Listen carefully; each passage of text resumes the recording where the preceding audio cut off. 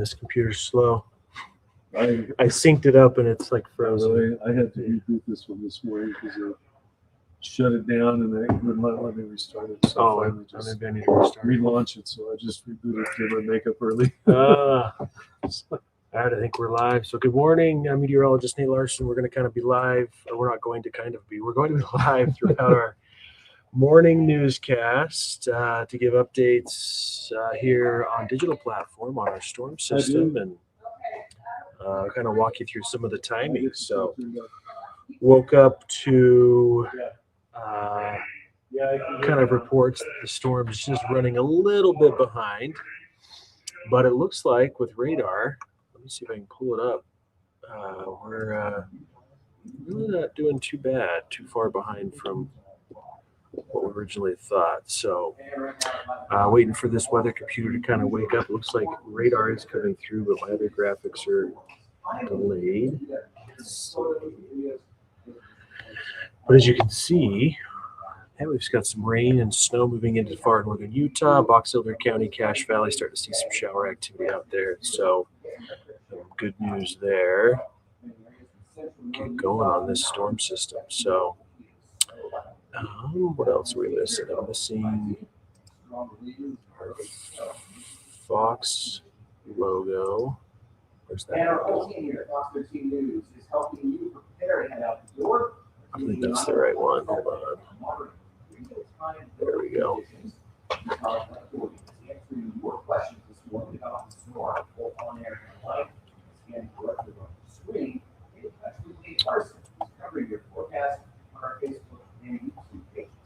Yeah, just getting started. So it looks like we're just running or hitting the ground running with our storm coverage this morning on this Wednesday. Find that radar. It's actually moving a little slower than expected, but you know what? That's going to work out pretty well for a lot of you during the morning commute. But ahead of it, that southwest just heard gaming. So if you're tuning into Fox 13 on the right side, any delay to the storm this morning or the cold front is going to help with the morning commute, right? So it was windy out there. Kind of pull up some of the wind speeds. Again, my computer's still kind of waking up this morning, so it's going to continue to load. So let's just try this manually, and you'll be able to see that we've got some of the snow coming down in northern Utah, mainly along and over the mountains. Starting to get some showers that are moving into the northwest corner of the state. And ahead of that front, as John mentioned, we've got the wind. It's out of the south, fairly gusty, but that's keeping it pretty mild with the temperature of 43 right now. Some of those winds might be gusting about 45 miles per hour at times, so that'll be a bigger factor for the morning drive. And then late morning, mid-afternoon, that's when the front will be moving through and the snow becomes most likely. We could end up with 1 to 4 inches down on the valley floors and potentially several inches on the benches. I thought we'd listen in since he was right next to me. It'd be a little harder to talk over him. So, hey, look at some of the winds that are whipping this morning. So, yeah, driving in I-15 southbound, a lot of headwind to 26 mile per hour winds right now in Salt Lake City, Delta, Milford, 35 mile per hour winds. We do have wind advisories that are in effect this morning, and we're going to continue to see these elevated winds until the front moves through. So after it slides through, this should kind of die down with northwest flow. That northwest flow though should help with a little bit of lake-enhanced precipitation we saw yesterday. So 20 to 30 mile per hour winds. We're seeing that even 35 for Delta with gusts up to 45, 55 miles per hour for a lot of the western portion of Utah. And let's see if I can pull up some wind gusts. So those are sustained winds. You have a gust graphic. Kind of show you what we're seeing. Strong wind gusts. So either way, we're going to have some impacts this morning, of course. Whether it's a little bit later this morning into early afternoon, we're still expecting snow, still have winter weather advisories in effect for the lower valleys. Here's some of the wind gusts. Yeah, 47 mile per hour gusts in Salt Lake, Milford, Cedar City, 39, Page at 38, and strongest winds, of course, over some of the higher elevations around southwestern and west central Utah. As far as latest models go for timing, plan on the storm system that's still working its way through the northern Utah area. At least valley range should change over to snow pretty quickly, and models still show timing filling in as far as any moisture goes pretty quickly this morning. So this is about 7:30, 8 o'clock, showing snow filling in across some of the southern Wasatch Front a little earlier than up north as far as any transition from rain over to snow. But by about 9, 10 o'clock, we should start to see cold enough air slide in that we'll see just snow impacts across the Wasatch Front. So timing-wise, could be a little bit, again, delayed from what we thought previously. In fact, I did see even that National Weather Service changed some of the winter weather advisory times from 3 a.m. this morning to closer to around now through 5 p.m. For a lot of the Wasatch Front, with timing still showing 1 to 4 inches of snow, locally higher amounts up to 6 inches along the benches, and we have strong wind gusts up to 50 miles an hour. So, again, timing on the Wasatch Front for winter weather advisories 8 a.m. to 7 p.m. And again, that includes the entire Wasatch Front within that advisory. So that shows, again, everywhere from Utah County, Salt Lake, Weber, Box Elder, up into Cache. In fact, Cache under a winter storm warning for some of the heavy snow. So, yeah, you'll have to let us know what you're seeing, if anything, out there this morning as far as any wind damage. Although we did have strong winds yesterday or Monday night into Tuesday, so nothing that we haven't seen in the last 72 hours or so. But definitely have winds cranking out there this morning. Let's check in on some of snowfall totals from what we saw yesterday. So some of these are going to be, or most of these are going to be automated sites that are going to update for us. But we'll check in and see what some of the latest models are showing. This should be a really good storm system for us, still on tap to bring hopefully feet of snow to our mountain areas, which we desperately need, kind of help make a little bit of a dent in some of the deficit we've been seeing. Let's check in. Alta, I think, still showing about 12 inches, now 15 inches in 24 hours, so it's just 6 in the last 12. It's almost 1.5 feet of snow in 24 hours. That's a good start to our storm. So, let's see. What is this? This is fast forwarded to 11 o'clock. We'll back that up just a little bit. Said that visibility was next to nothing, and also through the wildfire road in Oklahoma, where thousands of acres crossed. So still shows. Oh, where's the bottle? Cars are now decorating westward neighborhood of Addis, was out dead in Las Vegas was overlooking that home. Mother, the police are describing as the. See today plus. 3 days, change the time scale on this.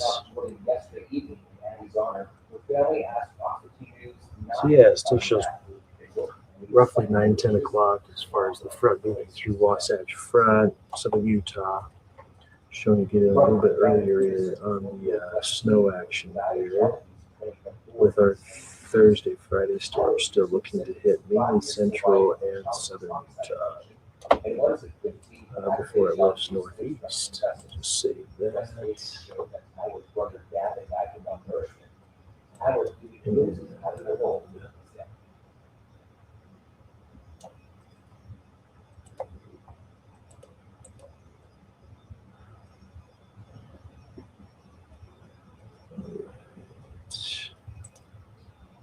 Classmate Gavin's father, Shane, was sentenced to 8 years to life for Gavin's death. Shane's girlfriend, Nicole Scott, received 5 years to life.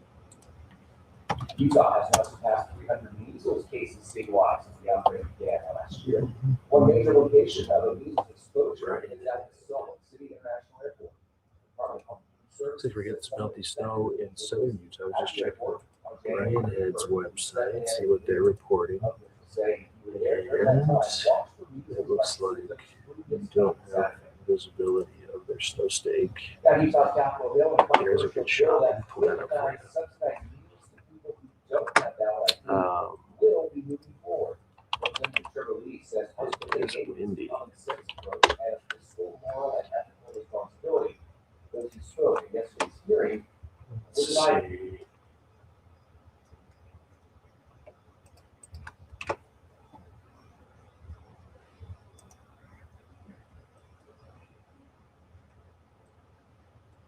Let's see, this is a dated report. Still waiting for their morning report to update on Brighton's website, or on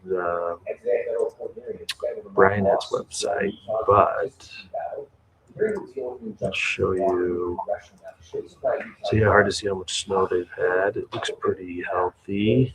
The trees around that, but look at the base. You can see kind of the wind and the blowing snow, which is, yeah, it's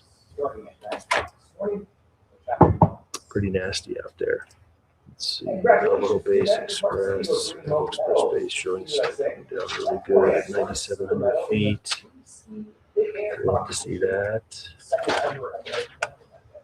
And Casey Dawson was one member of that team who took the silver in the men's team pursuit speed skating. Let's see.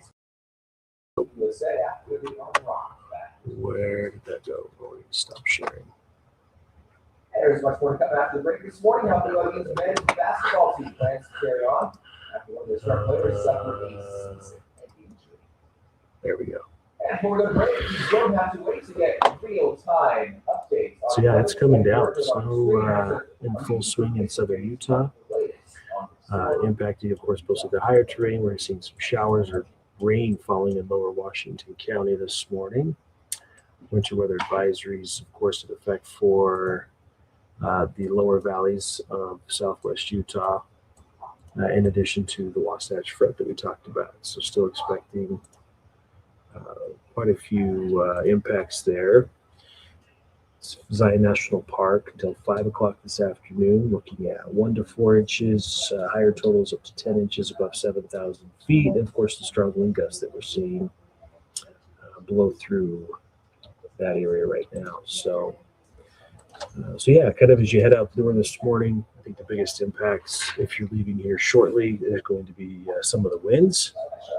They were really cranking out there along I-15, Legacy, Davis corridor, so you can see that if you're heading in. Then, of course, along I-80, some strong winds being seen, crosswinds being seen there with gusts up to 40, even 50 miles an hour. So that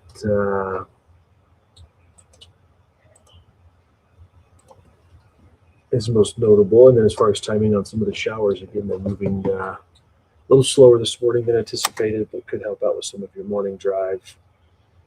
This model is still showing that rain and snow should still fill in here pretty quickly over the next couple of hours. And we're still expecting some decent snow totals. So temperatures are really going to drop behind the front. Before the front moves in, we're seeing some of those warmer, milder temperatures, which is about 42 is what I saw on my drive in. And temperatures are still in the 40s along many locations, again, ahead of the storm system. But we're 24 at Alta, 33 at Heber, good morning, and still pretty mild along the Wasatch Front. But plan on temperatures dropping to closer to freezing after the front moves through this morning with that northwest flow. And it's going to stay pretty active into the afternoon. 32 in Cedar, 44 in St. George, good morning. And then with some of the showers we're seeing in St. George, they're going to hang on for quite a while now as the storm still pushes through before tapering off some into the afternoon. As far as rain goes, the amount of moisture we're expecting for St. George. The rain graphic. Again, with our first batch moving through, I'll have to check how much. I haven't seen how much we've reported so far, but only a few hundredths of an inch of additional moisture from what we've already seen. Let's see.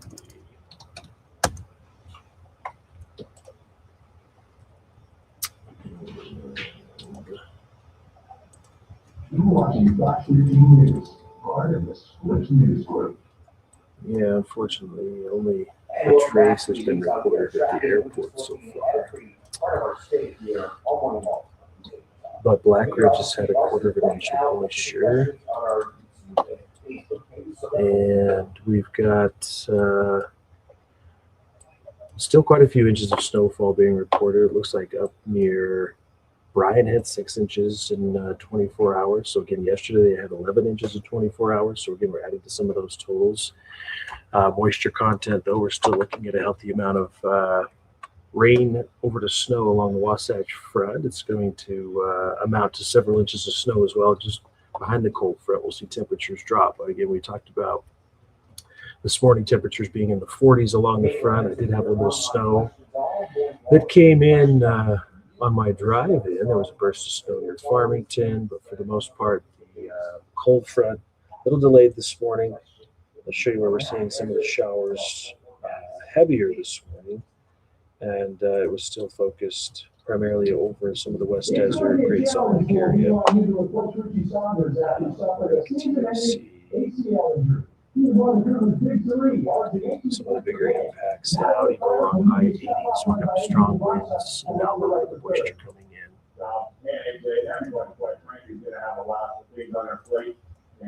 Let's see, take it out a little bit. With the whole group is digging in, if some guys that haven't gone their way to this point, all right, well, guess what, you want more opportunity, now we can just do it. I'm very glad that as I've ever been in this place, I'm really taking this challenge head on, and I know a lot of people are fighting this off, and I'm kind of, relishing that, and so are our guys, and when you got a group of guys like you, for a good young man, I think that they're going to rely on each other and band together, and I'm excited to see what this iteration of it looks like. Yeah, so radar showing a pretty widespread swath of snow primarily along Cache Valley. Let's check out some of the images that we're seeing in Cache Valley.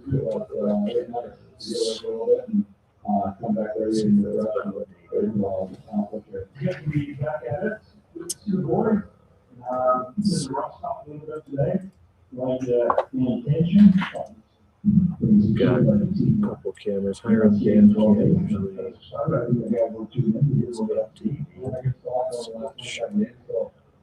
Continue to put good games together and To pull up some.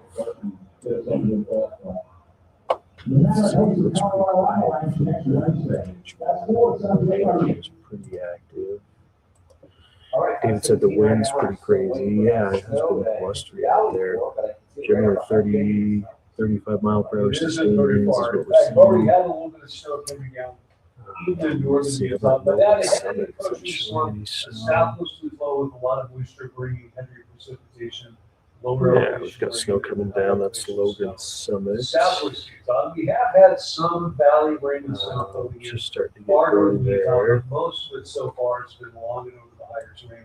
And there's some showers also filling in. See if any of my little I'm still expecting this big camera storm. links I put in yesterday are still up and running. Sometimes they take take a minute. But yeah, look at the map. It looks like it's only used 26 they're miles pretty per hour. much lodge camera showing snow Colder coming than the down, actual which temperature of 43. But for our is their snow prime view, state show. considering we've got a big winter storm coming in, we're off to a mild start. Most valleys are in the 30s and 40s. Still shows 7 inches in 24 hours. So the storm is dropping in from the Snow Pacific state Northwest. shows Leading 3 edge of that is a cold front. inches. Little slides southeast across the state today. It's just that again, ahead of it, we get these strong winds. As moisture moves in, we'll get some widespread Might rain. just go sun black cover on wave us. behind it, much colder air. And it So by tomorrow, temperature goes into a free fall. But even today, it's going to be feeling a lot different. We're up to a warm let's see, start. Powder Mountains. is Those just are our high a bit of temperatures a- for Let's today. check That's that one really too. happening in the mid-30s along the edge of the Wasatch Front and other northern valleys. Looks like it'll be upper 30s in Price, the 30s in Cedar City, 47 That in was St. an George. update. Wet weather begins in western northern Utah and then becomes more widespread by the middle of the day. And their snow stake's unique because it looks like they've gone kind of like Hopefully tapering they're off doing a by digital overlay on the sides of their lit up measuring stick there. So yeah, still just about an inch or so. Powder Mountain. That we could get a foot or two of snow in the northern mountains, more than that in the cottonwoods. Valleys could have 1 to 4 inches, benches could have several inches, so that is going to slow a lot of you down. Give yourself plenty of time to get around. All right, so Tomorrow we'll get a little bit of a lull. that should help give us some of the timing as well with the cold front. We've had gusts closer to 50 miles an hour. Strongest wind gusts, these winds right now, 46 gusts, wind gusts out of the south for Delta, for Milford, 47, along with Airport here in Salt Lake. That's still going to slow So things yeah, down. hang on to the steering wheel for sure, especially if you're going with some of the crosswinds. If you're going east or west on I-80, I-84 through Evanston. Although winds surprisingly aren't as strong in southwest Malibu, area that typically sees strong wind gusts, especially as storms come in. But temperatures are running more mild this morning ahead of the front, so we get the warm before the storm. Excuse me, but only a couple degrees difference from this time yesterday. And where was my future wind speeds? Let me pull that graphic.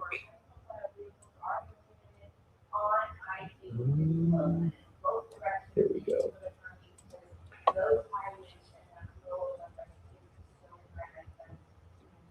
Get it to load up here. So, yeah, you kind of see in the, not necessarily, of course, the numbers telling the story, but the overlay of the winds on the map showing kind of the transition. So there's a strong southwest flow, and then the push to more northwesterly following the front that passes through late morning, early afternoon. Still pretty gusty behind the front, but then winds really kind of taper off as the trough pushes off towards the east through Thursday morning. And then the next storm system passes to the south of us. So, yeah, hang on to your hats. We've got strong winds, wind advisories from National Weather Service are going to hang on at least through this morning for at least Salt Lake, Tooele, Western Millard, Juab counties showing wind advisories through like 6 o'clock this morning. I think they're going to hang on a little longer though, with the front being a little bit delayed with the overall timing. So just plan on kind of the strong winds, even following the front. We'll have some blowing snow, bit of a concern as moisture starts to fill in. We're going to hang out to some of the winds as well until the trough pushes east, but again, not strong enough to merit the advisories to hang on. So latest snowfall graphic, it's going to take a minute to load up, but still shows accumulating valley snow. These numbers have come down some from yesterday, but still a couple of inches possible for Layton, closer to 3, Ogden 3.5. Logan still looks like they could pick up 4.5, 5 inches of snow. And this number yesterday in Tooele was kind of off the charts, but not something. It's an automated graphic, so it just auto-populates. So yeah, it was pretty high yesterday, but a couple of inches for Tooele. Still looking at, again, generally 1 to 4 is the forecast with the winter weather advisory that's in place from from the National Weather Service. So benches up to 6 inches or so, and a lot of the Wasatch back 6 to 12. Good news for a lot of our mountain valleys. Can look like winter again. So these are the totals yesterday. I know Damon's been working on updates. Let me pull up kind of some of the latest from what he has. And should still kind of ring true to what we've been talking about the last couple of days. So northern mountains with the storm, hopefully 1 to 2 feet. Still forecast again Alta still reporting or already reporting 15 inches with the storm so far. Cottonwoods could pick up to 30 or more inches of total snow through Thursday morning. Wasatch back 6 to 14. Benches, especially with that northwest flow, if we get some lake enhanced precip, could get 4 to 8 inches. Southern Mountains 8 to 18. Ryan head up to 36. That would be awesome. Let's pull up some of the lake effect. Let me see what they're showing. So, University of Utah puts out, let me share that screen, the lake effect forecast, which is kind of fun to look at. So basically it's looking at the lake temperature or the median lake temperature from satellite imagery, and it takes temperatures at higher elevations and computes the probability of lake effect or lake enhanced precipitation. So this wet bulb zero is essentially the temperature where we're seeing the snow levels drops to the valley floors this morning as the front passes through sometime after 10, 11 o'clock. And then we've got a chance, these are the affected areas, so you can see chance of a little bit of lake enhanced precipitation for areas just east of Great Salt Lake. About a 40% chance right around lunchtime. Doesn't look like it lasts for too long. Could see a little bit Thursday morning, and then not expecting much, if anything, following our Friday storm system. It's given us a chance for areas south of Great Salt Lake. Could see the lake enhanced precipitation as well for Tooele County. But for the first storm system, or the storm system for today, it's showing a little bit of chance through lunchtime, but then tapering off into the afternoon. But yeah, that's just through University of Utah, the Atmospheric Sciences Department. So some of the models we like to look at, they have what we call ensemble plumes, so all the different model runs, kind of the spaghetti plot aspect of them, or the graph showing still healthy amount of snow for Alta. The storm system could see, again, generally 2 feet as kind of the mean of snowfall into tomorrow morning. For Salt Lake City, models still show that we could get 2 to 4 inches. The general consensus is still pretty high for some decent valley snow. That's for Salt Lake. There's all sorts of areas we can check through here. So Park City Mountain Resort, the base area, this one's showing maybe 8 to 10 inches. So just kind of depending on where you're at, these ensembles will run various different model forecasts and kind of give us the mean statistic of what the output is for those particular areas. And still looking pretty good as far as overall moisture content goes. So let's see, what have we not done so far? I guess we know we've got the strong winds. We are tracking the line of showers moving into the Wasatch Front. And still looks like Cache Valley's getting some of the action. It didn't look too promising or too impactful from some of the cameras we pulled up. Let's pull up the UDOT cameras.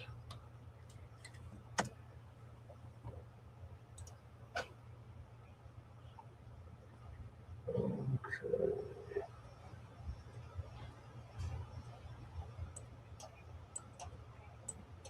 I'll probably bring those up into the weather computer.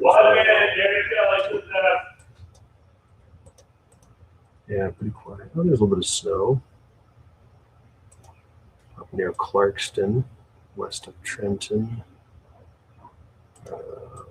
close to the Idaho-Utah state line. You can't see this yet, but yeah, some of it's validating. Richmond, looking pretty quiet this morning. Smithfield. Rain on the traffic camera, but overall, pretty quiet. So, of course, as you head up through Logan Canyon, you're going to see impacts there. We showed Logan Summit's web camera earlier indicating snow coming down over the higher elevations. Beaver Mountain, in fact, had a really good shot. 7, 6, 5, 4, 3, 2, 1.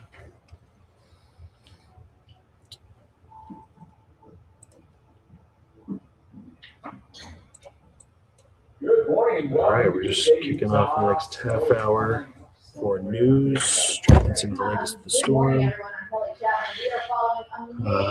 Overall, though, a little bit delayed on some of the timing.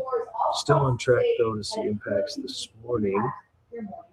We've got timing, pulling up some of the latest model data from our high-resolution rapid refresh model, still showing snow filling in pretty nicely this morning. This is about 11 o'clock. So the overall timing on it, maybe a little delayed. Winter weather advisories were delayed from National Weather Service to about 8 o'clock this morning through 5 o'clock into the afternoon. And then models are kind of showing similar time frame now as the cold front's pushing through. So we've got mild southwest flow in place ahead of the storm system. And of course, that southwest flow elevating it, kicking off some of the winds that we're seeing out there. We've got 26-mile-an-hour winds being reported in Salt Lake right now. The airport, strongest winds across west central, southwest, and south central Utah. Those red shaded areas, legend typically shows 30 to 40 mile per hour gusts, even stronger in some areas. We've seen some up to 50. And winds are going to hang on until the front passes. In fact, even following it, it's going to be a little elevated for some time. So I know a lot of folks are a little bit pessimistic. Oh, nothing's happened yet. The storm, where is it? Still coming in. And we're still going to see snow in the valleys. Just got to wait a little longer for it to get here. So, the temperatures were mild ahead of the cold front. So warmest temperatures are being seen now as you step outside, but plan on dropping temperatures into the afternoon. So we should be hovering closer to freezing later this afternoon following the cold front. So chilly northwest flow will be in place. So temperatures are going to go from close to average as you step outside early, but then low below average into the afternoon. Our average high is 45 degrees right now for Salt Lake. Typically, we're in the upper 50s in St. George. So even in southern Utah, some light showers. Not a lot of moisture has been seen or being reported right now for the St. George area. In fact, I was pulling up some of the precipitation amounts, and it looked like we were closer to just a trace of moisture down in St. George, but let's show you what we're seeing precipitation wise. I'll share the screen on this computer. And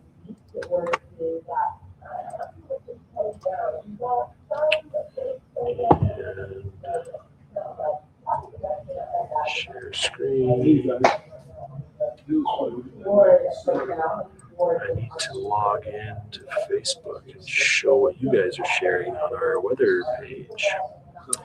So this is the National Weather Service's snow precipitation page. Automated sites, sometimes they're not entirely accurate, but generally, so you can select anywhere from 24 hours up to 72 hours worth of data. And so it shows Pine Valley Mountains are reporting 0.32 of an inch of moisture in the last 24 hours. So if you pull up the snow depth, it looks like it's equating it to 5 inches of snow up at Gardner Peak in 24 hours. So we're seeing some, I think I must have gotten rid of Brian Head's site, but yeah, they're showing 6 inches in 24 hours at Brian Head. Sometimes the site likes to stick like that, doesn't let me pan out too far without resetting the map, but along some of the Wasatch Plateau, the Book Cliffs, a couple of inches of snow being reported there.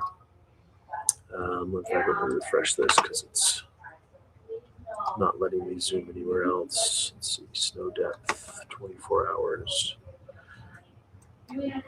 And so 24 hours of data up at Alta Collins showing 11 inches, which is about on par with what they're reporting for these automated sites. Brighton showing 14 inches of snow. Park City, 12. Where else? And north end of the Bear River Range as we get towards Tony Grove. They're showing 7 inches in 24 hours. So what snow has just been falling over the last 12 hours overnight, it's of course not as healthy of number, but 4 inches in Tony Grove in the last 12 hours. As far as any precipitation goes, still on the lighter end from what we're seeing on radar. In fact, Wendover's only showing maybe a trace with what we reported out there. So with what we have on radar, it's pretty light overall with the amount of moisture that's come down so far. So let's see. I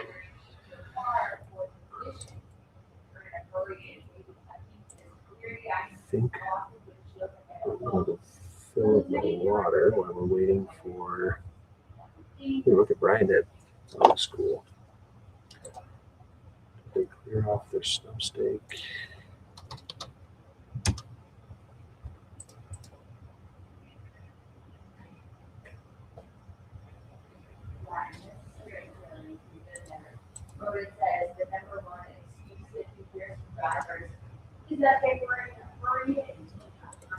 Oh, still can't see what's being reported there.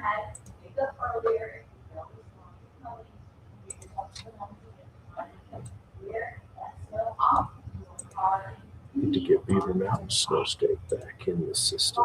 Looks good.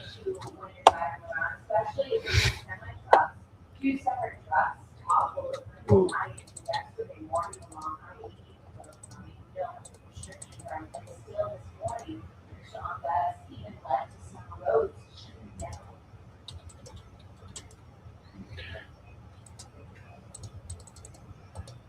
All right.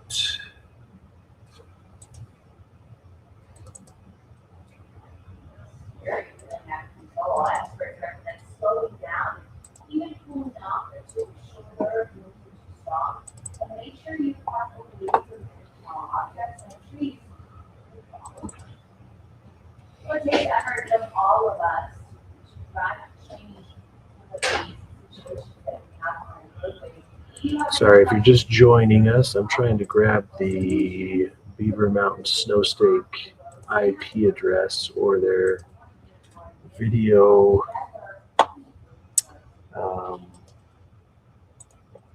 feed so I can import it back into my weather computer and show you here on the live stream. So, yeah, the wind has been howling out there. That's kind of the biggest impact this morning.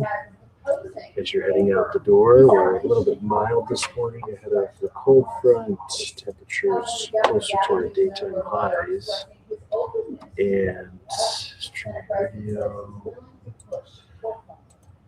But that's all going to change pretty quickly as the cold front moves through. So let's see, did that work? Environmental groups say it is an expensive proposition and the focus should be more on conservation. Meanwhile, the feds are moving ahead with their own proposals. Hopefully it doesn't just go black. Let's see. Senate bill creates a special court to give legal challenges to the state. Hey, worked. That's Beaver Mountain showing 3 inches.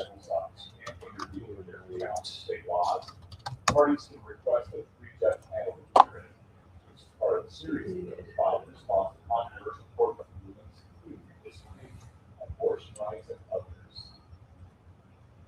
The storm we're seeing. Okay, let's go walk you through, zoom in a little closer to northern, central, southern Utah, walk you through some of the timing on the storm. Get rid of this camera angle so it doesn't keep resetting. Due to weather conditions, staff wanted to expect delays and possible closures as they manage. Let's see, so this is what models are trying to say that we're seeing out there. So we compare that to actual radar data coming in. Closed just 1 month after it finally opened in late January. Restaurants and shops in the area. Starting to see showers fill in out across the West Desert. Looks like a little bit more up into eastern Box Elder County. Things have been pretty light so far, though. Pink shaded areas, bit of a wintry mix or glaze being reported there. And model. Let's see, is it an update? So, from what we're seeing or what I thought we're seeing now, it's a little bit delayed on the model front, which still shows moisture filling in pretty quickly this morning. A wintry mix possible over to just snow throughout late morning into the afternoon. So this is right around lunchtime. It's front working its way through, northwest flow behind it clears out pretty quickly. At least along the valleys, it's showing into the early afternoon. A little glitchy, so I can get that to work a little better. So yeah, 2-3 o'clock shows a lot of the showers tapering off with still scattered moisture behind it. And then models were picking up a little bit on some lake enhanced. I don't know why this is being glitchy. Lake enhanced precipitation, basically east of Great Salt Lake. Could see a little bit off of Utah Lake as well. Yeah, look at it's being glitchy. Before we get a bit of a break into Thursday, with the next storm moving in Thursday night and Friday. Let's see, so that's northern Utah. Southern Utah is seeing a little bit more action this morning, especially over the higher elevations. Let's see. So fairly widespread showers this morning. We're seeing just light precipitation in St. George. In fact, let's see if we can see anything on St. George camera this morning. We just have the one from Washington County School District IT camera that's most visible, but what does it show?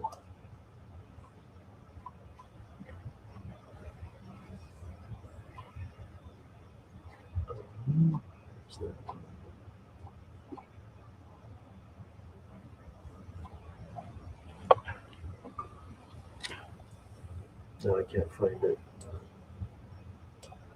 Of course.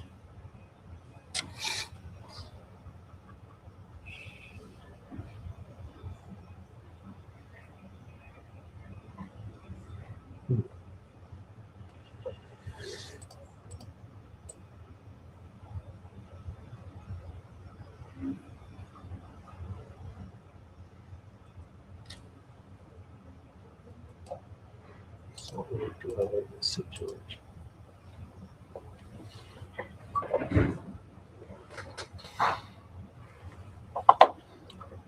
All right. Yeah, looks like the pavement's still pretty dry. It's not glistening in any of the camera shot there. And when I pulled up the precipitation data from Weather Service, it was only showing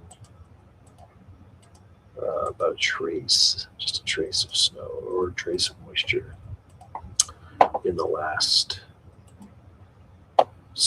24 hours.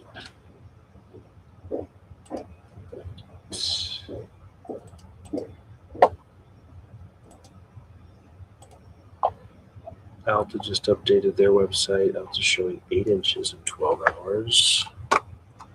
Brian, it should be pretty close. Welcome back to Good Day Utah. We're tracking the winter storm hitting our state in every area of Good Day Utah here.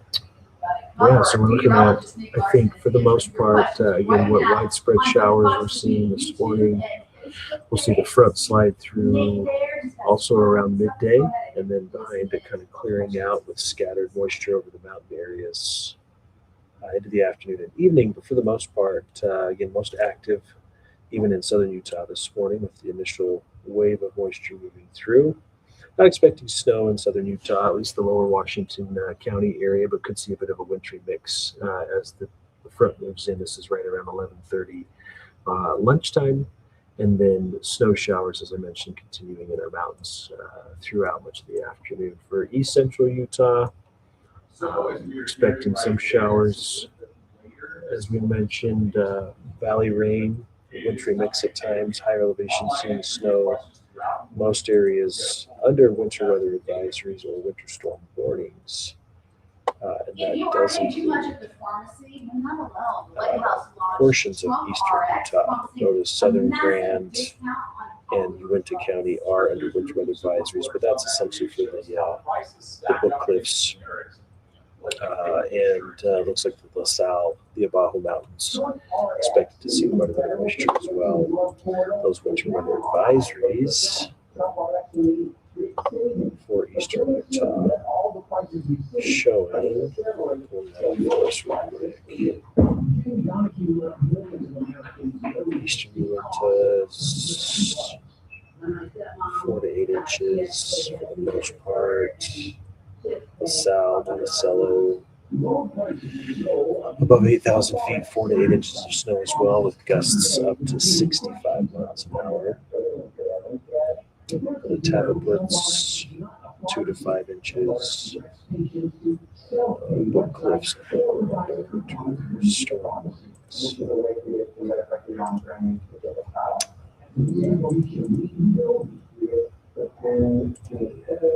Available for $199 in Trump RX, which he says is the lowest cash price anywhere. He says there are downsides. One, currently operates only 2 dozen drugs. Right, I'm going to put up radar and go get some more water. Kind of watch that for a minute. Show the progression of the front moving into northern Utah. If you're just stepping outside or heading out soon, again, it's mostly the winds this morning. It's going to change pretty quickly though as we start to see snow fill in the next couple of hours. Let's see. Yeah, we'll be right back.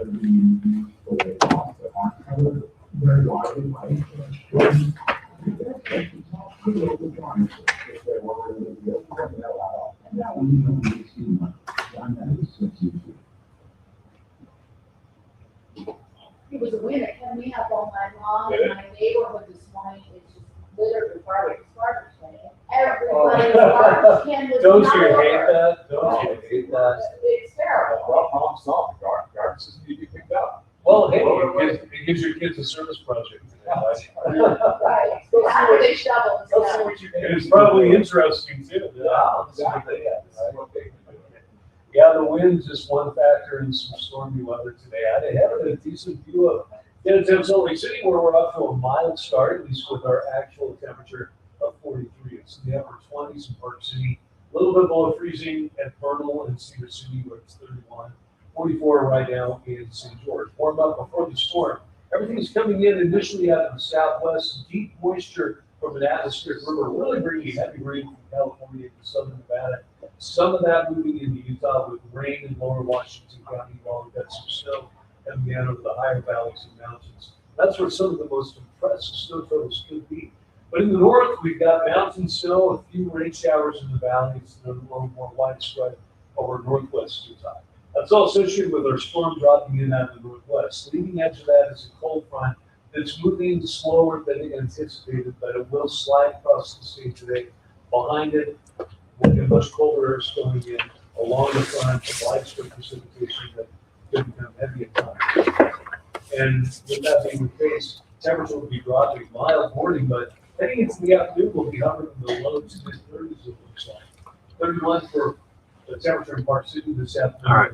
In the upper 40s in St. George. we're expecting that widespread Down the water. precipitation to develop that front makes its way in, likely along the Wasatch Front by the middle of the day. So kind of a quiet start to the community, even though And we've a got banana those for gusts and breakfast. winds, but All right. along and behind that front is where some of the heavier Jason precipitation says, where's the snow? It's in Saratoga Springs. Central and southern part of the Yeah, so if state. you're just tuning in, By later tonight, things should be winding down quite a bit.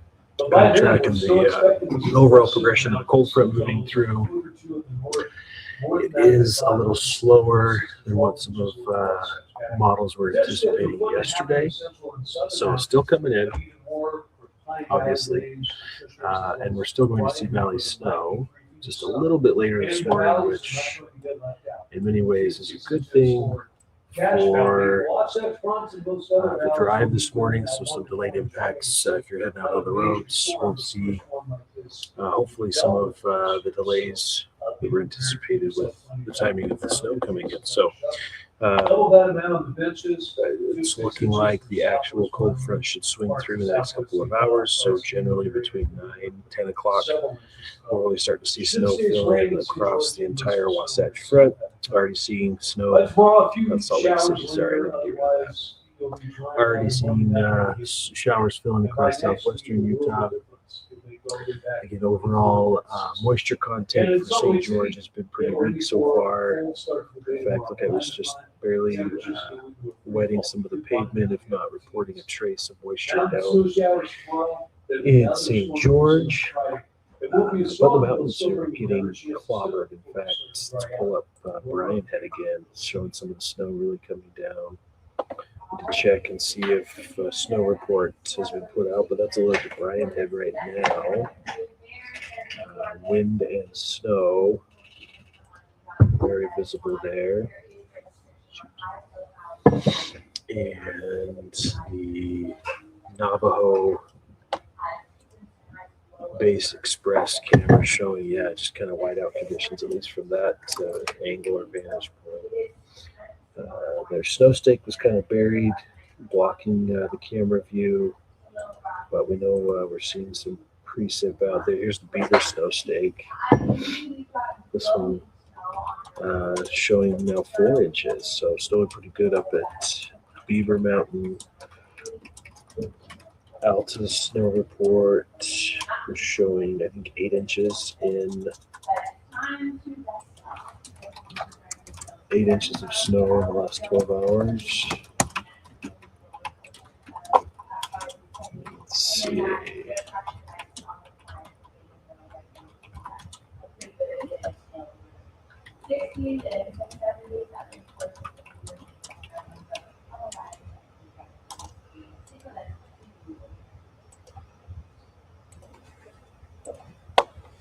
Have you checked ski report yet? Total ski resort? No, usually it doesn't come until after 6, 6. around 6-ish.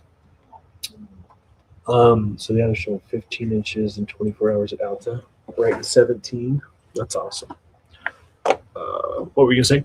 Just check the graphics that have been completed because okay. As soon as I get them done, they're ready. They'll be right there. Yeah. So I updated a few things on the Okay. warnings and Yeah. the warning maps. Nothing If I, fancy. I'm afraid if I refresh and sync up our computers, this one's gonna freeze. Yeah. So, yeah. I mean, I haven't gotten a lot done, so No, you're good. Let's see. at least it's a little variety. Let me just share wintertime. Yeah, Jason saying should still put out a good ski season. Yeah, hopefully. We were talking, Jeremy Toms, one of our reporters, did a story with Nordic Valley and how hard it's been on those lower elevation ski resorts. Hopefully this kind of helps revive them a little bit.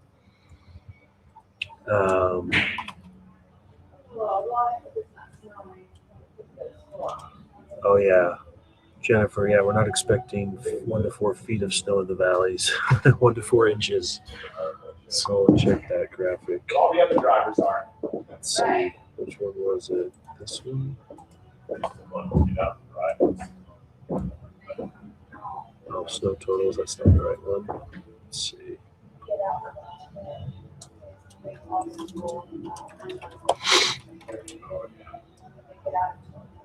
Oh, it's inches. Yeah, got that pulled up. This is the one he just showed. Yeah, yeah. Bountiful's still looking, Julie, similar to the 1 to 4 inch range. So this graphic kind of covers some of northern Utah Valley snow totals, a couple of inches for the most part. A little bit higher amounts the farther north you go. So Ogden, maybe 3.5, 4 inches. Maybe 4.5, 5 inches for Logan, which we haven't seen much there. An inch or two in Salt Lake. Still looks like a really good storm, of course, for the mountains. The Wasatch back. Bountiful should see a couple of inches.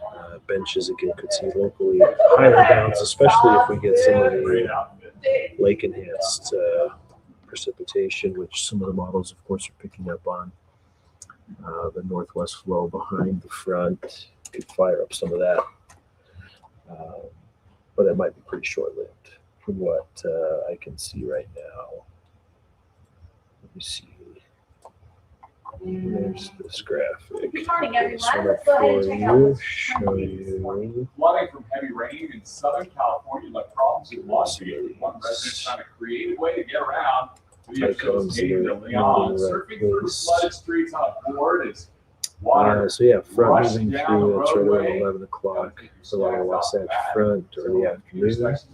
Waterlogged, And then, slowed traffic and forced some drivers to pull You know, over moisture as usually cleanup wanes or That was crazy. decreases pretty rapidly following the cold front passage, but we should still see some scattered showers, if not a little bit of lake enhanced moisture into the evening before it kind of clears out. And the next storm moves right in behind that one, impacting mainly central southern Utah again with this particular track. This one only goes out though about 70, or not even 72 hours, about 56 hours. And so I overlay one of the national models, which puts the track a little farther north, keeps northern Utah, and some of the snow track with the storm that moves in Friday. But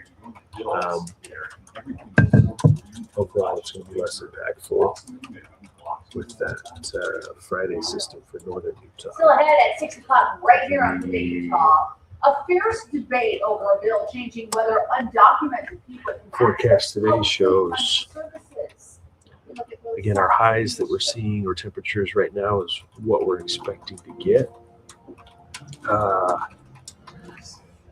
In fact, I updated these last night just in preparation for today, but those are showing more of the highs following the front that's going to move through. So Just so you guys know, I'm keeping everything pretty much the same at 7 and 8, same pumping times and stuff. okay, Only thing different is Dan, maybe you'll toss some boxes and down straight. is it? I don't even know. Is it every 15 minutes for this?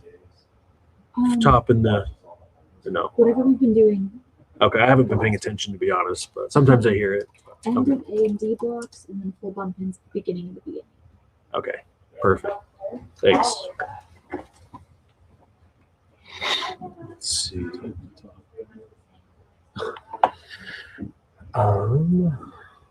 Just grab this mouse. Go on your way. Nope. I just I'll just move that. You're good. Okay, that's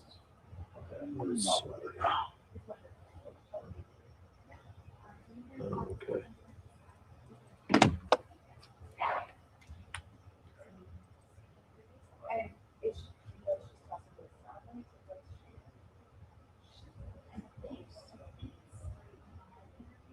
Oh, live stream. Okay.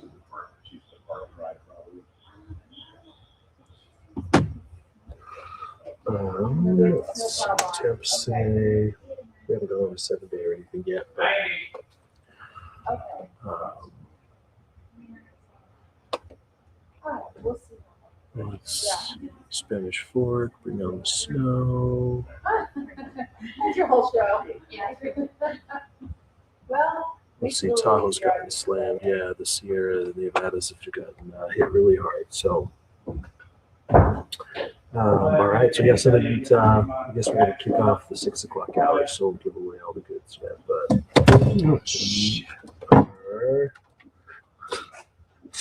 rocking and rolling. Less than a minute. A little coffee Cheers, this morning. yeah. Yes, please.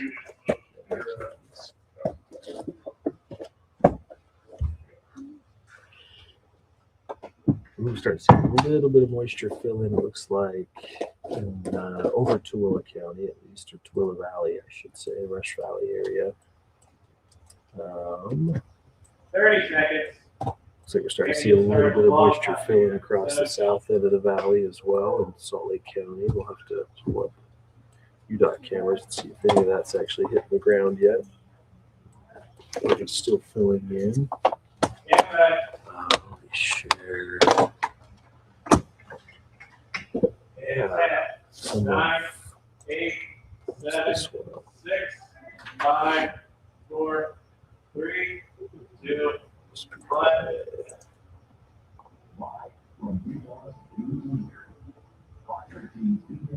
Yeah, big amounts to shine now. Let me pull up some of the UDOT cameras so we can show during. Just about here. Many of you are sharing photos and videos of the initial flakes that fell in our valleys yesterday, and that's only a preview of what's to come. Yeah, so some good snow coming down, it looks like, across areas of northern Utah. Ski resorts have done really well. In fact, snow report for today, which, again, a lot of it was what fell yesterday morning into today, but And our whole team. 15 inches of snow reported from Alta in the last 24 hours. 17 inches at Brighton, Deer Valley. I'll have to pull up some of those cameras. 12 inches, Park City, Solitude, 19. Really good to see some of these numbers that are coming in the 24-hour totals. So we've got the front still working its way through the West Desert. You can see some of the moisture filling in there. A little slower start this morning, though. It looks like across northern Utah valleys, winter weather advisories push back to 8 a.m.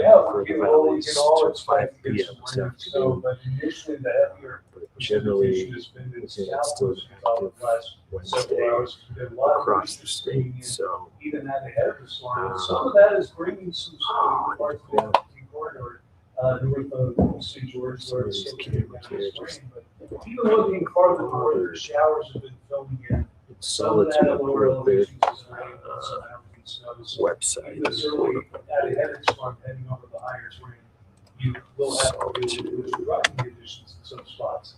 But at the same time, at ahead of a strong cold front, we're getting some strong winds out of the south, keeping it very mild. Yeah, 19 inches in 24 hours. The winds might even be gusting about 45 miles per hour ahead of that front that should be moving in a little bit later this morning. Behind it, the wind will be out of the northwest. So here's some of the, look at Honeycomb Canyon. Winds just kind of raging there, coming down to Powderhorn. Most likely late The snow stake really kind of socked in there. Maybe this, just let you zoom it in. Several inches piling up on the benches, potentially 1 to 4 inches down from the valley floor. Even after the snow ends. This is what we want to see. This is great. Take a look at it. That's going to play out across other parts For of the you. state as well. And we got the full forecast, but even Juliana This was is out this dumping. morning. You know, tire spots to see weather piece. Checking out the road so far. Yeah, how's it looking? Let's share that one.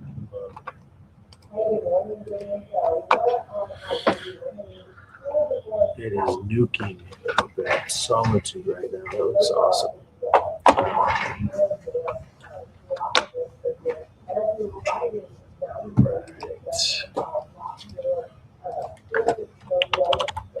So see Utah.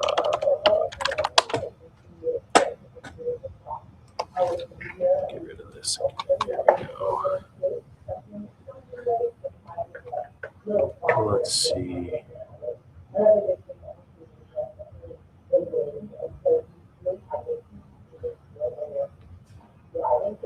So raining, okay. Skylar says there's a little bit of rain in St. George. Yeah. It didn't look like it was amounting to much. From what we can see anyway. It's pretty low. Let's see. But it's starting to fill in a little bit more, and it should continue to increase intensity as we continue throughout the morning. The front getting closer. So Let me step away for just a second, but we'll be right. I'll be right back. Oh, where's that going? Where's that going? Space bar.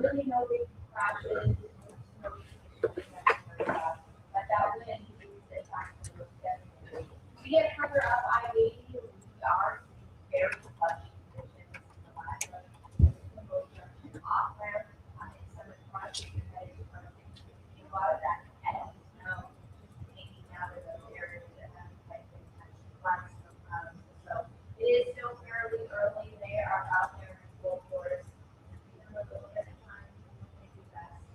Green conditions, those for the most part are the major projects like I said.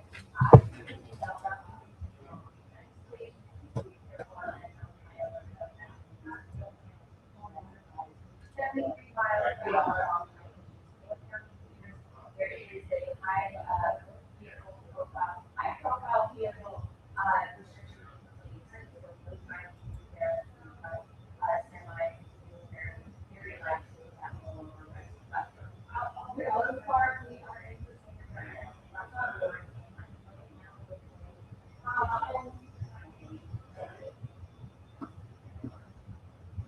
when storms like these conditions, they can get tricky in traffic, pile up. That's especially the case this season since we're out of practice with driving, Talk to you as if we're in my house, live and look at how you not plan to get ahead of the problem or getting all hands on deck.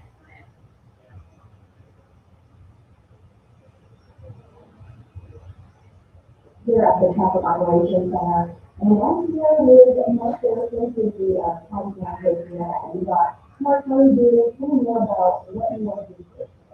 Great. And welcome to the Traffic Operations Center. So we monitor basically all kinds of throughout the state. So we probably 2,000 cameras. We're watching, we're looking at the weather. And what we're doing is in preparation for the storm, we're looking throughout the state to see what's going on. So the mooring area that we're really focused on is US 40 and I-80. We do have restrictions on I-80 for high profile vehicles from high-speed to high-wind. That's going to go probably for a couple more hours. And then as the storm starts to ramp up, we'll keep in contact with our crews that are on the field as well as keeping the public. So really what we do is a lot of data collection. So really keep the public, as well as our crews and what the conditions are. We have a bunch of monitors here, people, just looking over and getting helpful information out to the public. What else is going on? So really this morning as the storm starts flowing from the valley, what we're asking is prepare for extra time to travel, go down to yourself or next to body distance, and really just depend on the conditions. Thank you so much. I really appreciate your time. Back to you.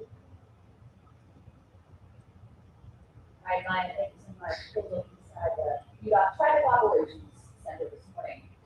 In other news headlines, blue ribbons and paper hearts now decorating a West Jordan neighborhood, the one where Abby Smith lived. She is the young Utah girl who was found dead inside Las Vegas hotel room over the weekend along with her mother in what police are calling a murder suicide. They were in Nevada for a cheerleading competition.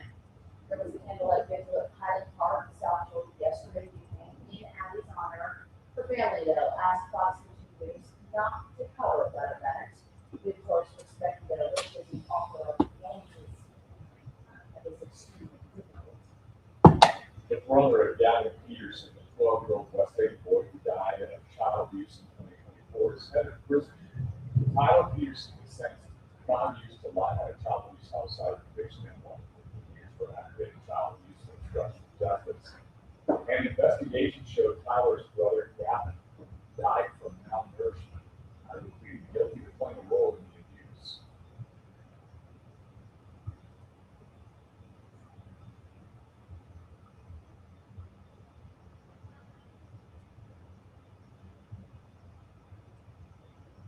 Last last May, Gavin's father Shane was sentenced to 8 years to life for Gavin's death. Shane's real friend, Nicole Scott, received 5 years to life. Utah has now surpassed 300 measles cases statewide since the outbreak began last year. A major location of a measles exposure is at Salt Lake City International Airport. The Department of Health and Human Services said someone infected with measles was in the airport on January 31st between 7 a.m. and noon. Health officials say if you were there during that time, watch for measles-like symptoms. The controversial bill in the legislature that could deny subsidizing deals with people who don't have valid IDs moving forward. Representative Trevor Lee says House Bill 88 is the common sense approach to fiscal, moral, and ethical responsibility. All right, what I missed. Divided.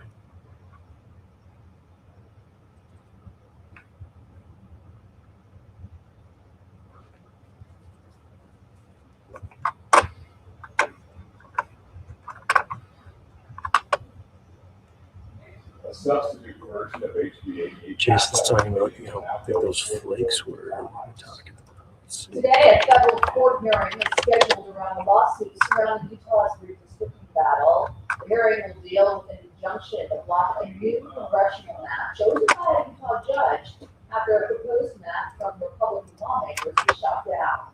The plaintiffs in the new lawsuit say only lawmakers have the right to draw the maps, and the old map should be implemented instead. Fox 13's Ben Winslow will be at that hearing when it starts at 9 o'clock this morning, and we'll share the developments later today right here. And congratulations to 2 men from Park City bringing home a medal for Team USA. Matt Morgan got a silver medal in the free ski figure competition. I was amazed. It's the second ever American medal in the event. Just incredible. And Casey Dawson was one member of the 3-man team for silver. The men's team pursued speed skating event. As far as back-to-back medals for Team USA in this event after they won bronze in 2022.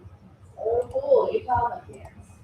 Coming up, we are covering dangerous weather across the West, including an avalanche rescue happening in California, where several skiers are still missing. And data centers popping up across Utah and around the country, while lawmakers in Washington, D.C. are starting to take the shoot with that. And at 6:30, we are rushing out for a winter driving playbook. I was taking a few extra minutes to get your car ready and save you financially. And before we go to break, you don't have to wait to get real-time updates for your weather. Scan the QR code or head to our YouTube and Facebook pages. Keep watching the latest on this storm with Utah's Weather Authority. Nays over there. Answer your questions live.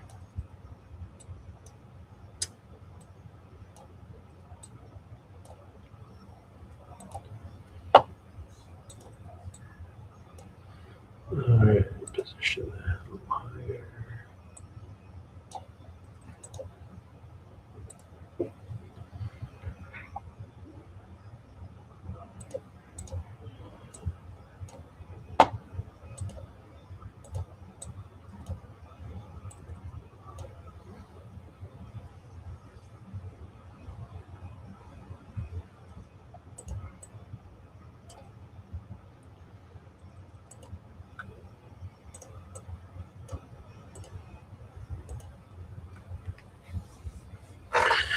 All right, took a little break. Let's kind of dive back into kind of what we're seeing out there this morning. I'm meteorologist Nate Larson. We're covering, of course, the storm that's moving through, impacts so far this morning. Of course, some of the mountain areas have had really good snowfall reports in the last 24 hours. This is a live look up at Beaver Mountain, showing closer to 4 inches there.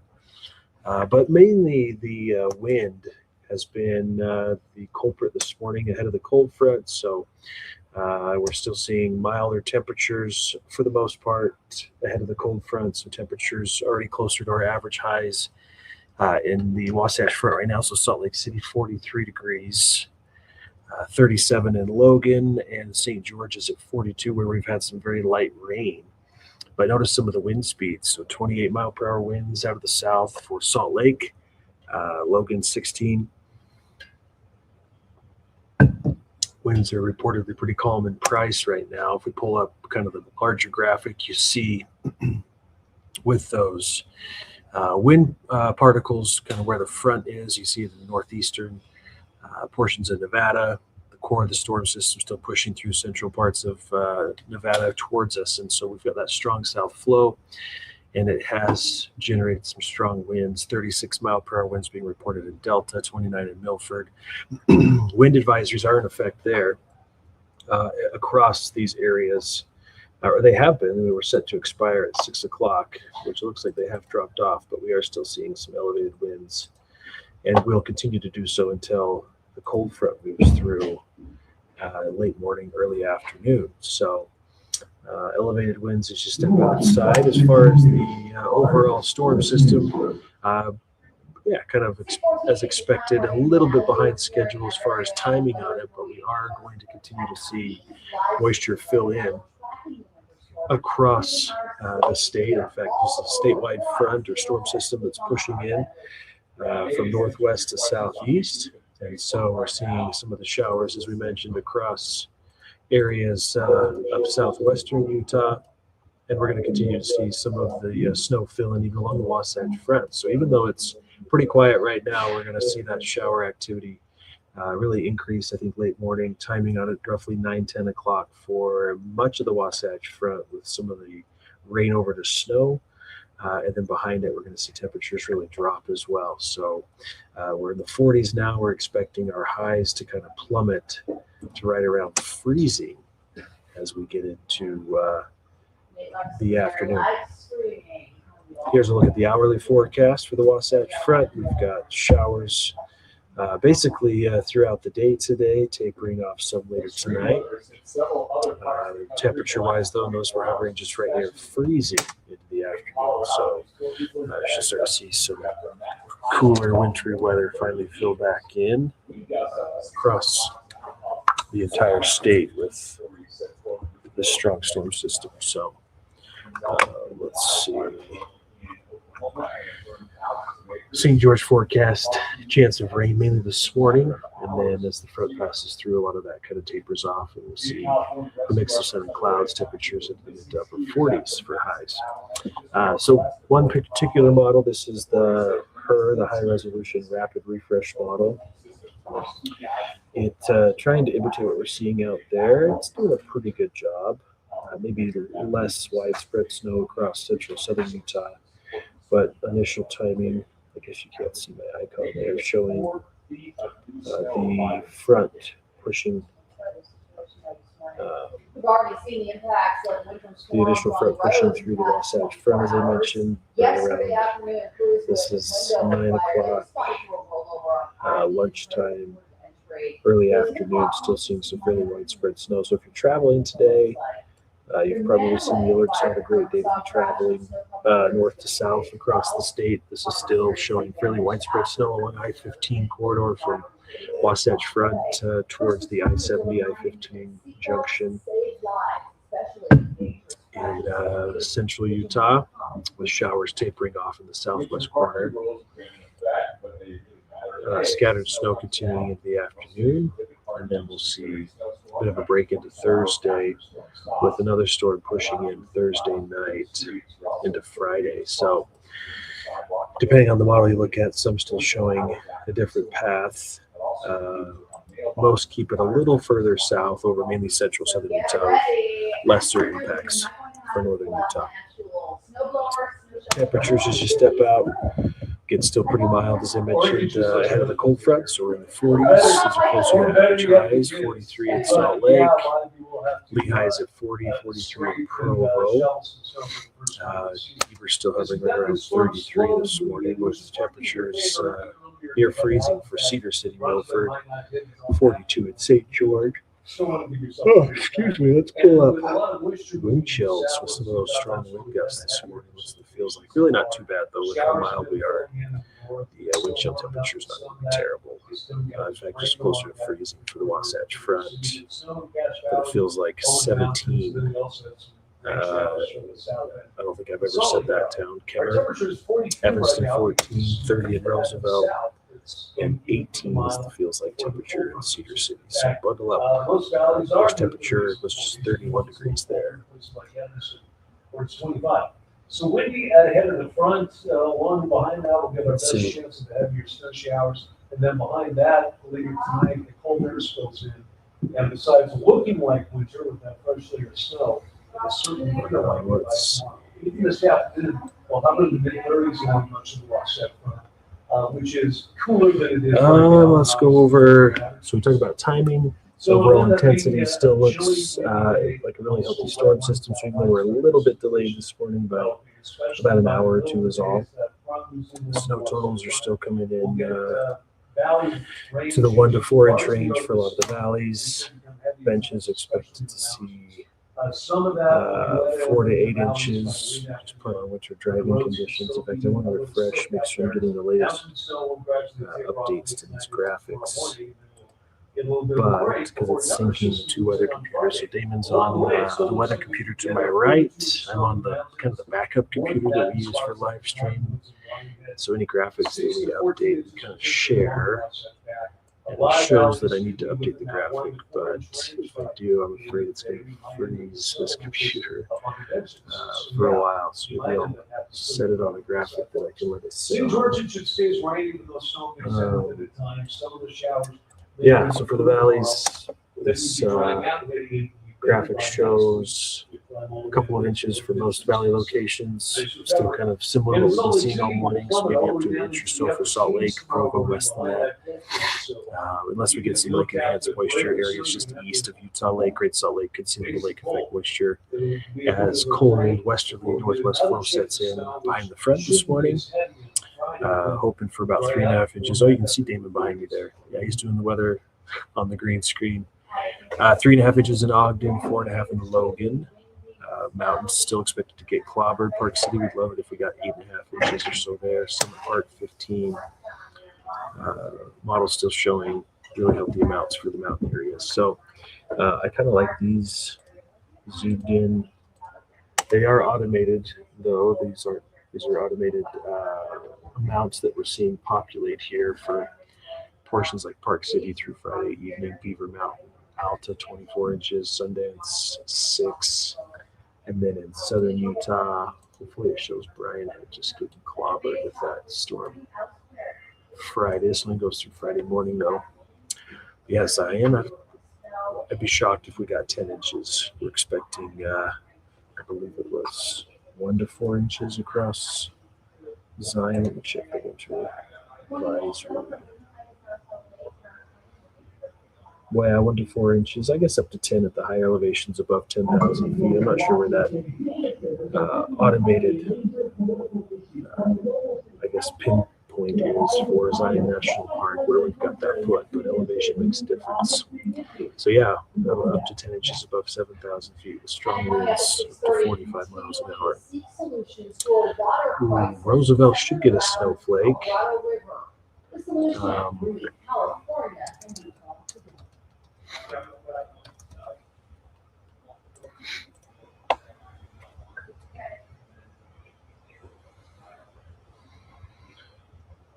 Let's see.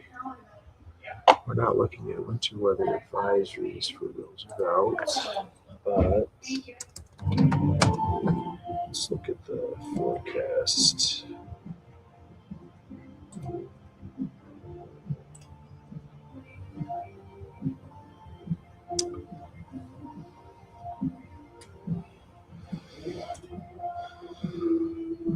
Yeah, not looking great.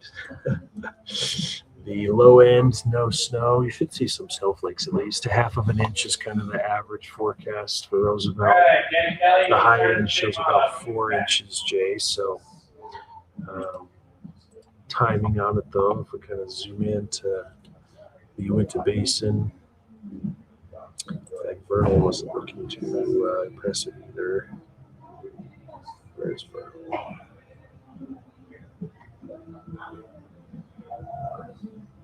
Oh, does Salt Lake Weather Service consider that to be part of Grand Junction Weather Office? I don't even show you that there. But, yeah, let's zoom into the We got time.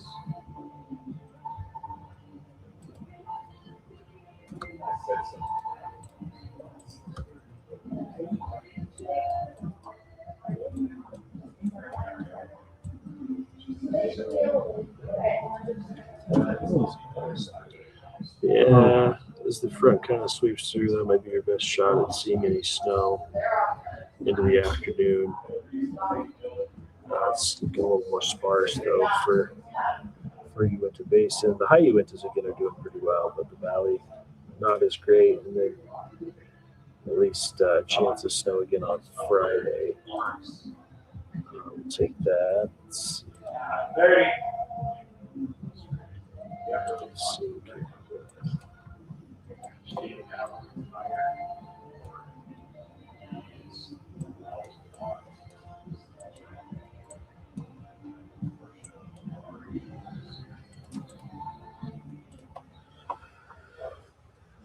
Yeah, Let's see what. camera 1, Let's kind of walk through Nine, what the European eight, model showing 7, for 6, the long 5, range. So 4, 3, 2, yeah, 1. if you're just camera one. tuning in, we've got Data centers and their local showers filling in towers, across northern Utah. We've had some rain, light rain in southern Utah. Let's see if it's kind of wetting up some of the pavement yet, at least from the camera. Yeah, we definitely have wind, Jay. Oh, hey, looks like rain's starting to fill in across St. George. Washington County School District IT camera really showing it fill in on this particular shot that we're seeing here. I'll pull up the rain gauge and see what's being reported now. With 42 degrees with south winds. I think I still had precipitation.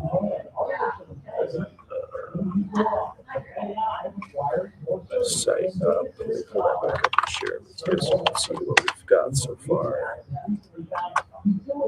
Current conditions.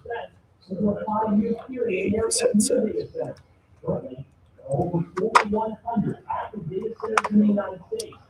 Oh man. That's what best does do.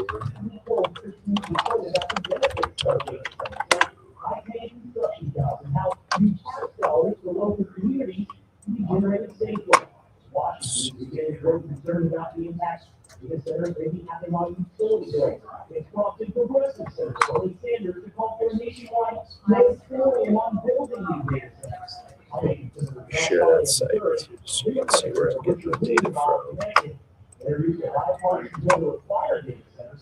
All right, so looking at, try to refresh this map. Precipitation in the last 24 hours for Lower Washington County. Getting the pinwheel of death, it's updating. Let's see what it's showing there. Still not populating. What is it? Let's see. There it goes. And now I know that this site, oh, it's supposed to run through December 31st. Okay, so it's not populating with precipitation. Let's try that again. So yeah, this site's actually going away, but we will continue in other forms. 6:30, potential lead in the search for Nancy Guthrie facing a bump in the road. The other routes investigators are now pursuing. And we're looking at bills on bill addressing tech use in our I'm not sure why that's not working. Still just a trace being reported at the airport though in St. George. So I was trying to get one of the sites closer in town to update, but it's not working for me just yet. All right. A black screen. There we go. 2 minutes. Lively. For what offsets with damage killing. Jay says the geese have been flying in circles. I don't know if they should go north or south. Yeah. There's no top stories. No top stories. God. David, you'll start at the wall and clap you. Yeah, I've been loving the spring-like weather. I'm not gonna lie, but it's nice to have winter return.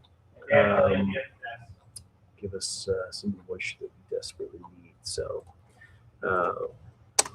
yeah, if you're heading out here shortly for your morning drive, you do still have some strong wind gusts being reported across the state as the storm's pushing in.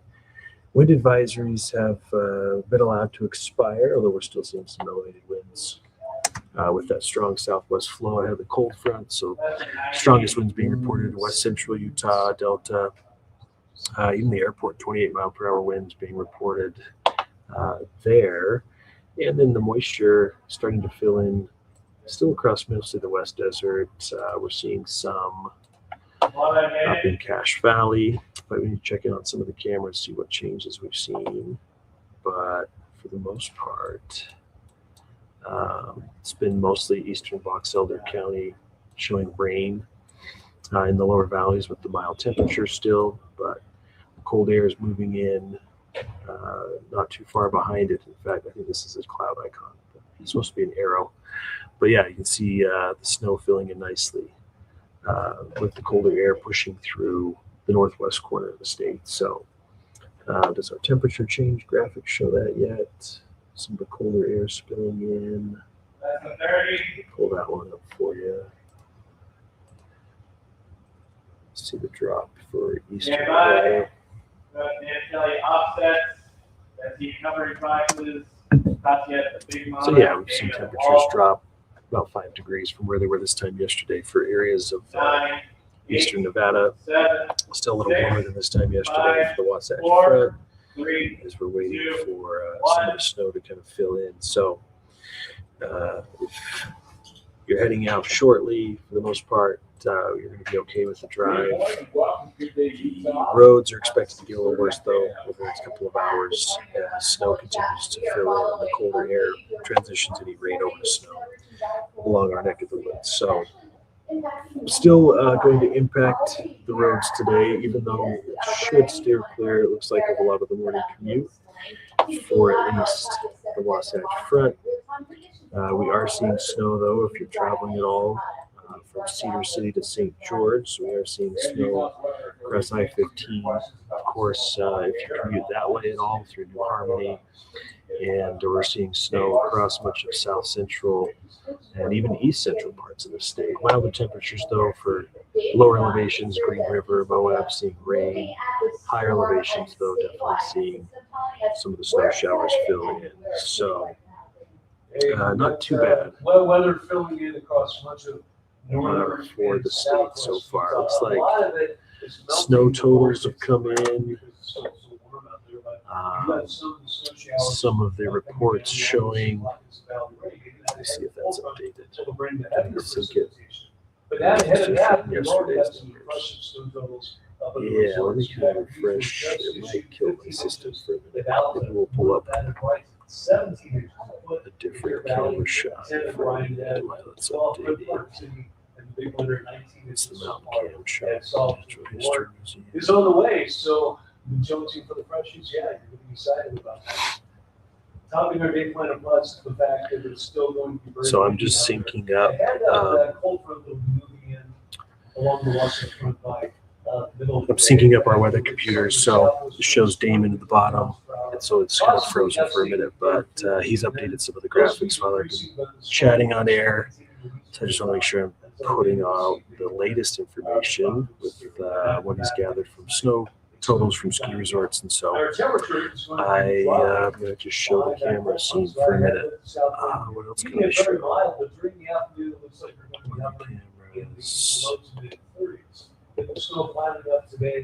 So show the old. Tomorrow we'll get a little bit of a break. It's going to be a lot colder behind the storm. Still good chance of some mountain snow, but then the second storm will bring more valley and mountain snow on Friday before we start to dry out and warm up again heading into the weekend. So still got a few more stormy days ahead, but then as well, we'll be dealing with stuff. So now it's Of course, taking we're checking out traffic this morning. Jay's asking, what weather model do we find the most accurate? And how does the A models do? AI models. I haven't been impressed with the AI models just yet. the weather company, which does our weather graphics, is starting to incorporate some of AI data into what we show on air, but a lot of the AI data we look at is still kind of behind the scenes. And some of the products that they put out, they don't have as many products, for example, options, I guess, to look at as the non-AI models yet. And honestly, I haven't noticed a huge difference in accuracy yet. So I really like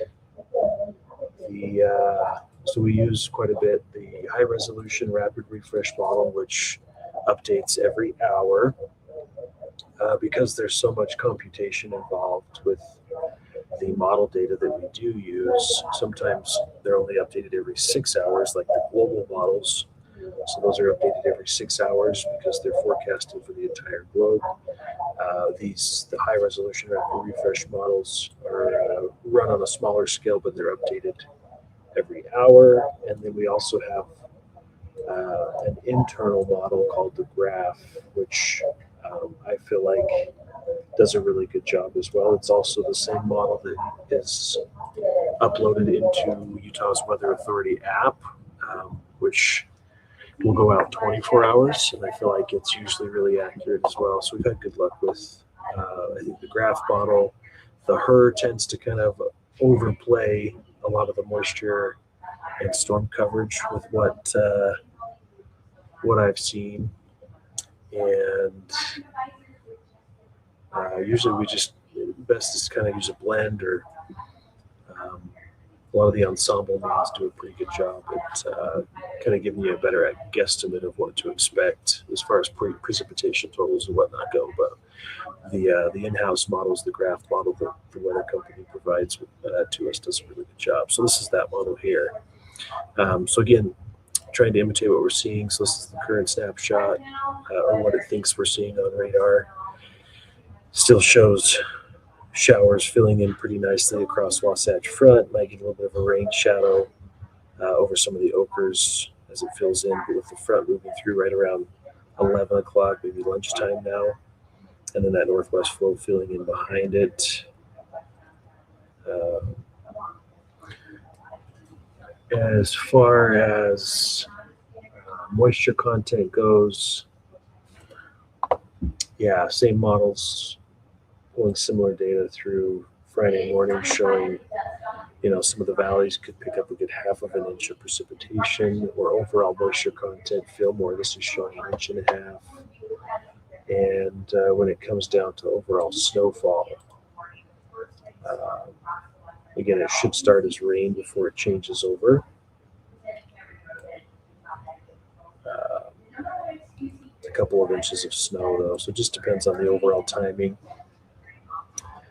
But traditionally, when we talk about snow ratios, Jay, so typically we talk more of a 10-to-1 model. So an inch of water is about 10 to 12 inches of snow for the mountain areas.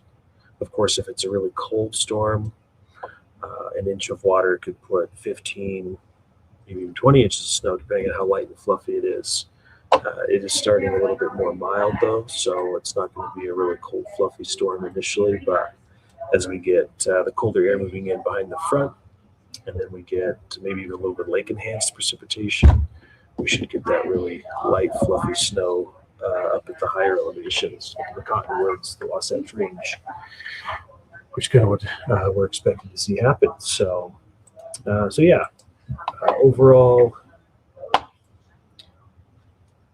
ski report's done. If you want to ski up, okay. Yeah, I just synced up the computers. Thanks, It's David. pretty impressive. Yeah. So 24-hour totals coming in. The latest ski report. Nice to see some good figures out there. Kind of what we were expecting. So 15 inches being reported at Alta. Beaver Mountain 9. Brian had showing 10 inches in 24 hours, though. So did their snow stake get cleared out? Let's check Brian's website. It was kind of snowed in. Couldn't see what was on the snow stakes. Now they're saying 21 inches in 48 hours. That's awesome. Much needed. moisture. Oh, it looks like our snow stake is. Yeah, at least you can see 7 inches on the snow stake there. Sorry, so let's finish going over this. So Deer Valley a foot, Eagle Point 5, and Nordic Valley got 6 inches. That gives them a 6-inch base. That's good. One through lower elevation resorts have just really been struggling with how mild temperatures been. Park City a foot, 19 inches at Solitude. So yeah, good ski day, powder day for the slopes. Now, I was going to update avalanche conditions, of course. Now that we've gotten some decent snow, we've had a lot of wind. Hold on, we need to update that graphic. We'll just do that real time.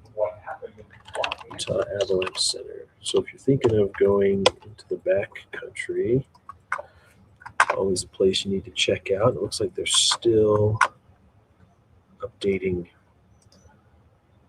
these zones today, but as an indication of what we're already seeing, yeah, we've got high avalanche danger on the northeast facing slopes, and that's put out by our own Craig Gordon, who comes in on Saturday mornings to talk about avalanche conditions. So again, this does not include ski resort areas. They manage their own avalanche risk. This is for the backcountry if you're going to be heading out and about. So something to keep in mind. Keep checking. There has been, I believe, an avalanche. I thought I saw an alert come out.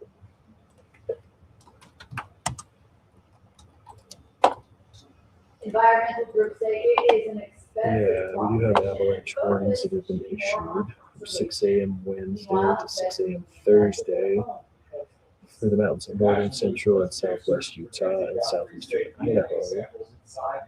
Recent snow and high winds are going to keep avalanche conditions elevated. So, something to keep in mind if you're thinking about getting out on the slopes today, especially outside of ski bounds or ski boundary areas. So, let's see. On the Hill here in Utah, Senate committee backing a bill that would add a new tax on social media platforms. Spanish Sports Senator Wind advisories have since expired. Money would go into a fund for youth mental health.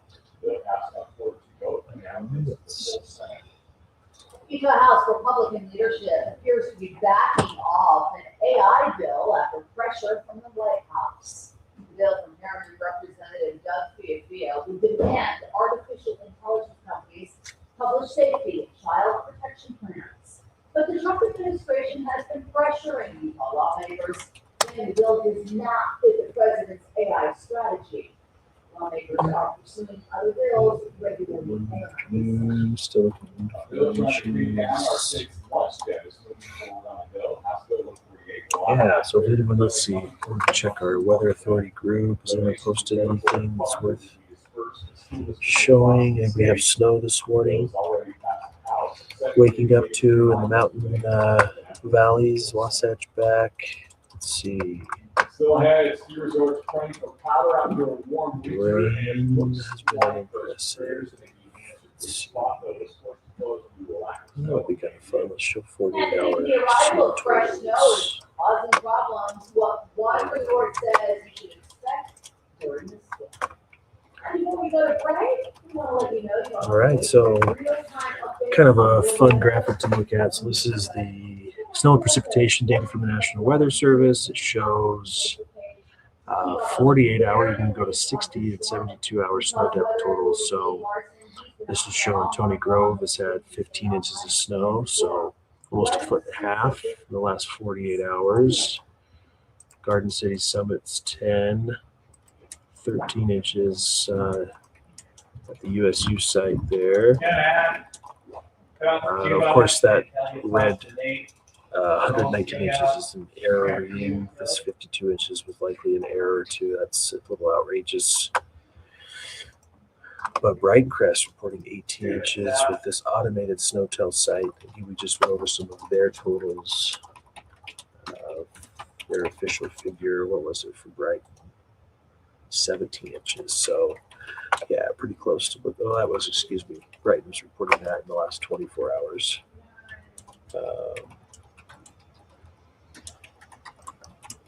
And let's see, Central Utah, the Manti LaSalle National Forest, only showing a few inches, up to 4 there. Sunflower Flat.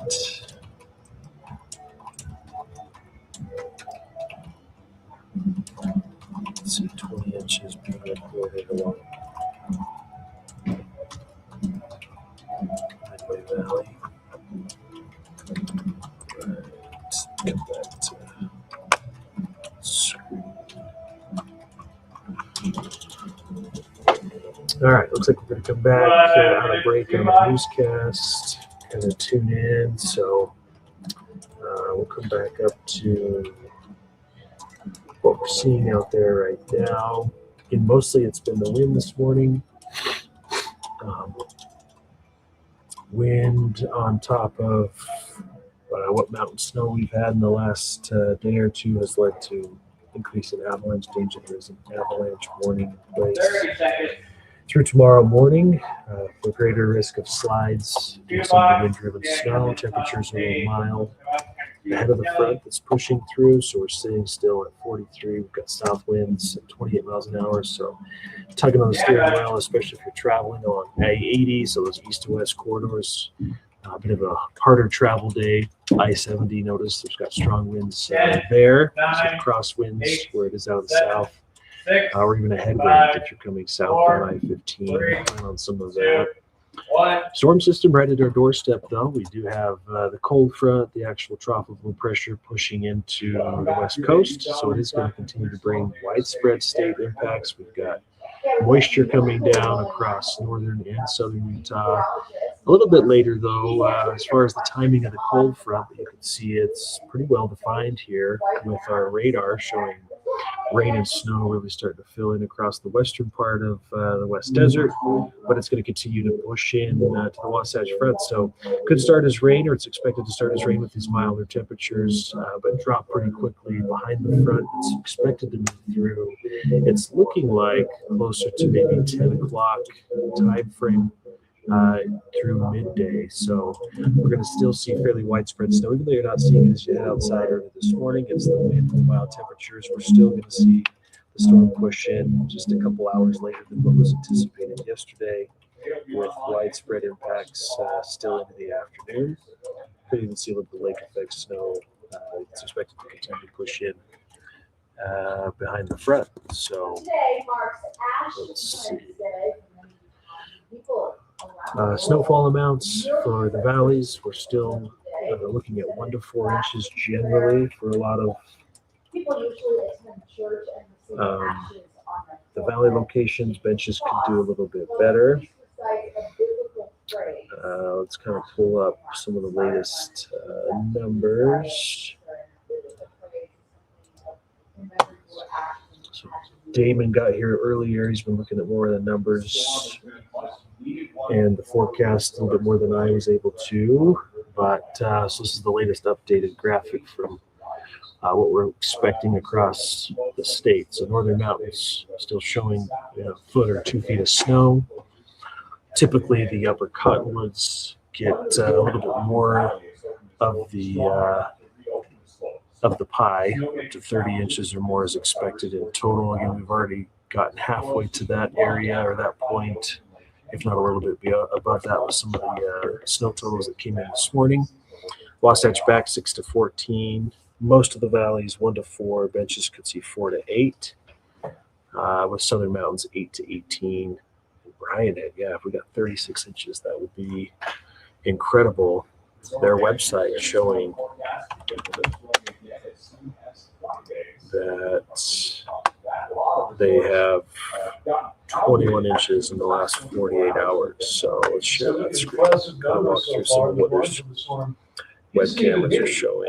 Another impressive view is from Natural History. Let's see. Across Salt Lake Valley. 11 inches in 24 hours. Right ahead of it, actually. Where are their Fairly mild, webcams? with the temperature of 40. That's because we're still getting some wind out of the south. Yeah, so sitting at 7 inches. Not sure when that was last clear. That's at 10,000 feet. Still looks like a blizzard at their giant steps. Base camera there. Now, even out ahead of The the summit hardly a lot of moisture visible. moving in from the southwest. Still a whiteout on the Navajo Express space. So obviously travel, if you're heading up to Brian Head today, road conditions are going to be pretty dicey getting up there, but hopefully we keep things And we're seeing some mountains still in the north, plowed and down in the valley, able spotty to get up rain there. Bull showers. Creek, we don't So have all any these snow. snow. Sin, we're kind of waiting for the snow to come in. It's still on the way, just a little bit delayed from what we were expecting yesterday. Only about a couple hours behind, so not too bad. And we're going to continue to see snow filling. Let's kind of walk through. Again, we talked a little bit earlier about some of the different models, the high resolution rapid refresh model or the internal model. This is called, they call it the graph. I can't remember what it is short for. But again, we're starting to see snow filling across the West Desert. Portions of Wasatch Front are expected in the next couple of hours as the cold front swings through. So widespread snow nearly across the entire I-15 corridor from the north to the south end of the state. As expected this morning around 10 o'clock. And then closer to midday, early afternoon, it shifts mostly central and northern Utah. But again, some of those lingering impacts, possibly from some lake enhanced precipitation. So it's still coming. Don't give up hope on the storm yet. We've still got a lot of storm to get through. Down in the valley, more snow still coming. So kind of zooming into northern Utah, more of the timing again. Get a little bit of a quiet streak this morning, minus some of the wind and the mild temperatures. But notice snow should start to fill in pretty nicely along the cold front as it moves through right around lunchtime. And then that northwest flow behind it. So we've talked about lake effect snow, lake enhanced precipitation from what lake is still left, right? The process that goes on there is the lake temperature is relatively warmer. It's the colder air moving in on top of it. And so when that cold air moves over top of it, the lake is warmer. It causes air to rise, so the temperature contrasts there. The rising motion caused by the warmer lake temperatures essentially, as the air rises, it condenses out or it reaches its condensation temperature, and so it ends up forming clouds. And as it's forced over the mountain areas, it precipitates out over the mountains, and we definitely get some enhancement. And this model does a pretty good job of trying to imitate what lake enhanced precipitation we could possibly see. So you kind of see that westerly to easterly flow over some of the cottonwoods, the south end of the Wasatch Range, shifting more though directly east of the lake into Thursday morning before it kind of quiets down, but another storm right at its heels Thursday night to Friday. So we've got quiet conditions as far as rain goes for our area now. That's not the case statewide, though. We do have showers moving through southwestern Utah this morning. Let's kind of compare it to radar. What do we see? We showed Washington County School District IT cameras showing wet pavement in the downtown area. Give it that Salt Lake City. But yeah, moisture filling in pretty nicely across southwestern Utah. And we showed Brian Head just getting clobbered with snow. So timing on southern Utah moisture, again, we're going to continue to stay pretty active for the next several hours. Showing the front swinging through around midday as well. Following the front, a little drier though for especially Washington County. Showers starting to taper off throughout the day or the afternoon into the evening there to central Utah. But then the next storm favors southern Utah, so we're going to see showers return down in the southwest corner of the state as we get into Thursday evening, and then that continues into Friday. Let's see, the snow for Magna and Grantsville. It's starting to fill in a little bit for areas of the Rush Valley. At least it looked like on radar. So not too far out from you, Wyatt. Let me pull up a different radar screen that doesn't have that Salt Lake City attached to it. 2 minutes up. Yeah, can I zoom in? Let's see.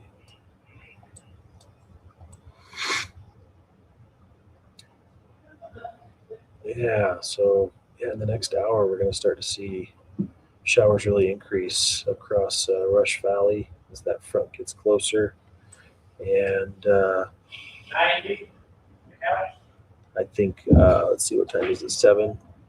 So yeah, by 8, 9 o'clock, it'll be in West Valley, Magna area, and then it's expected to move through the Wasatch Front. Again, closer to 11, if not to right around lunchtime, with what some of the models are showing. So, yeah, I was going to show the bar graph for rain chances for today, although it probably shows we already should have seen some rain, which we really haven't. So yeah, most active time frame late morning, early afternoon before it kind of clears out. Southern Utah, it shows showers really diminishing after late morning, closer to midday as the front moves through. So we'll dry out quite a bit. And unfortunately, it's not a huge rainmaker, at least with what the models are showing for St. George. And we haven't seen a whole lot either just yet. Hopefully a few hundredths of an inch more rain for St. George from what we've already received, which was just a trace earlier. Let's see if it's picked up on anything else on the rain bucket. So supplies. Yeah, still showing less than 1/100 of an inch for the airport at least. Now, if we had some readings downtown, that might be helpful, which Measure West I thought did, but it wasn't popping up for us. So,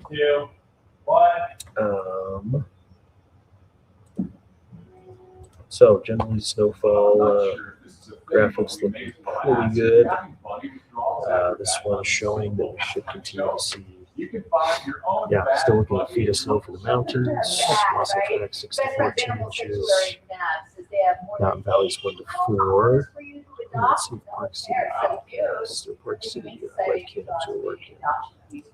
Their buddies right now. Look at how cute these are. That's a lot of monkeys. And they've got some shaggy dudes, don't they? They can be great pets. They're fucking cute.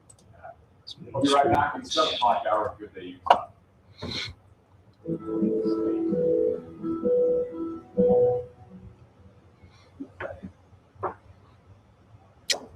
My neighbor had A little bit of a snow squirrel from rabbit Park City and this morning, she would looks wash like. it and save its fur and make Crazy. and hats and scarves, weave it in. Yeah. Loved it. Wind has really kicked up, Jason said. Okay. Jason, I can't remember where you're at. I know you've commented a little bit. Certain Springs. Okay. Yeah, some of these strongest winds over the next couple of hours before the front moves before they kind of taper off. Anyone posted to Utah's Weather Authority? All right.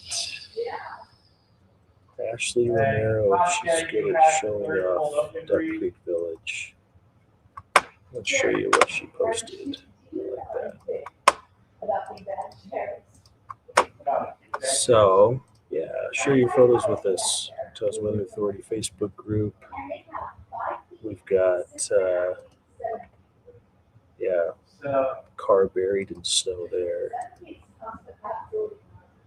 Yeah, Just what we needed. Winter making a comeback. So, yeah, if you haven't already followed the group or my weather page, do so. We'd love to see where is this from. Let's see. American Fork. Wow, look at those trees that are blooming. Those are great. Yeah. I haven't seen that much color just yet, so that's a great shot. Let's see. Take out Facebook for a minute, go back. And let's see. I don't think they have weather stations. Where's the closest to Duck Creek Village for snow totals?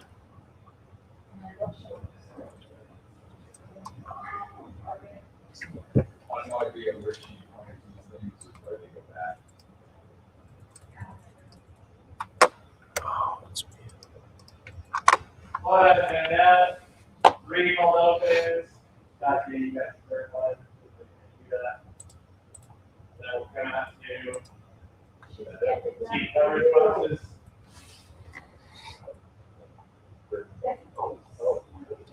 Let's see what Alpha Snowstorm is showing. There you Yeah. Yeah. Just let it do your thing. That's why I feel like- Alta Snow Snake isn't super impressive this morning. I wonder if it winds. Looks like it's been wind blown quite a bit too. stand by. Um, Maybe again, we they're have a showing long a really good amount of snow this morning. Saratoga, okay. 9, 8, 7, Sin, thanks for doing this live. 4, Yeah, 3, smiley, two, laughing face. Yeah, it's a long stretch to be live, so it's pretty casual. That's okay. Yeah, snow totals. So these are what the resorts are reporting this morning for 24-hour totals. Great amounts for Park City, for everywhere, right? Essentially, right? So we'll take everything we can get. Park City Mountain showing 12, 19 inches at Solitude this morning. It's nice to see some real winners out there with snow totals. Not necessarily the ones we always see. Hitting in on some of the action. So Alta 15 inches, Brighton 17. Bryan had 10 more inches reported this morning, so 21 inches reported in the last 48 hours. Grab while we're chatting. Even Nordic Valley, Eagle Point, Deer Valley, are reporting some good snowfall amounts. And we've got much more to come. So the storm system's still working its way in. Everybody's in on this thing. First of all, we're gonna talk to Danny Alley about how significant this storm will be in a little bit of time here.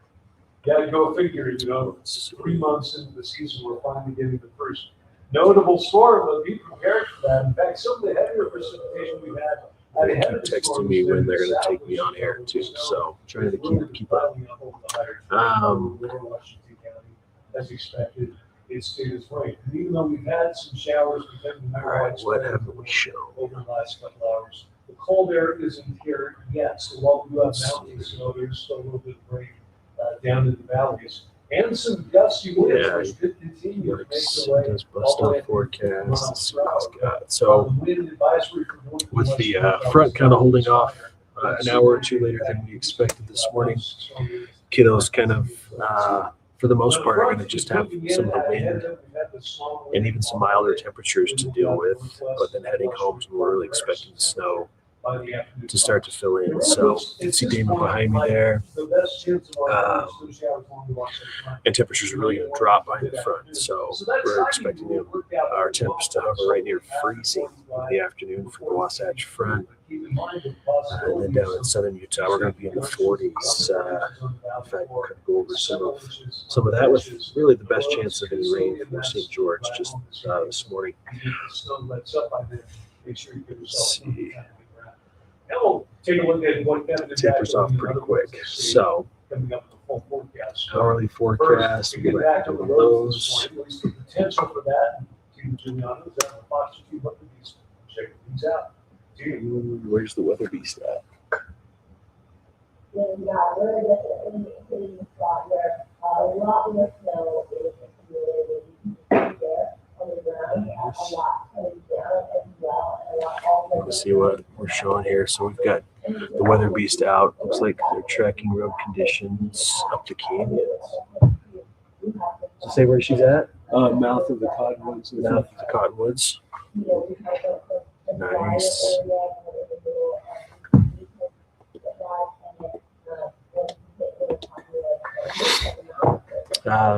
So yeah, look at temperatures though. So after the front moves in right around lunchtime, we're going to be stuck right near freezing. So if you think it's mild, it is mild. So if you think you're okay if you step out early this morning without a coat, make sure you take back or go back in and grab that. You're going to need it in the afternoon, especially with the weather starting to fill in for northern Utah valleys. Down in southern Utah, we are going to see the showers taper off pretty quickly late morning, and then by the afternoon, just a mix of sun and clouds, and temperatures will be in the 40s.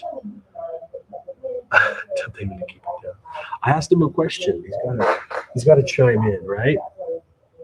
I feel like I should hide what I'm drinking because it's not good for me. But it is what it is. Let's see, 24-hour temperature change. Let's see where the cold air has made it to so far. So we showed this last hour. 24-hour temperature change map showed the colder air had moved through eastern portions of Nevada. Still not much change there. Starting to see temperatures drop though in St. George, 5 degrees colder than 24 hours ago. Still pretty mild though with south flow across Wasatch Front, central and eastern Utah. Not much change. So temps still hovering in the mid to low 40s for our neck of the woods. As we zoom out though, show Wendover. They're sitting right at freezing. So that's kind of the temperatures.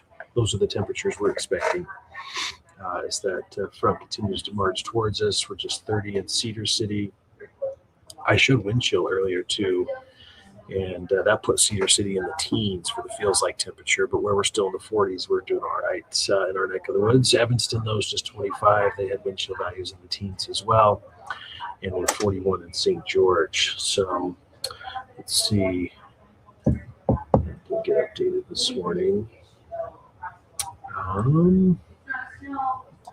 Where are we seeing the showers? Let's take a look at radar again, see what's filled in. So we had questions about Grantsville, areas of Magna. You still kind of see the we all very well know, it's not like these update conditions can this get very pointer. So it's a pointer, not a cloud. That is especially Need to look the case into with that. season. So yeah, overall cold front. This is a cold front or a warm front. Draw that on there. Oh, I know, they anticipated this, Hold they're on. on it. That's That's right, backwards. once you have the traffic operations and everything like there, since we do pilot and everything. After 9, it'll go out to the left and This mouse is land very here to Kelly. So yeah. No. Here comes the cold front. This is all. It's not responsive. And I should be able to drag that. It's not big enough. Anyway, so as the colder air starts to fill in, notice the radar is still picking up on a wintry mix out of some of the West Desert. But we're all snow in areas like Wendover, up in the Park Valley area.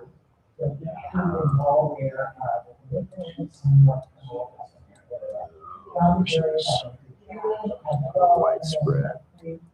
Radar, we don't get a lot of. This doesn't give us an accurate depiction of what we're seeing in central Utah, mostly because of the lack of a radar station in that area. So we'll have to pull up some web camera shots for I-15 south of, it looks like Utah County through Ridgefield, I-70, I-15. Is the next radar station. You can see it's located just east of Cedar City in the southern mountain areas. So that's always kind of an issue, as well as we get radar blockage from our mountainous terrain. And this computer being super glitchy. So you can see those beams that are blocked, those wedges or triangles over some of the Wasatch Range, because our radar site is up here at Promontory Point. And it's a little lower elevation because we want to see the low elevation precipitation. But it tends to lack in coverage over some of the higher elevations. And then for eastern Utah, closest site is in western Colorado. So we do get pretty decent coverage from radar, at least across that area. And as far as, again, talking more about timing, the storm system, most of the Wasatch Front, the I-15 corridor, our mountain areas, at least from the north to the south end, in the central part of the state, expected to see fairly steady snow showers through midday. It does start to shift though, eastern Utah, so if you're Grand, Uinta counties, snow really starts to pick up late morning for you as well. Showers taper off in the south end of the state first, southwest corner. Central Utah starts to fizzle out towards the evening hours as well over the higher elevations. And then we've talked a little bit about some of the lake effect snow possibly sticking around mainly east of Great Salt Lake into the evening before tapering off into the overnight hours. And then the next wave of moisture moves in on Thursday. I'm liking this particular model. This is the high resolution rapid refresh model showing the storm path for Thursday, Fridays being far enough north to impact. It's looking like much of the Wasatch Front. Other models that I've looked at show it staying a little more central southern Utah. But either way, parts of the state are going to benefit. If not, the majority of the state's going to benefit from Thursday, Friday storm system. In fact, we still have a chance of snow for the Wasatch Front, but this is showing a pretty good swath of widespread snow showers Friday, which would be great news. This is the other model. I got it pulled up here. Let's show you. This is the kind of the in-house model for the weather company that we get our graphics from. So it shows a similar scenario as far as snow showers tapering off down south first initially, and then into central and northern Utah with that westerly flow, keeping some lake-enhanced precipitation in the overnight hours. Thursday storm. This one doesn't like as much moisture for northern Utah valleys into Friday as the previous model runs. We're going to have to watch.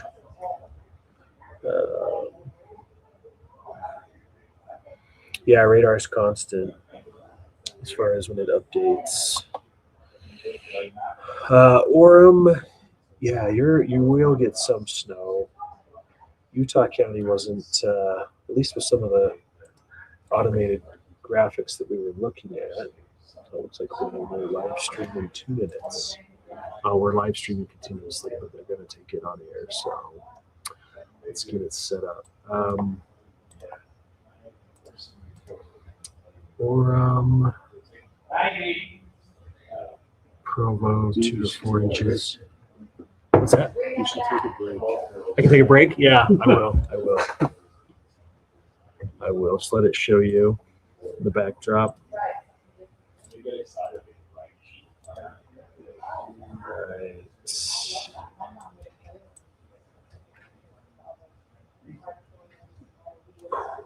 Where those ones show those. Oh, yeah. 1 minute, return to 200. So snow forecast for northern valleys. This one kind of consistently showing Utah County not getting quite as much. For, let's see, who was it that asked? Oh, Isabel asked about Orem. Yeah, this model only showing a half of an inch, only showing an inch for Salt Lake. This is kind of on the lighter side of what some of the other forecasts are showing, which is generally 1 to 4 inches, so it falls within a lot of the range for much of the Wasatch Front. Because again, we do have such a large forecast area compared to other Vegas, we call it DMA or audience. Utah is the largest as far as forecast region for Salt Lake City and the areas that we cover with our news market. So, but yeah, 1 to 4 inches for a lot of the Wasatch Front. Bench is expected to see quite a bit more, of course. I think especially east of Great Salt Lake, we are going to see a chance for some lake-enhanced precipitation. But yeah, the storm certainly making its way towards us. It's taking a little longer this morning with the timing. The front pushed back a couple of hours from what models were expecting yesterday. But as you can see from satellite and radar, it's just right at our doorstep. So those that are heading out for the drive here shortly, at least we don't have some of the snow on the roads to deal with. We definitely have still a strong south flow in place.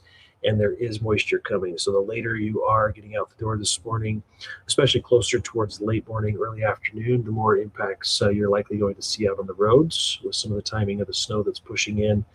And it is starting its rain with how mild temperatures are right now, but we'll transition quickly over to snow with the colder air moving in behind the front. So plan on some of those impacts.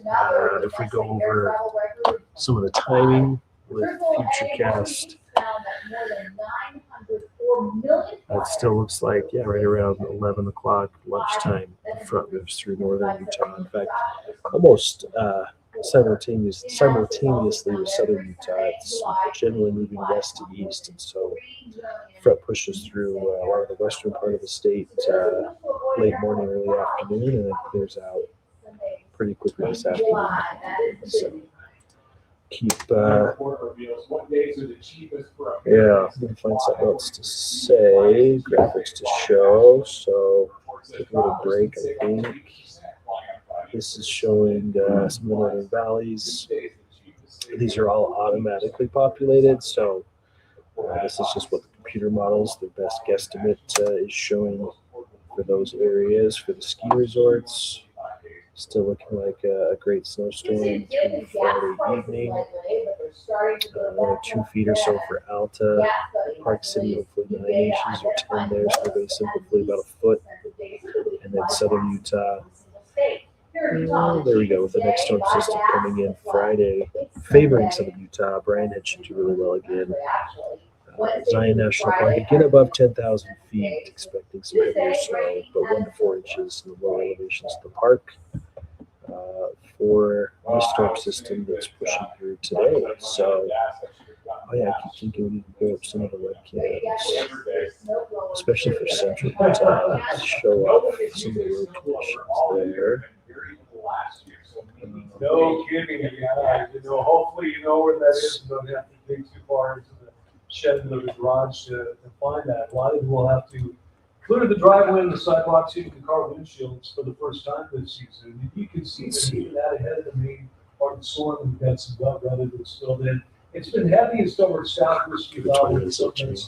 No, I already lost Beaver Mountain. I hate that their web links for their video streams die so quickly. I have to re-import them too often. Let's see. But even so, right ahead of the main storm, That looks it's already pretty got some nice. wet roads to deal with. It's feeling Actually, very Brian comfortable for February morning. It's 42 in Salt Lake, although we've got the wind down south, it's 42 miles per hour. That makes it feel like it's in the low 30s in Salt Lake, but in general, most of us are starting out in the 30s and 40s this morning, even though a few spots are You see cold. visibly at all this We've got one is those still a wind white side out ahead for of the Brian Head front Resort. that's making its way in the far northwest Utah. One behind that, we've got our headwind and the snow. Then behind that, polar Yeah, Damon's like, you should just take a break. I was like, okay. So it's looking like winter finally with some snow. Yeah. It'll feel like it. Even this afternoon, we're only going to be. I mean, this is my first time doing this for Maddie. I've done midday weather, of course, quite a bit, but and I know this live stream for hours is new to us as well, but yeah, gives people a chance, I guess, to see behind the scenes as well as ask questions and get updates if any. A So lot of that tapers off late afternoon. Italy over the mountains this evening. We'll get a this break one, overnight. Alta Superior, so looks pretty good on good study too. Tomorrow, Some we're still dumping looking there at now. impressive snow totals of a foot or two in the northern mountains. Oh, too Possibly bad. up to 3 feet in the cottonwoods, as well as Brian Head, Wasatch Back, you get up to a foot. A lot of valleys will be within the 1 to 4 inch range, even with snow inches. Let's see, Powell Mountain. Conventions. So the Powell snowplow Mountain. drivers Anyone ever ski at Powder Mountain? get out for it. I've been there for years. It It still looks pretty dark though for how much light we're seeing. It's that last updated 6:30 this morning. Oh, that's updated. A couple of inches at Powder Mountain. Oh, I think Snow Basin updates. Where's their snow state? Northern Utah, it's going to be a cold start tomorrow. We'll drop all the way down into the. So yeah, we have to ingest all of their camera feeds, and sometimes the links need to be refreshed. But it looks like this one is good. All right. David, these just into our news room on track red line, you can expect So it's showing about 5 inches of snow basin since they last cleared their snow stake. That looks dated though. Doesn't have any fresh snow on it. Let's see.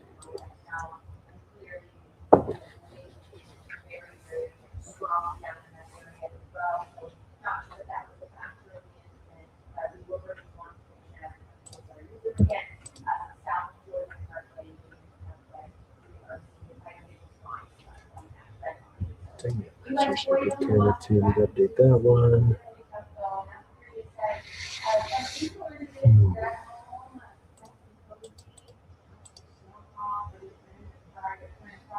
Keeping yourself.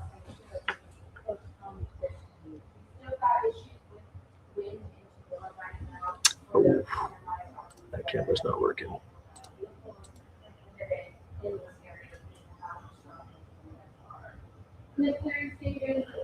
Hey, Ruby Zen, Bryce Canyon, look at that. That looks good. Couple days wait for Winterfest.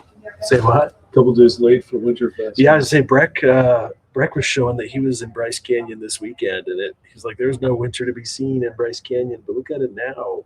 Love that. All right, we'll be back.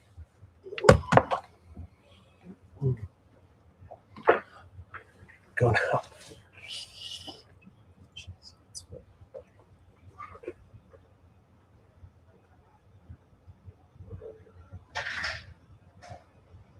All right, Dan Kelly, you're clear through the block. We're gonna franchise out the package, and then Jerry.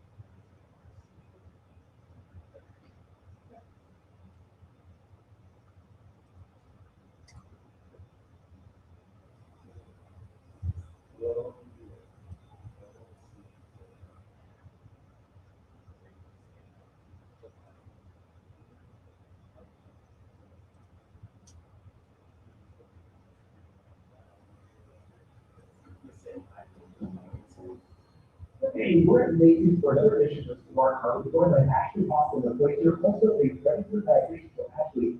They make a meal that'll keep 5 people for $101. Oh, absolutely. I'm so excited because today at the end of the grill, honestly, we're going to be fresh because besides getting our rest, we have the order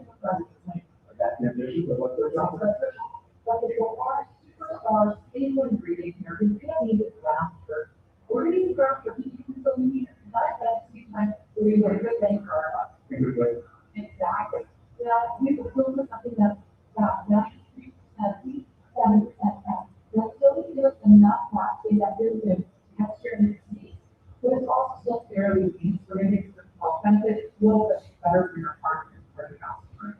So let's talk this in more context. Yeah, because you can't have people without your spaghetti, right? And here's the good news, if you shop smart when it comes to all the different types of projects, you can find these really good. So we are literally looking for which one's going to be the best cost per service. And I think we're going to go with this convenience, $6.39. We're going to be able to use all of it. And hey, that's good price. Maybe stop around next box for another recipe or two. So if you go with us today, you want to get a really good marinara sauce. So I want to point out that not all marinara is created equal. If you look over here, this one is $2.39. But if you try the label on that, you're going to see it has 4 grams of added sugar. That's the sugar you want to be on the lookout for. And I don't know about you, but I did my sugar from my third number of the So in the exact same size, if you look here, you're going to see that this one has less than 1 gram, which is pretty much nothing. So not for 100 grams, but Reboot everything. it's the exact same price as not that kind of sugar. Actually, I won't go down on the box, so we're taking out. Absolutely, no, I mean, it's completely outside of the city, for the rest is the whole. So what I can't do now, we're going to only use the help of the cup. So let's go ahead and secure it because you're going to be able to use on top of your cup as well, don't save it for a minute. So if you need just one egg for the recipe, that's what's going to really find it and keep your meatballs all together. So we're going to get some because I didn't do the Not very good. You're really over that. So we're in the baking house. You need to take a flat top. This is one of those really simple things that gives us really great texture. These are flour right here for $1.89. Flour is a great price and we're already using the Italian style. We're only going to be using half a cup. But we're going to go ahead and buy this one so we cut it on half. We don't have to take a side. I want to remind you, we should try and be 3 to 5 servings of fruits and vegetables every single day. And the easy way to supplement that is using the wrap back to the ready section. You can pop it in my bowl and see it. So today we're going to get these 3 cups ingredients, come up for 1 minute. We'll use all of them. What's the going on? So I love that pressure in all of my dishes. In a really easy way, and get a flavor without any salt. But I'm fresh, especially if you have an entire butter for just 99 cents. We're happy to have a read, but then second. All right, let's do it.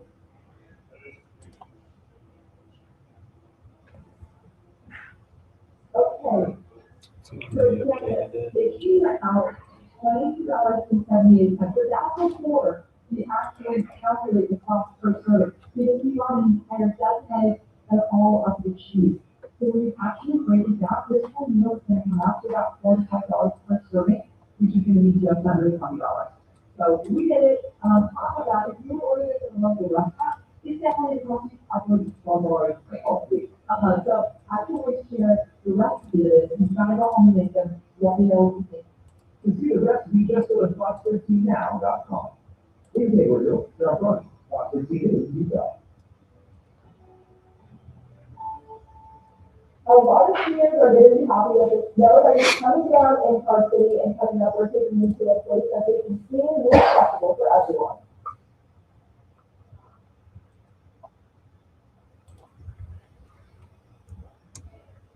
Okay, welcome back. We'll have a live look. Live look outside, and then we'll dig out to a $5. No top stories. Damon at the mall, Katya at the Big Mom.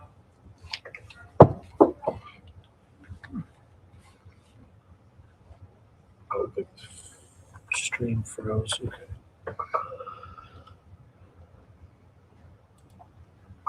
All right.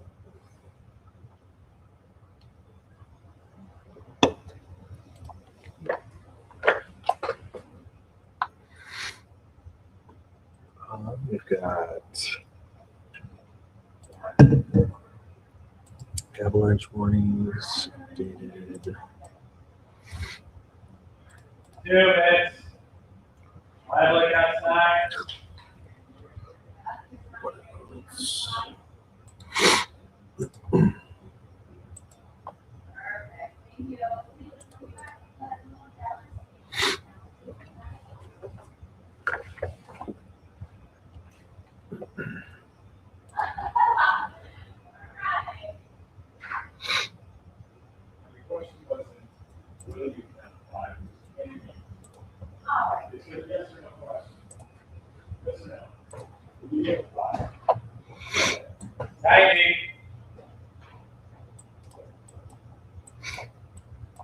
Yeah, Kelly will be at the desk for a live look outside.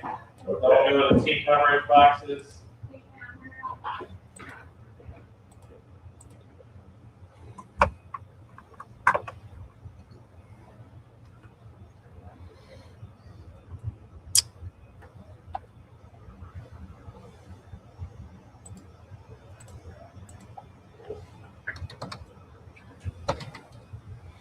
We're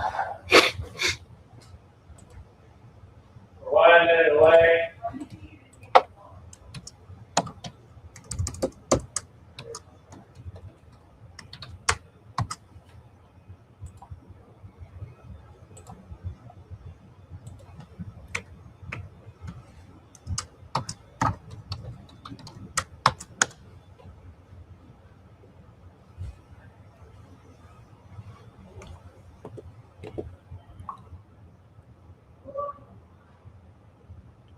Mountain View.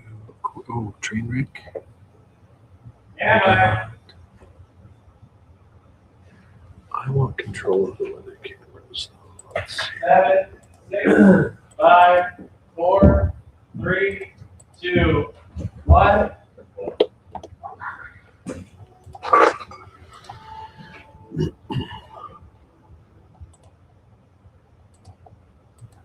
Welcome back to the Utah. Okay, the avalanche danger ratings are coming in. The entire map is red, which means high danger. So if you want to go back up your skiing today, really consider where you're going, grade and everything like that. So if you've got snow that is coming up heavily the last 24 hours, and we're getting more today as well.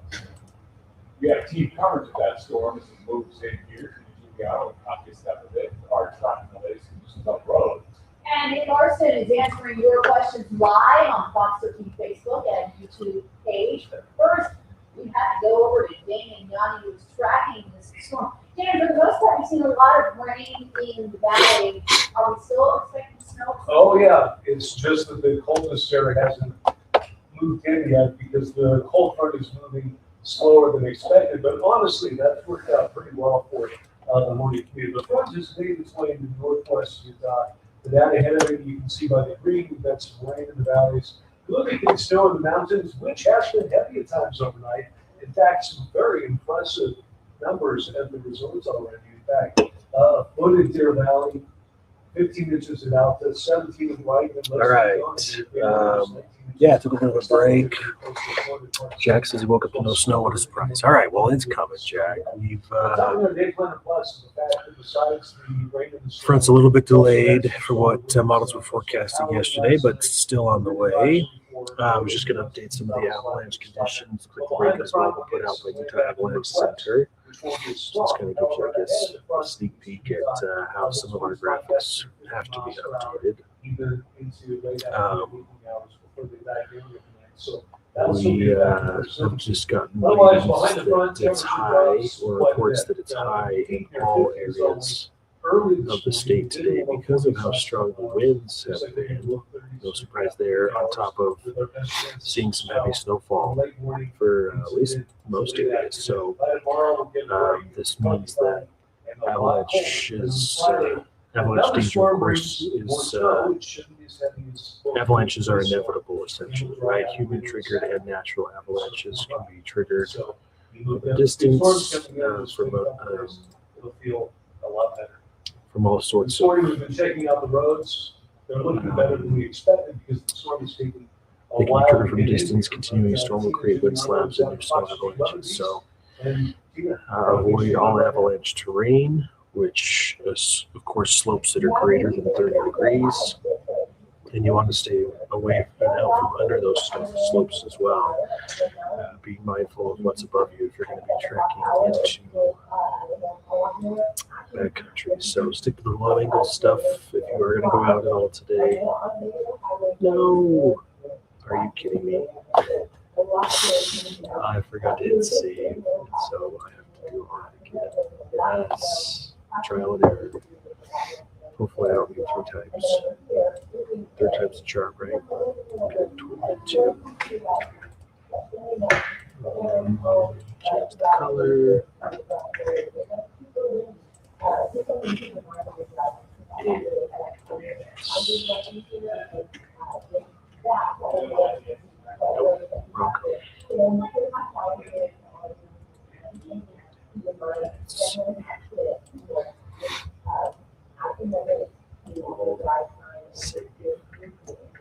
Now it should be stuck. So yeah, avalanche conditions we know are high. There's actually avalanche warnings that have been put out by the National Weather Service for all mountain areas of the state through 6 o'clock tomorrow morning. And wouldn't be surprised if that continues into Friday, even Saturday with the next storm system. That's going to be we'll be right at the heels of this one. So especially for central southern Utah. All right, so walking through some of snow totals. So great ski day today. It's a powder day up to the slopes. The resorts, these are the numbers that were posted at 6:30 this morning, showing areas like Alta having 15 inches of new snow. In fact, have they already?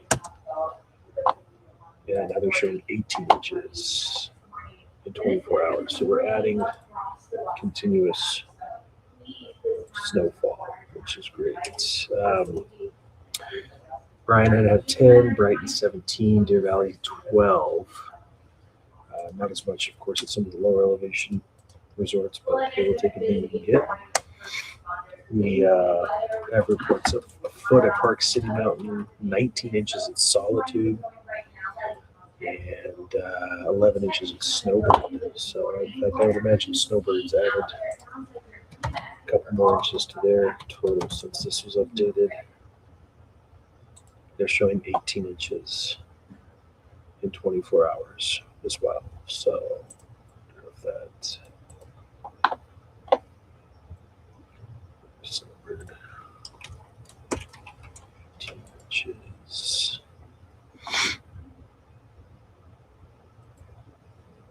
Get that updated.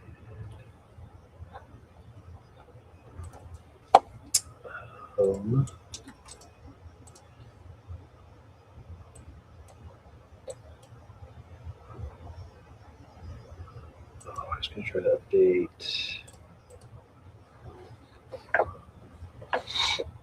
web cameras, but I think we're still showing a crash. Yeah, it looks like Jordan Parkway, Daybreak area. Let's see.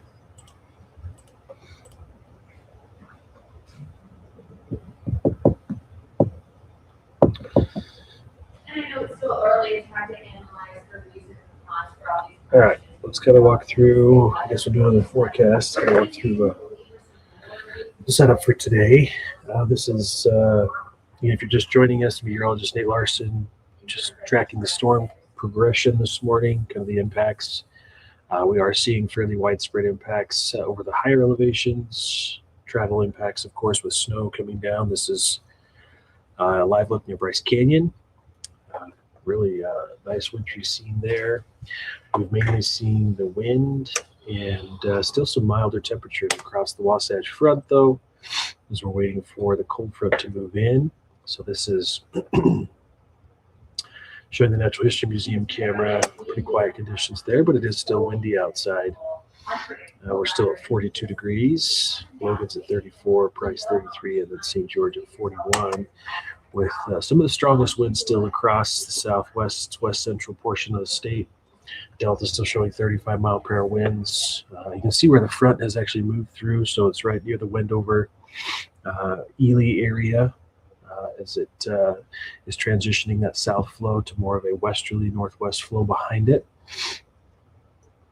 And so we're going to continue to see elevated winds as the storm system slowly works its way through. So we've seen a little bit of a delay as far as the timing of the cold front, but it's still coming in, and we're still going to see valley snow and fairly widespread impacts across the state. So zooming in, Doppler radar showing Showers starting to fill in across areas of Weber, portions of Davis County, Box Elder, Cache County.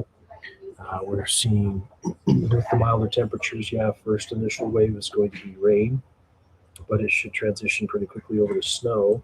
Let me pull up. We do have a few decent Cache Valley cameras. Let's check in and see what we're seeing along some of the Cache Valley areas. The Hiram Dam cam is usually a good shot. A lot of times we get Old Main. Right. So yeah, snow up in Logan this morning. It's changed over. Thought I had. Let's see if this one works. I'll have to show USU campus because there's a pretty good shot.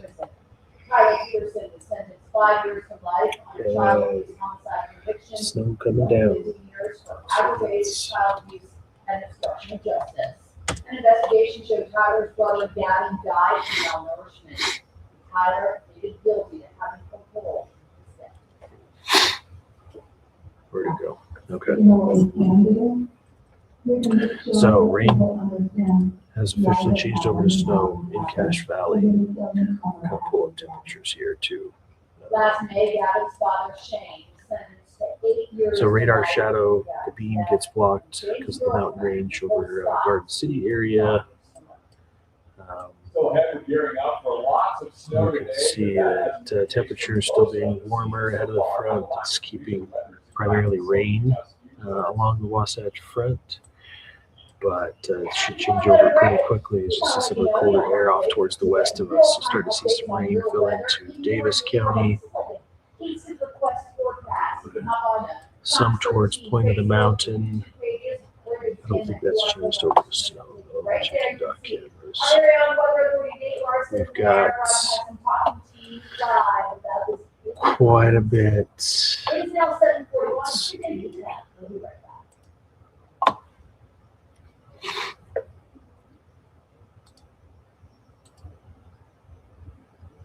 Just looking up at some of the traffic cameras near Point of the Mountain. Looks like it's still rain, from what I can see. Coming down there. And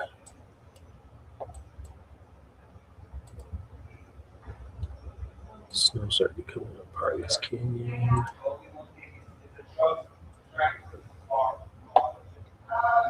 So yeah, let us know what you're seeing out there this morning. Front starting to push in towards Dugway through some of the testing range. Should change over pretty quick, as we mentioned, as it passes. So looks like the showers even starting to clear out of some of lower Washington County. And precipitation totals have been pretty dismal for lower Washington County. St. George area hasn't shown a whole lot. Let's see what it's saying. Yeah, the airport still struggling to get to 100th of an inch, but Sand Hollow does report 0.04 of an inch. I guess I can let you see this as well. Kind of share screen.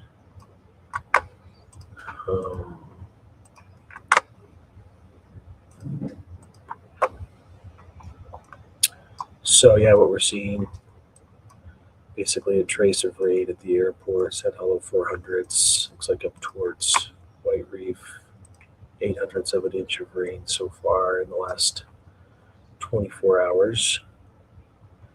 Not much in Cedar. We change it over to snow depth.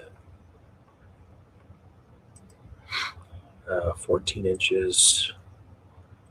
I believe that's near Duck Creek Village, which is where we get, or we had some decent photos posted from Ashley Romero. In fact, she's got updates. Let's show you what she is showing with us, or sharing with us. All right, 17 inches at the door, which the wind drifts aren't good for indicating how much new snow, but she's estimating about 15 inches. Look at that. Nice. Thanks for posting that, Ashley. Good to see some of those.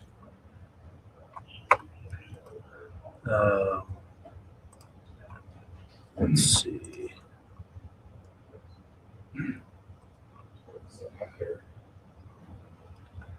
Kaylee Dalton showing a little bit of wind-blown snow in Monticello. Take a little break. Yeah, so share your pics with us. Show us what you've got. We'll try to highlight some of those for what we're seeing out there. There we go.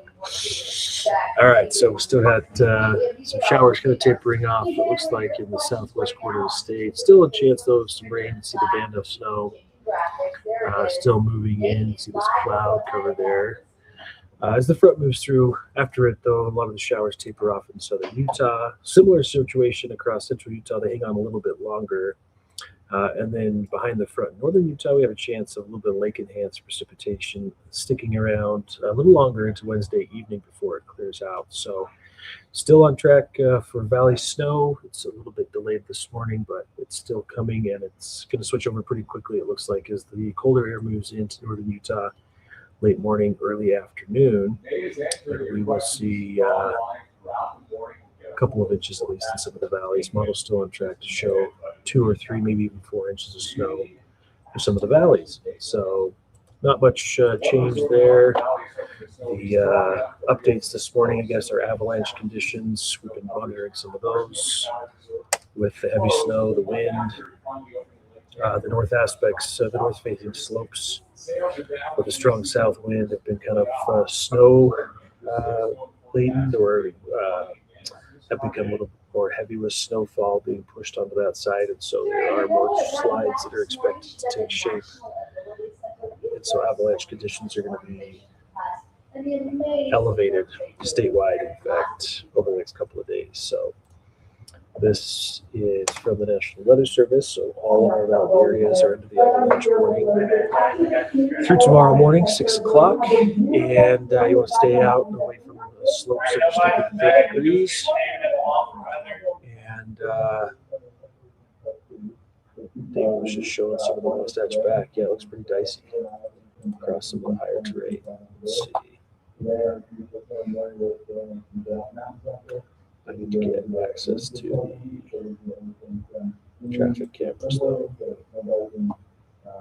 Yeah, models are still showing through Friday for at least the ski resorts, a couple of feet if possible, or at least 1 to 2 feet is what the forecast has been in general throughout the storm. And this showing areas like Alta could pick up another 22 inches, Snow Basin 10.5. Beaver Mountain, maybe 8.5 more inches of snow. They reported 7 this morning. It was still coming down pretty good. It still is coming down really good this morning. And then Brian Head, especially with the storm that comes in Thursday, Friday, should put down quite a bit of moisture in southern Utah. So rain in Brigham City. Yeah, Ryan, it's going to switch over pretty quick. The colder air moving in behind the cold front. So cold front a little bit delayed this morning. Timing out of those still looks pretty promising to bring valley snow. Let's see. This one's been updated. Yeah, nice transition though from rain showers this morning over to snow. The temperatures dropping to near freezing as we get towards late morning, early afternoon. That kind of goes for a lot of the Wasatch Front. Southern Utah showers will taper off this morning, and then we'll just see partly cloudy skies in the afternoon with temperatures hovering over the 40s. So let's see. Increasing showers, in general, most of us are in the 30s and 40s. Had to have cold front that'll knock the temperature down a lot more than that.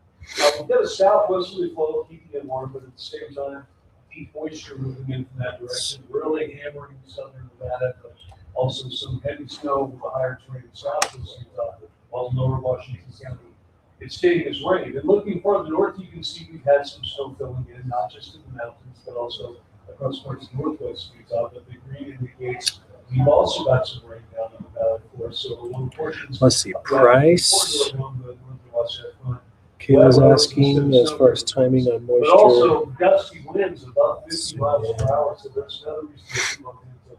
Most areas are looking pretty active late morning, early afternoon. They're still gusty during 30 miles With per hour. And again, that's the head of the front that's making its way to the state. Behind the this one front, doesn't have not still only got precipitation filling in, but the temperature will drop. Oh, there it Those goes. winds It's transporting delayed. over It's to the weird. northwest. So after a mild start, we'll actually see the low to mid-30s in the Salt Lake Valley through much of the afternoon. Temperature will be hovering low 30 second half of the day in St. George, and the 47 in Moab as well. Excuse me. 47 in Moab, and then same thing in St. George. That was and the cold front is Yeah, moving mostly into this morning for northwest price, Utah. early We afternoon, had some precipitation, but it looks like it's stronger. maybe a few spotty showers lingering into the evening before it kind of clears out, but should stay, or should become pretty active for you. This is showing about 10, 11 o'clock, with a chance of showers in the afternoon before it clears out, and then the Thursday night, Friday storm is going to impact central Utah. In fact, central southern Utah might be the hardest hit areas with the third storm for the week, which arrives Thursday, Friday. So, price snowfall, how much do we see? On the low end, it shows just an inch. High end about 6 inches, so generally about 2 inches of snow is kind of the median. Forecast range for the price area. So yeah, a couple of inches of snow there. Let's see, doesn't look like it. And then by the weekend, the high pressure will build and we'll finally be drying out and warming up. Great news after some chilly mornings. Beaver Mountain up to 5 inches of moisture. And in Salt Lake City, it's going to be partly cloudy and dropping into the upper teens tomorrow morning. They could go freezing in the afternoon, just barely. Another chance of snow Friday, we dry out Saturday. By early next week, we're back up to low 50s.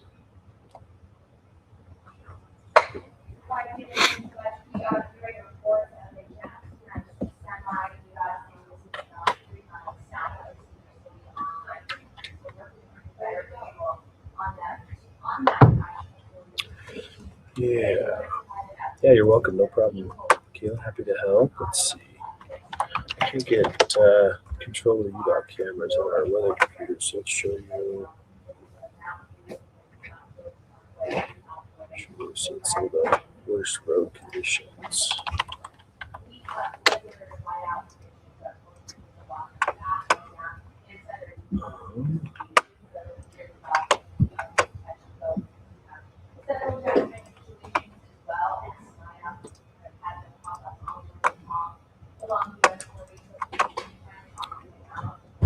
So yeah, we've been showing some of the Wasatch back. Looks pretty dicey. Oop. Nice and wintry up near Deer Valley. Traveling on I-80. Road conditions don't look too bad up Party's Canyon. Likely with some of the warmer temperatures still ahead of the cold front. US 40 looks pretty snow covered though, so these are kind of the conditions we're going to expect to continue to see throughout much of the day today, where a lot of the Wasatch back could pick up a good half a foot of snow for today. If you're heading up towards Evanston, that one's not working. Doesn't look too bad either. Oh. Let's see. Looks like we're starting to see a little bit of snow mix in. Perry, on the sides of the roads at least. Mostly rain though still for the Wasatch Front.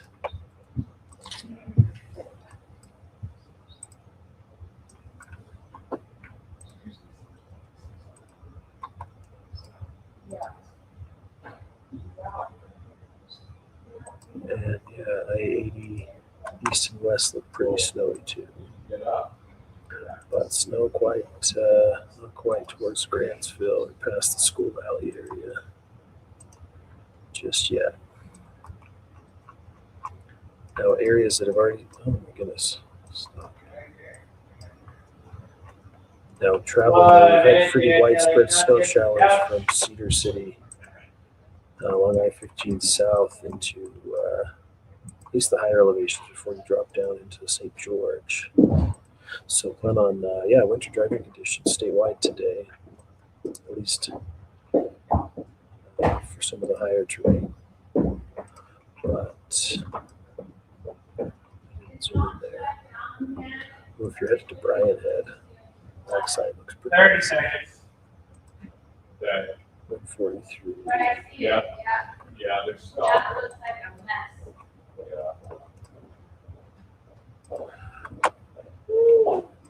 One day. I know it. My daughter and her husband, their family. Yeah,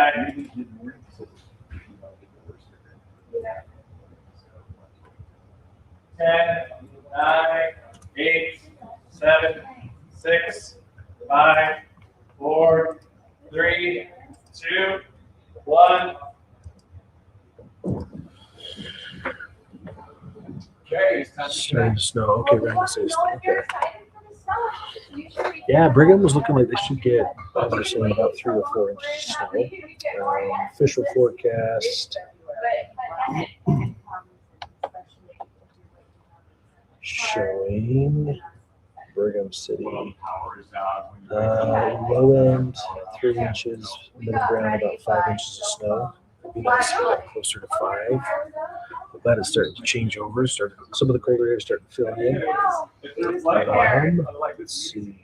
no big deal. You know, there's some inconveniences to it, Am I wearing too matching earrings? Too matching shoes? I would never tell. No. But I had an So, yeah, that last wave, danger rise rapidly as the storm moves in. We're checking in on the latest danger. Current storm Just released this morning. moving through. Giving us a break into Thursday, the next storm. Yeah, most models keeping the majority of the shower activity just south of a lot of northern Utah mountains.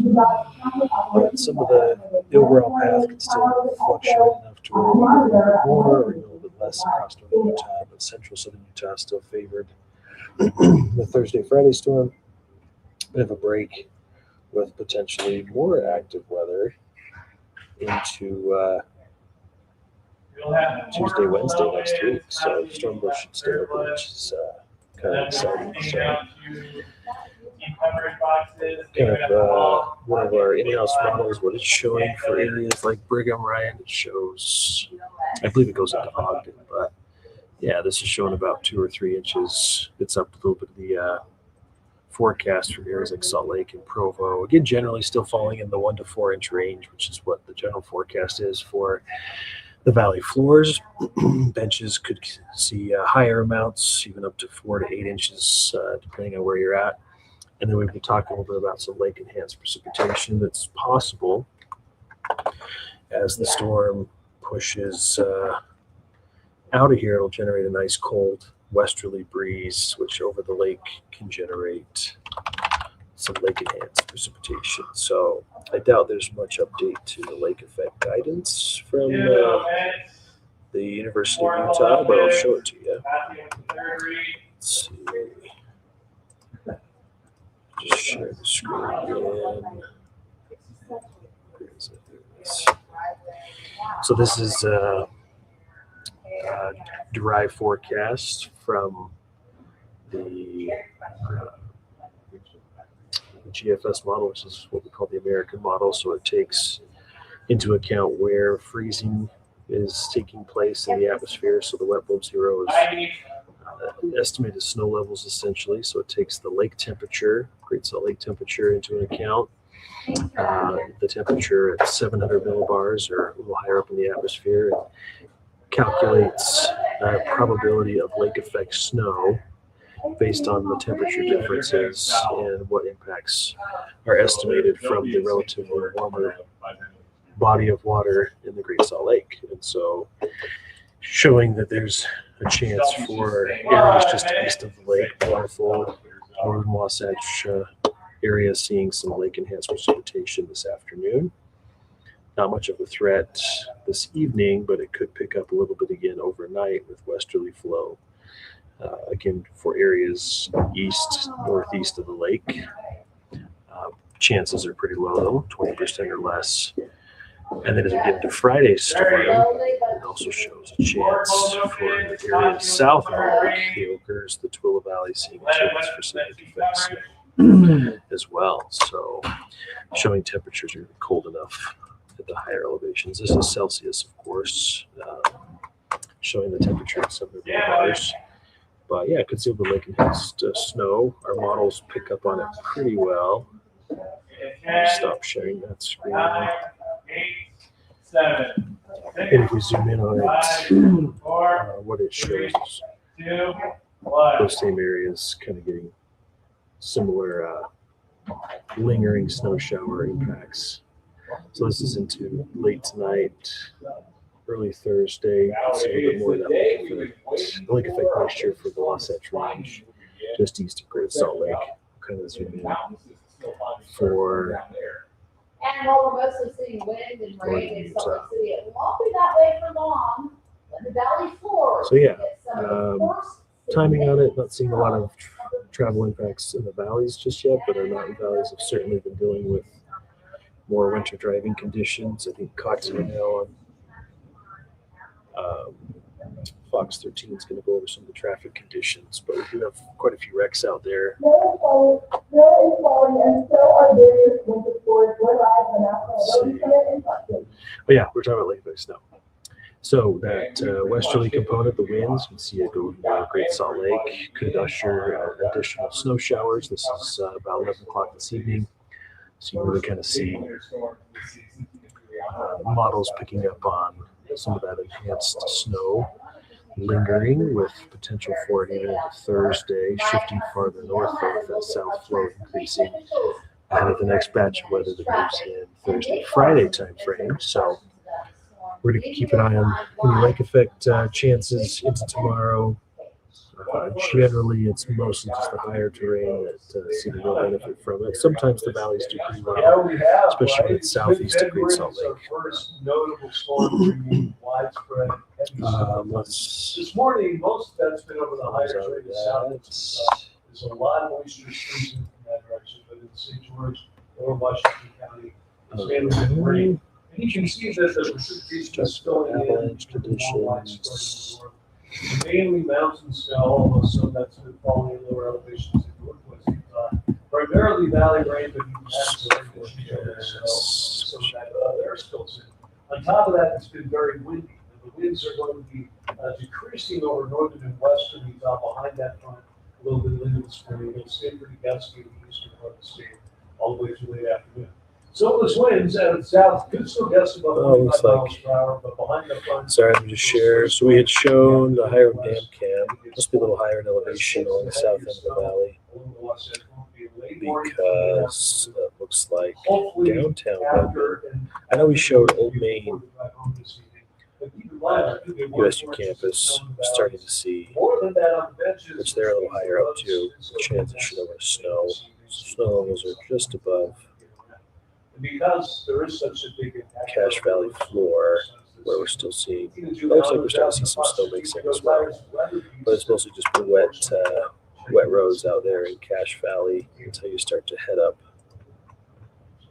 into, especially starting Canyon, it's going to be a mess.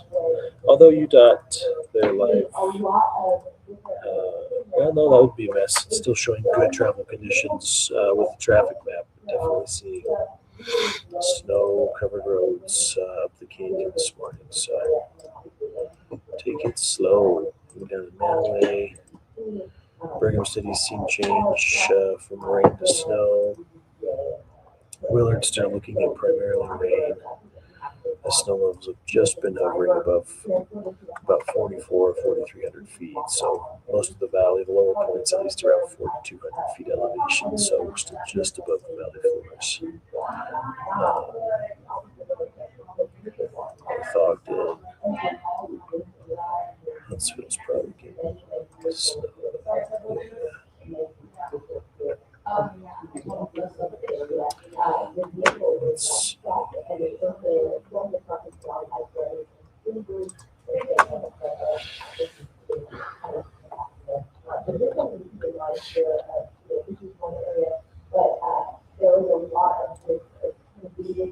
So showers kind of clear out this morning.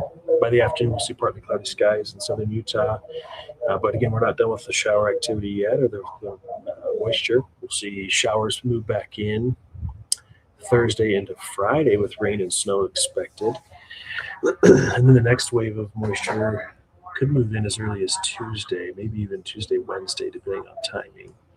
I think I pulled up one of the models that showed a pushback just a little bit further into Wednesday.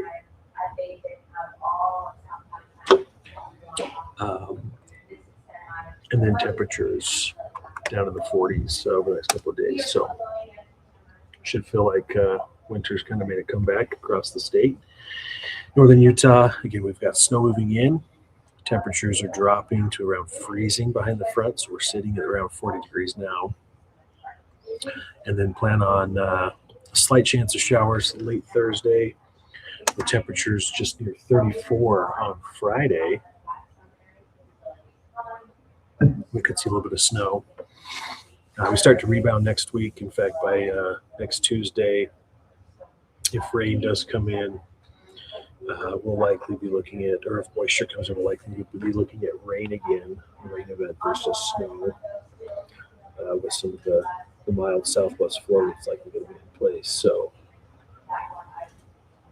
let's show you some of the timing. In fact, just kind of update this graphic while. Is today Tuesday? Today's Wednesday, right?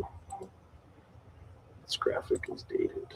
Let's pull up. We are certainly seeing it this morning, and we all know that during storms, conditions really get tricky and traffic can pile up.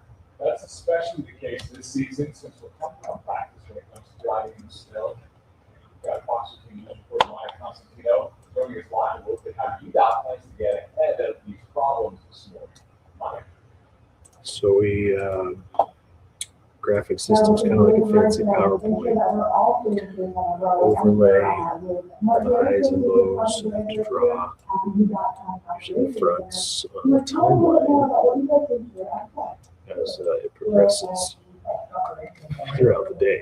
So first trough slides out of here. I guess I didn't save the last keyframe. So All right, after my piece your left with Dan, and then Kelly number 2. push that out. So this is the European model. Typically on a global scale, we look at this and the GFS model primarily.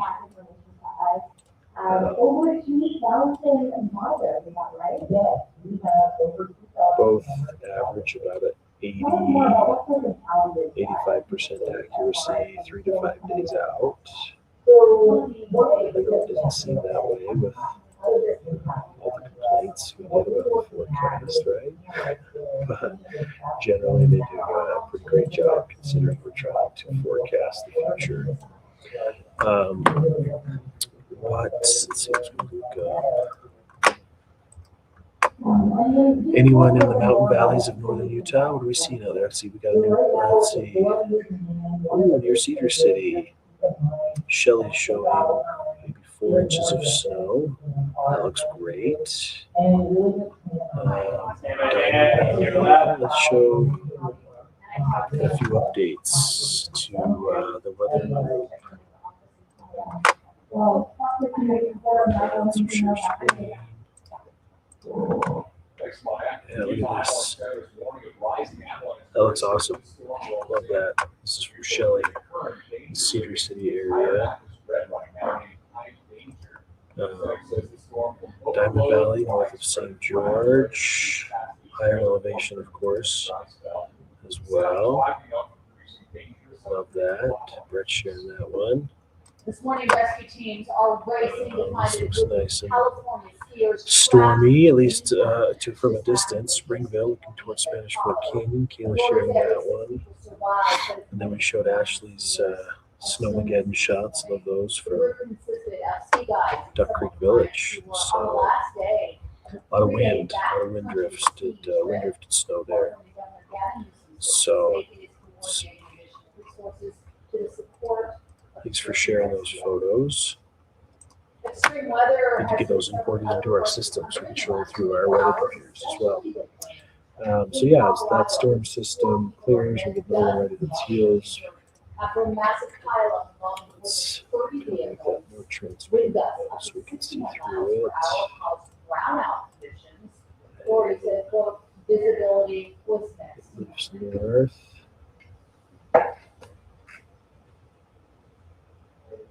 Get high pressure that comes in Winds behind also it for the fueled weekend. wildfire Get some that broke out temperature in Oklahoma and rebound. burned thousands of acres there, crossing Let's Kansas. see if I can do that too. Millions of Christians all around the world are observing Ash Wednesday today. It does mark the start of Lent, which is the 40 days leading up to Good Friday and Easter. During Lent, worshipers will Okay, snow squall alert from the National Weather Service. Let's pull up charitable works, and what prayer. we're seeing in In many southern cases, Utah. people also give up a vice for Lent. Some snow squalls are This is going the first Ash Wednesday and be a heavy, essentially quick burst of intense snowfall, generating likely whiteout conditions. We'll tell you how to avoid falling Let's victim pull that to up. common scams. Gary? They have outside, and I think I'm going to do, it is a big going, they're coming up, we're going to be talking about what the really cool devices people of all other youth communities can use. Okay, before we go to break, you don't have to wait to get real-time updates on the weather. Yeah, let's pull up Questions, ask. that Scan alert. a QR code or head to our YouTube and Facebook page to keep up with the latest on the storm with Utah's Weather Authority. Ah. 8:10. Yeah, some intense snow coming down 3 minutes. near Bryce Read Canyon, it, just read south it, of there, the read it, canal bags. area. Janet Kelly, forget to toss to paint. What?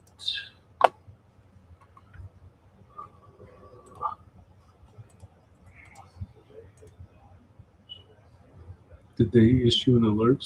A snow squall alert, yeah. Special weather statement, maybe. Is that all it is? Yeah, Okay. I'm just looking for an alert. No alert. Yeah, just a special weather statement. So Thank Good you. have.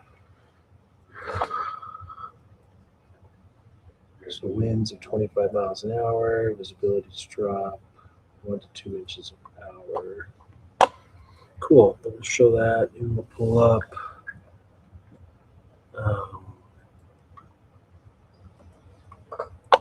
What we can see there. 2 minutes.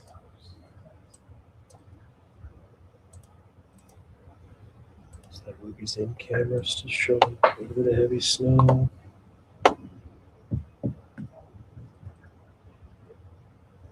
That looks peaceful. I like Logan.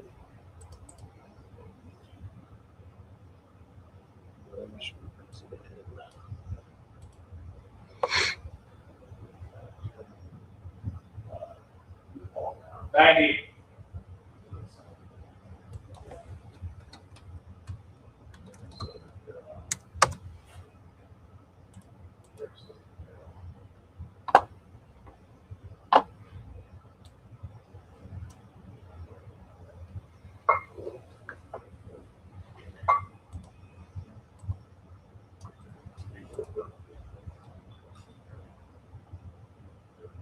One minute.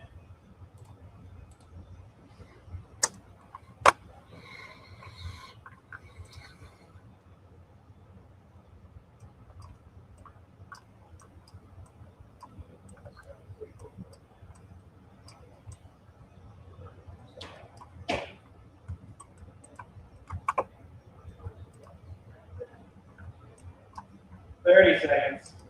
Rejoiner to 2 bucks, plus paint.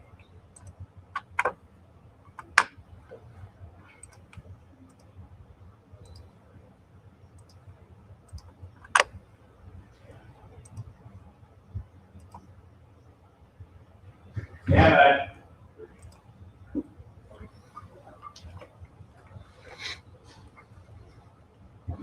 And 10, All right, so yeah, we are looking at a 7, live camera 6, view. This is a video 5, stream from Ruby's 4, Inn near Bryce Canyon.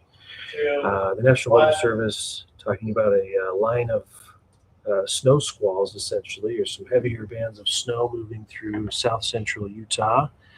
putting down potentially 1 to 2 inches of snow per hour. So heavy snowfall rates, limited visibility.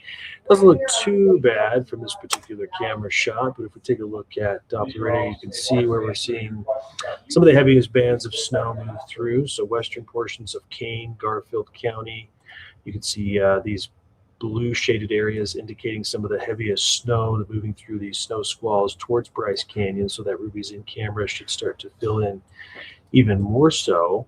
But with these snow squalls, we're going to see again a quick reduction in visibility as well as deteriorating road conditions, which we're already seeing along Highway 89. In fact, I've got a live shot to pull up for you of some of the conditions we're seeing there. So this is US 89 near milepost 72, close to Kanab. You can see a lot of the snow on the roads there. Sharing. Let's see. My screen, there it goes. So that's showing US 89 near milepost 72. So you can see some of the road conditions there. Snow coming down pretty heavily. And we'll continue to see impacts to that area while this band of snow is moving through.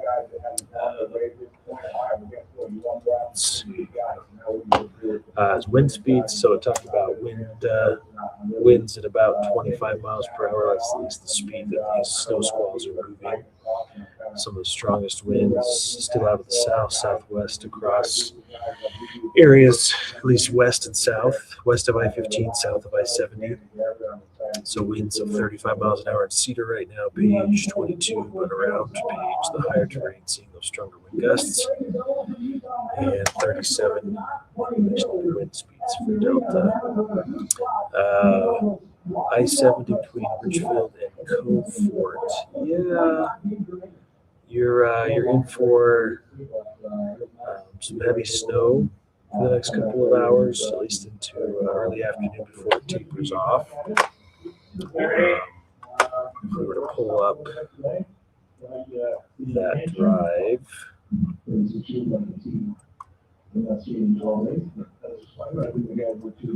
that? That's sharing that screen right now. Switch over. So that's not too bad. I guess I-70 Cove Fort area.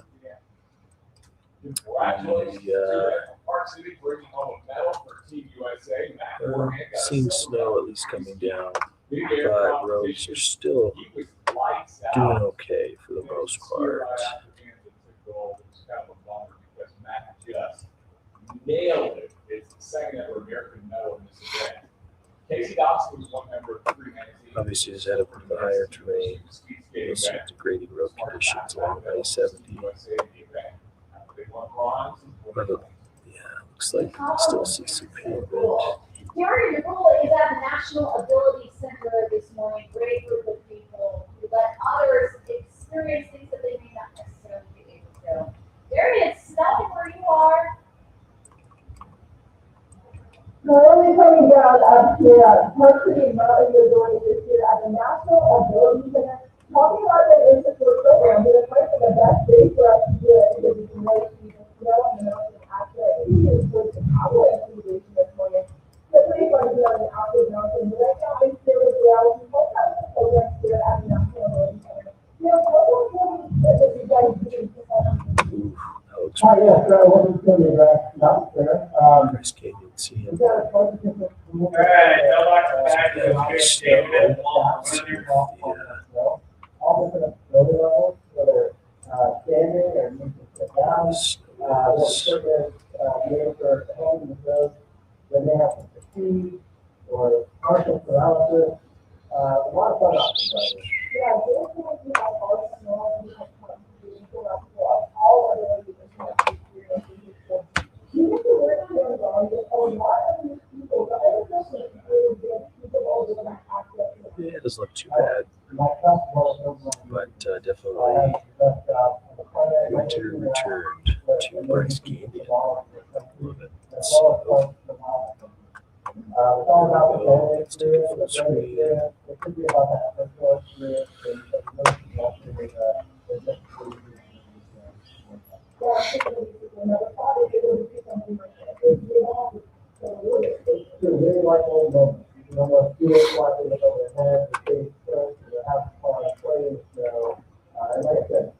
the new front coming out, the old front, the family. Oh, yeah, oh, yeah, you can do that. Every day, we've been wanting to Oh, wow. Well, you know, I really enjoy other locations here, and that's what I'm doing. I did a picture of both courses, and the other one. And I- you go all the way to National Road, and then it's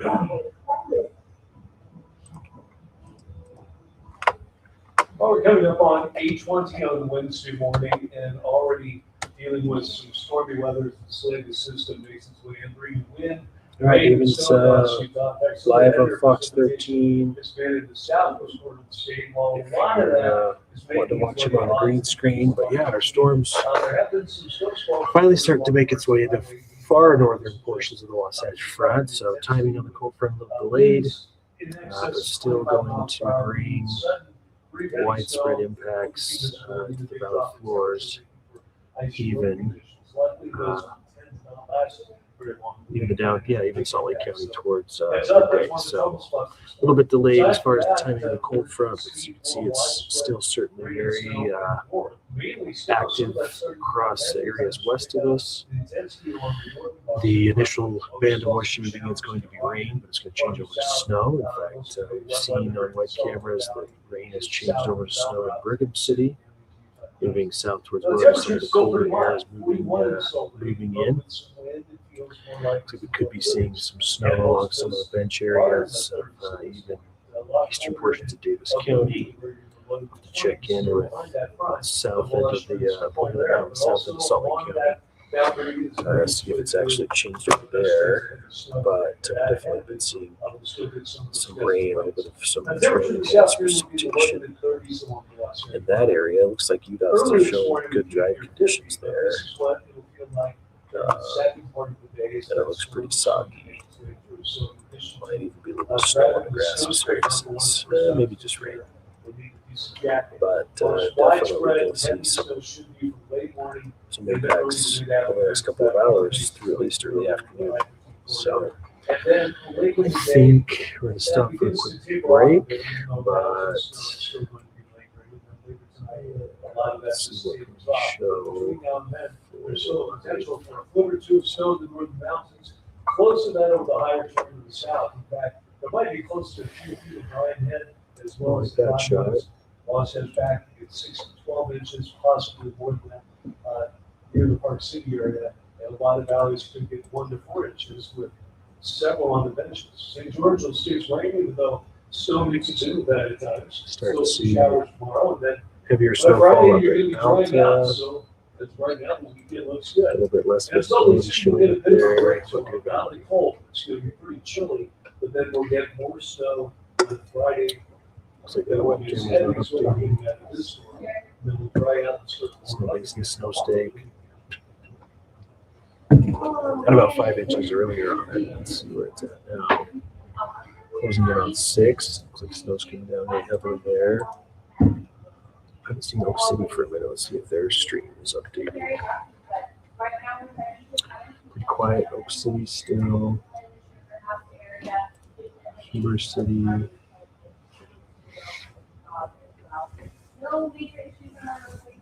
Yes. Wasatch Bank getting out some of the cold and snow.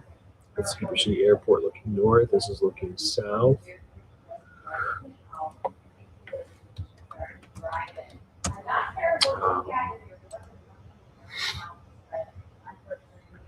Bill, good morning. He's asking how much snow can West Jordan get. Again, generally the valleys are looking at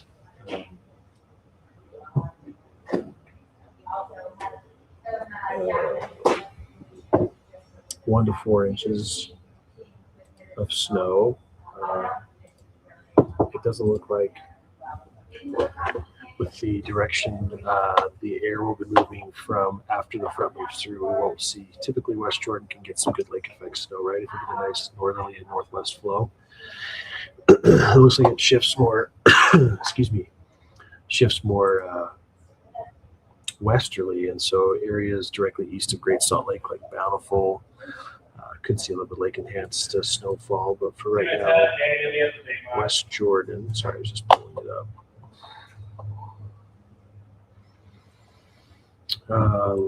Let's showing about 2 to 3 inches of snow for the West Jordan area,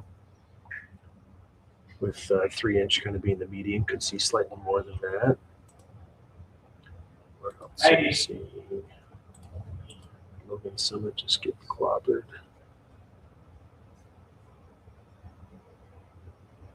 Yeah, keeping up on some of the roads. Brian Head.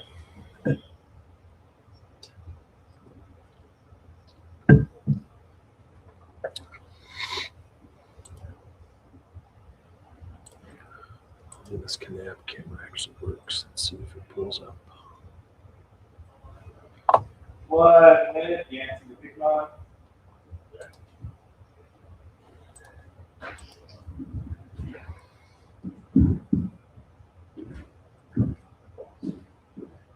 It's Eagle Point Ski Resort.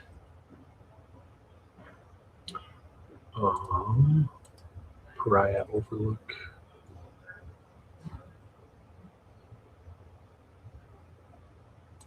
That usually updates. Maybe it's this. 30 seconds. Pariah Powell, I don't know.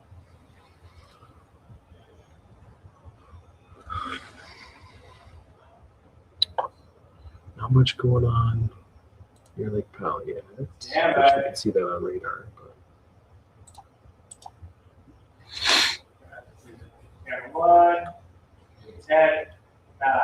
Brian showing 7, 8, almost 9 6, inches on their snow state. They are reporting 4, 11 inches, I 3, think. 2, And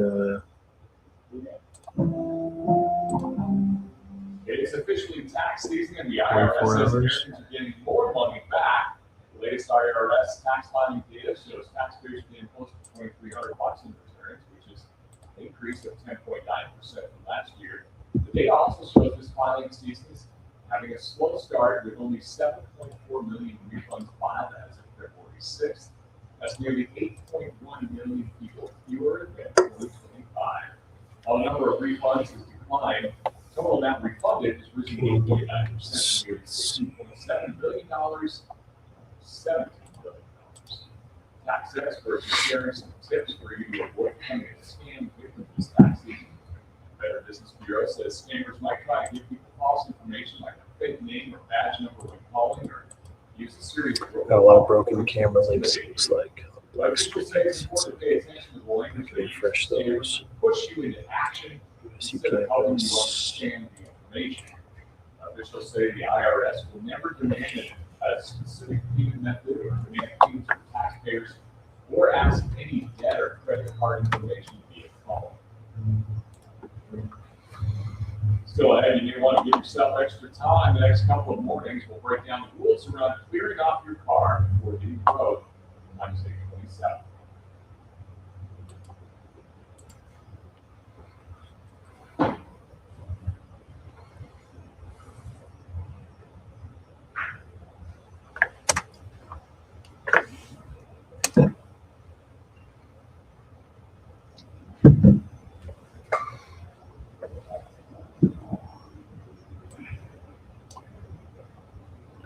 Two minutes out. We'll have a live look outside to go to the seat coverage box. Damon at the wall, Katya at the big one, Dan and Callie at the desk.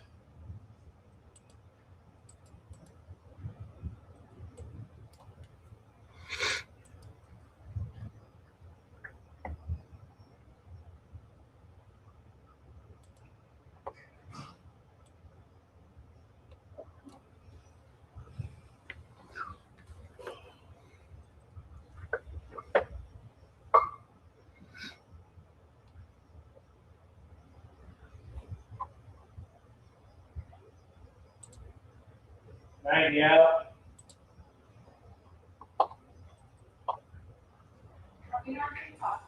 Yeah, we are. You're at the big one. Damon's at the wall.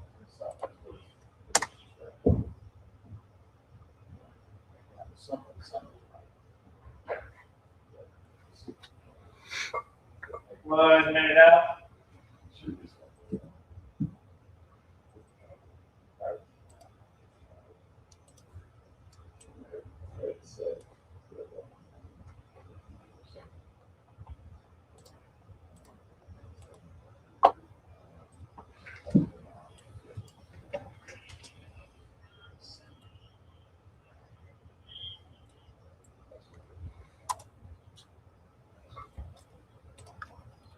30. Live look outside, 19 coverage box. It's getting cold. 200-degree wind chill temps. Stand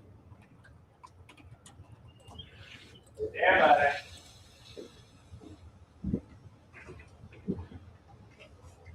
Hit 10, 9, 8, 7, 6, 5, 4, 3, 2, 1.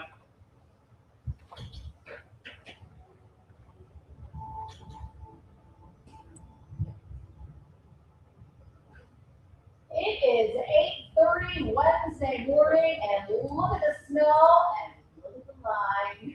Everybody's waiting to get out. 9 o'clock is when you're allowed to get on the list, so they're waiting. Oh, wow, all right. Okay. I know, we're like, we got 30 minutes to go. Live look at Solitude this morning where the snow is flying down here in the valley. We know that is still to come. We got team coverage for you this morning as the winter storm is moving into the state. Tina Giuliano and Fabio Stefano are tracking the latest conditions out on the road. And it Larson is. Ooh, looks like it's changed over for Weaver Davis County. And find out the timing of the storm, the severity, those kinds of important things. Yeah, and the fact that you're not gonna find much solitude on an outer day with the ski resorts, right? And that's what it's becoming, is just the beginning of the storm makes its way in. Yeah. The cold front will bring the heavier precipitation. Well, if you saw the cameras, oh, it looks like a pleasant view seeing snow now versus rain. So very shortly. radar is accurate there. Some precipitation, some of which is. Yeah, just took a quick break. Green indicates you still got some rain, but then this cold air spills in. Line up and go big because we got caught with King. Impressive numbers out of the resorts already. In fact, But that's what you expect on a good ski day, huh? 17 inches of rising, the big winter so far. Was Solitude, 19 inches of new snow, close to a foot at both parts of the mountain resorts. It's still burning. That's just the beginning of this storm cycle. Topping our day plan plus is the fact that we're also going to be dealing with that wind for a while longer. It's pretty blustery overnight. The wind advisory for western and northern Utah was allowed to expire, but behind the front, it's winds be out the northwest and still pretty gusty. But the strongest ones will be in eastern Utah until later this evening. And then overnight, everything will be dying down. And behind that front, the cold air spills in out of the northwest. So even though we've been off to a mild start during the afternoon hours, we're going to be hovering in the low to mid-30s along the Wasatch front. And that's the same time period where we could get the heaviest snow from late morning into afternoon. So that'll be slow going.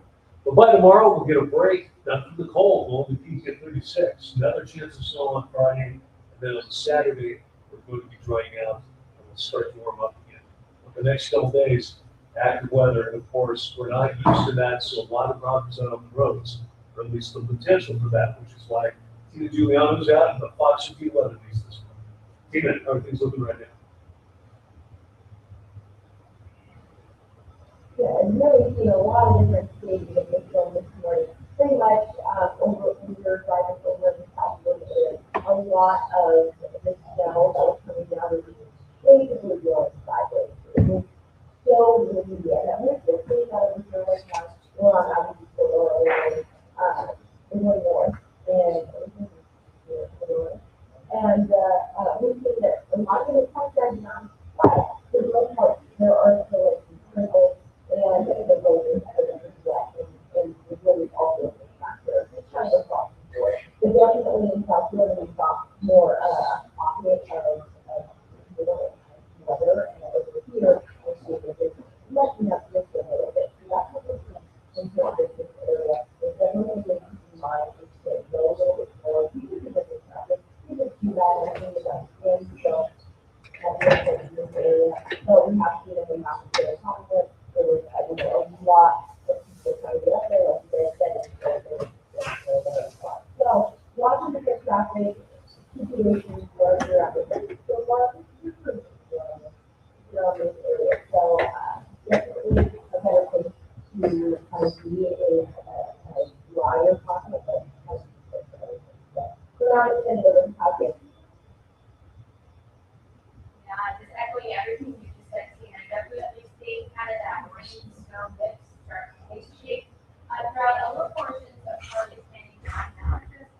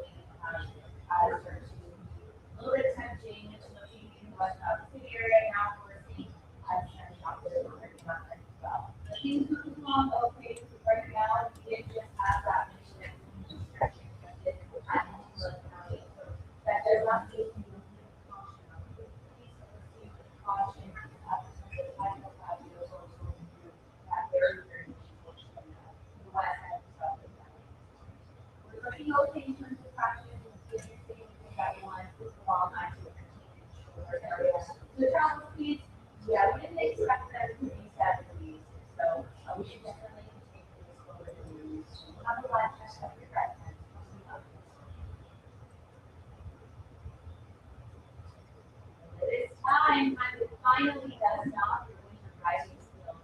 Literally, in partnership with Zero Fatality, sharing reminders for you as the ready to race. So, even with the warning of the first big storm across the West Front, this seems to take you by surprise. And I can't remember number one excuse to hear from drivers is that they were in a hurry. That you reach off the snow off their car. The urges drivers plan ahead and give yourself share for your permission.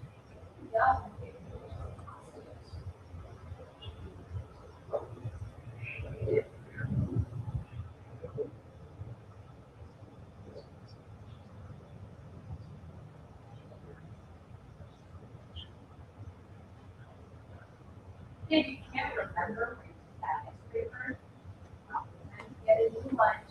Very nice and snow from the windshield is not just raw. See some of the special weather statements for snow squalls up north. Oh, they issued another one? Yeah, they just issued some for like Grantsville, up near Brigham. I just saw these because there's some for Southern Utah now. Yeah. Well, they're just special weather statements, so nothing crazy.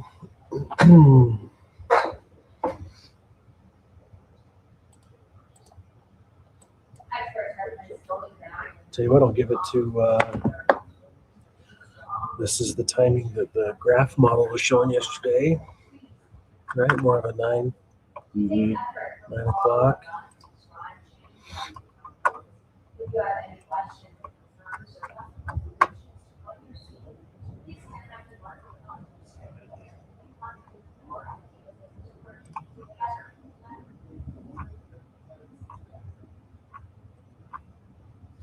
Blue ribbons and paper hearts are decorating the Westwood neighborhood of Addison. On the road, Las Vegas, weekend, one from the mother, police department murder suicide. You were in Nevada for a there was a candlelight vigil at Highland Park yesterday evening. And the gas boxes were used not to cover that. We respect their wishes, not for our condolences. Another news, the brother of Gavin Peterson, 12-year-old West Haven boy who died of child abuse in 2024, is headed to prison. Tyler Peterson was sentenced 5 years to life on a child abuse homicide conviction and 1 to 50 years for aggravated child abuse and obstruction of justice. An investigation showed Tyler's brother Gavin died from malnourishment. Tyler pleaded guilty to having a role in his death.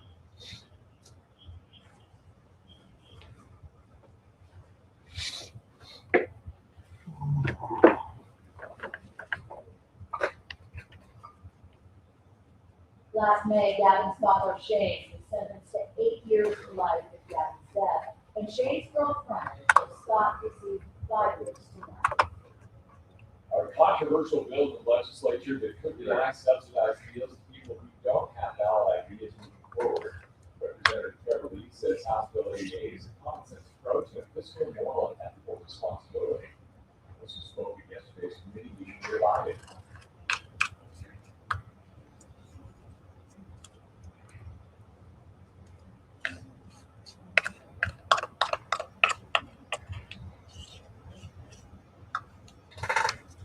The substitute version of HB 88 passed out in committee and will now go before the full Utah House.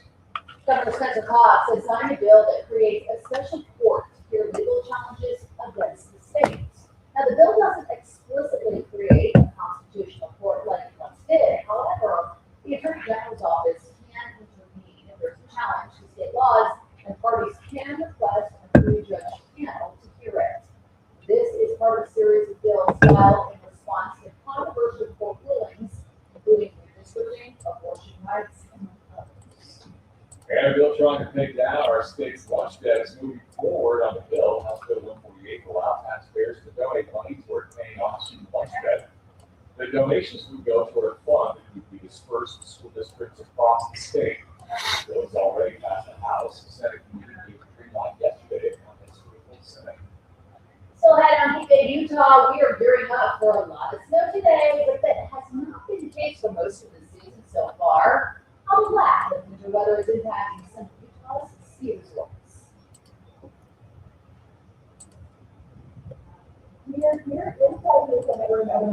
buildings, and you can see more of all of the individual athletes of all the buildings, and coming up with a Houston Tyler, who's made the great year for next week. And before we go to break, we want to let you know, Alright. you don't have to wait to get real-time updates on the weather situation happening right where you live. You can send the QR code that you see on your screen right now, or just go to the Fox 13 YouTube or Facebook page. There you can keep up with the latest on the storm. Utah Weather Authority Nick Larson is answering your questions live. There's a chat feature. It will take it down right to your own screen and let you know when the snow will be hitting. We'll be right back. Two and a half, we'll come out to 2 bucks, Dan and Kelly can toss the Nate. We'll go to Dan, camera 2.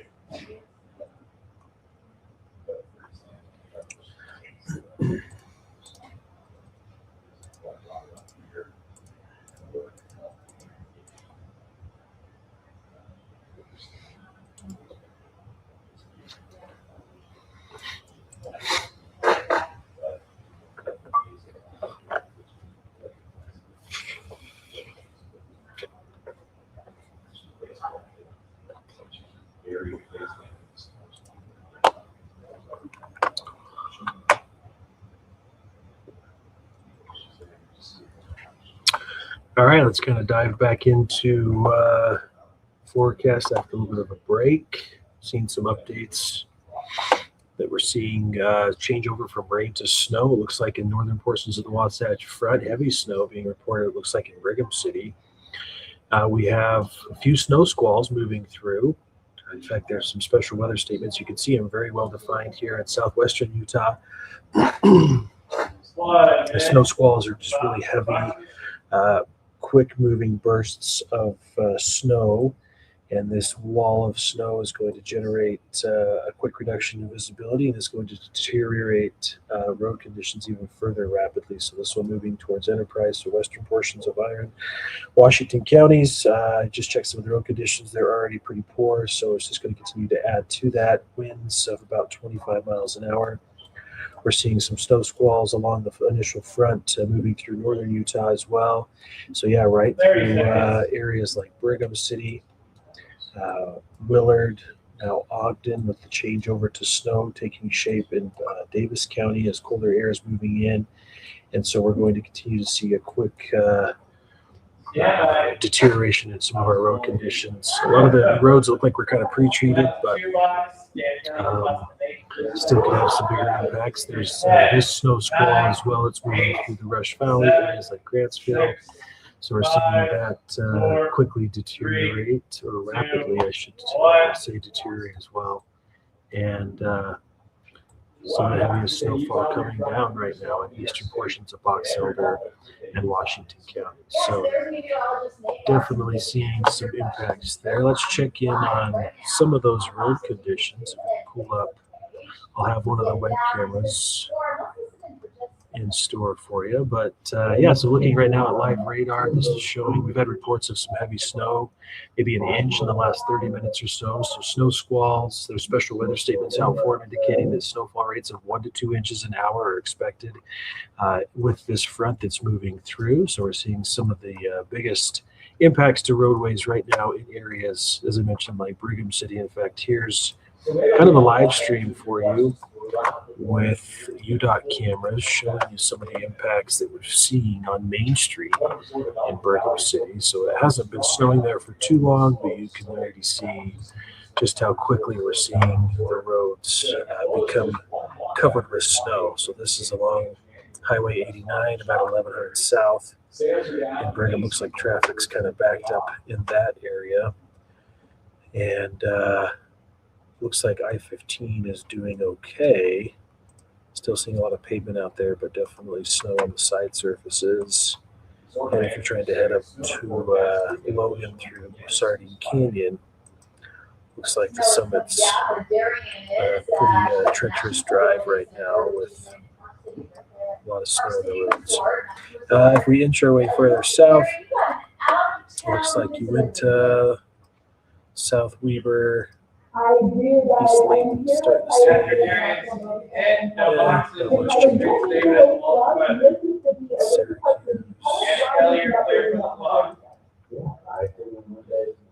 pull our radar again. It was looking.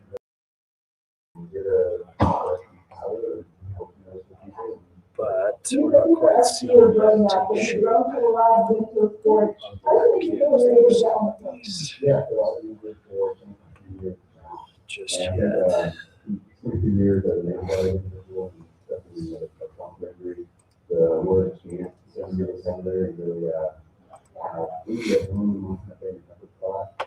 But it's a pretty fine line where we're seeing some of the change. So let me show you.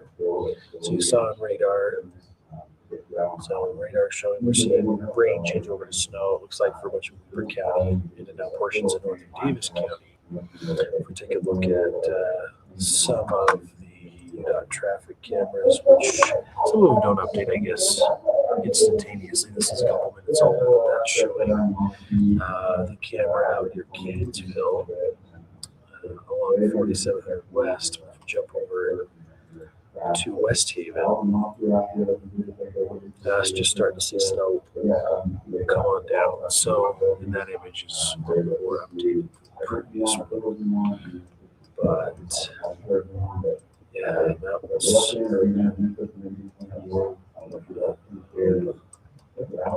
Obviously, the higher elevations have been hit hardest already this morning. One ship looking at pretty good road conditions despite some of the snow. Harley's not too bad. Park City, yeah, we've got slushy conditions up there. Snowy roads as anticipated. Well, we're still gearing up for the. You can see some of the impacts for travel impact map today. It's colder, it has filled in. A lot of these regions all over the world. Most area under moderate caution, but we're definitely seeing high caution for the higher elevations of the state, including the stretch from Richfield towards Cedar City along I-15.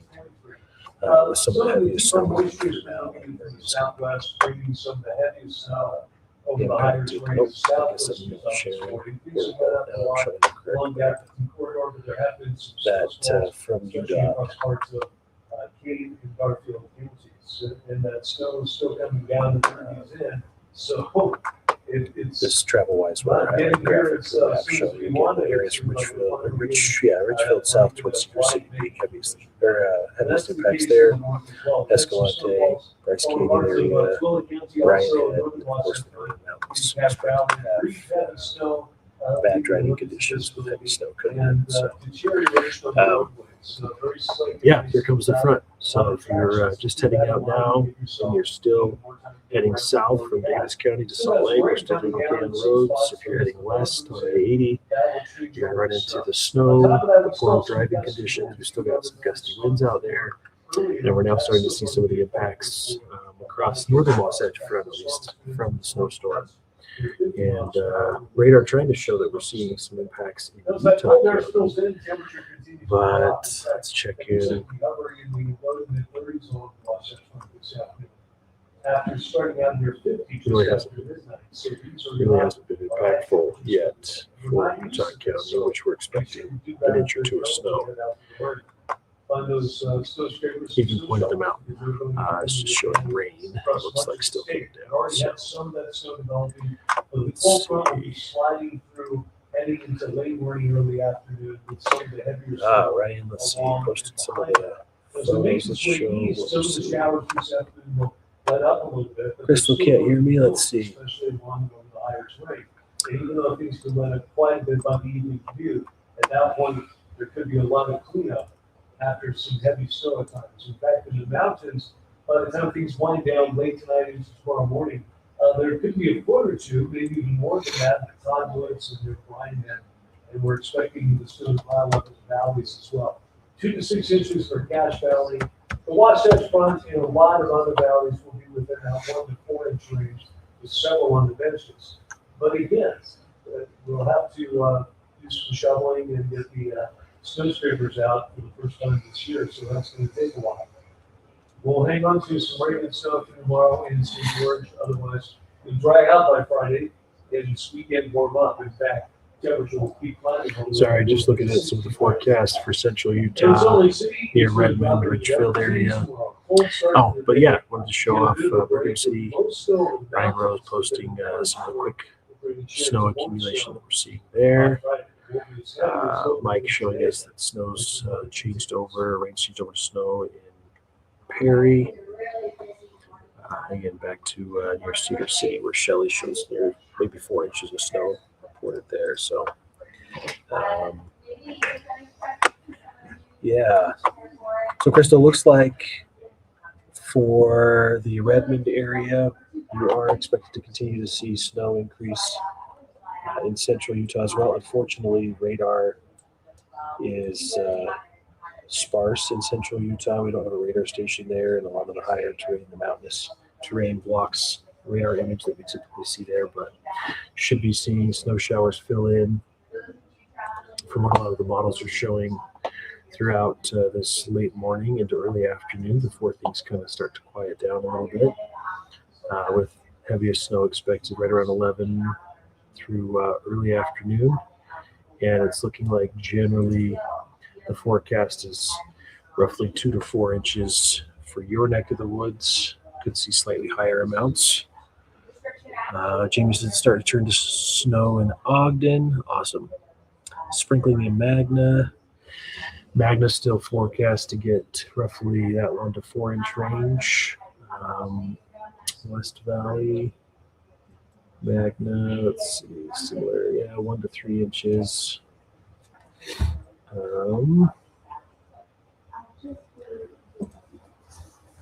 And so, yeah, statewide timing. Again, the front's kind of moving through uniformly through the state. So most of us seeing peak rain and snowfall rates now through early afternoon.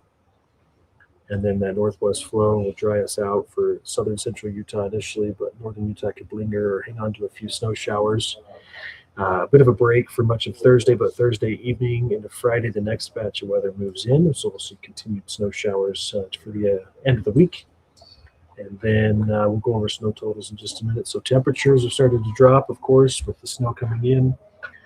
We're still seeing some strong relative winds out there, but temperature-wise, yeah, we're coming down from the 40s. So Ogden's dropped to 34, 37 in Salt Lake now versus we were about 42, 43 earlier, 36 in Provo, Lehigh's at 35. And we're going to hang out in the mid to low 30s for the rest of today with colder air filling in. So you see that pretty clearly on the temperature change map, showing the temperatures start to come down.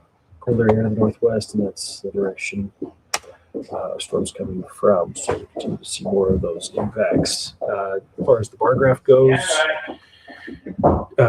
models again showing good chances of some snow showers off and on through the evening. Temperatures into the upper 20s, in fact, by late this evening. And so southern Utah, chance of rain and snow now, mostly rain and some winds in southern Utah, at least for lower Washington County, but we could have some stronger snow squalls moving through southern Utah. So snowfall amounts, again, the general forecast has been the 1 to 4 inch range for a lot of the valleys, benches maybe 4 to 8. This graphic kind of walk you through some of the different snowfall graphics. Looks like this one's been updated. I haven't synced it, so it might be current. Let's check this one instead. So one of the automated forecasts show through Friday evening. So this would include Friday's storm. Let's just back it up to today. Showing with our current storm, a couple of inches expected in addition to what we've already seen. So it looks like Brigham City's picked up a good half of an inch or so.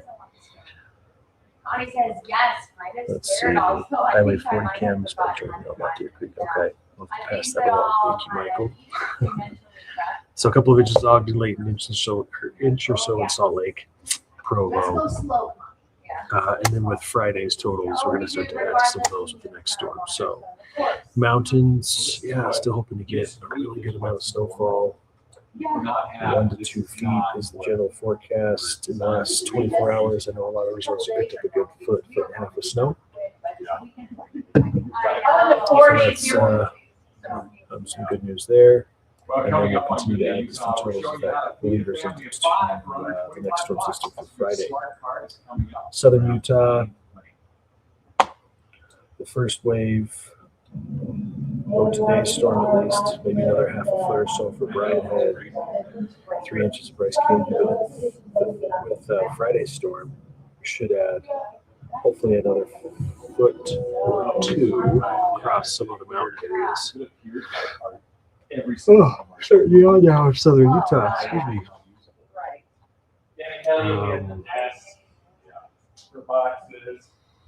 If we look at kind of the large scale feature, I thought I did this. I didn't finish. Let's see. I think I got distracted. So this is one of the global models. Let me just get rid of this ridge. So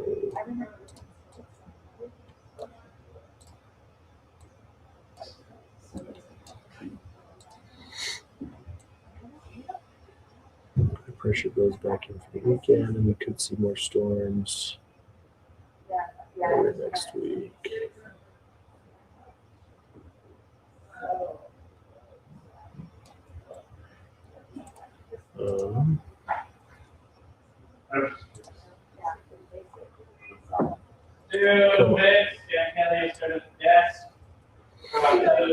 Number boxes, and the wall.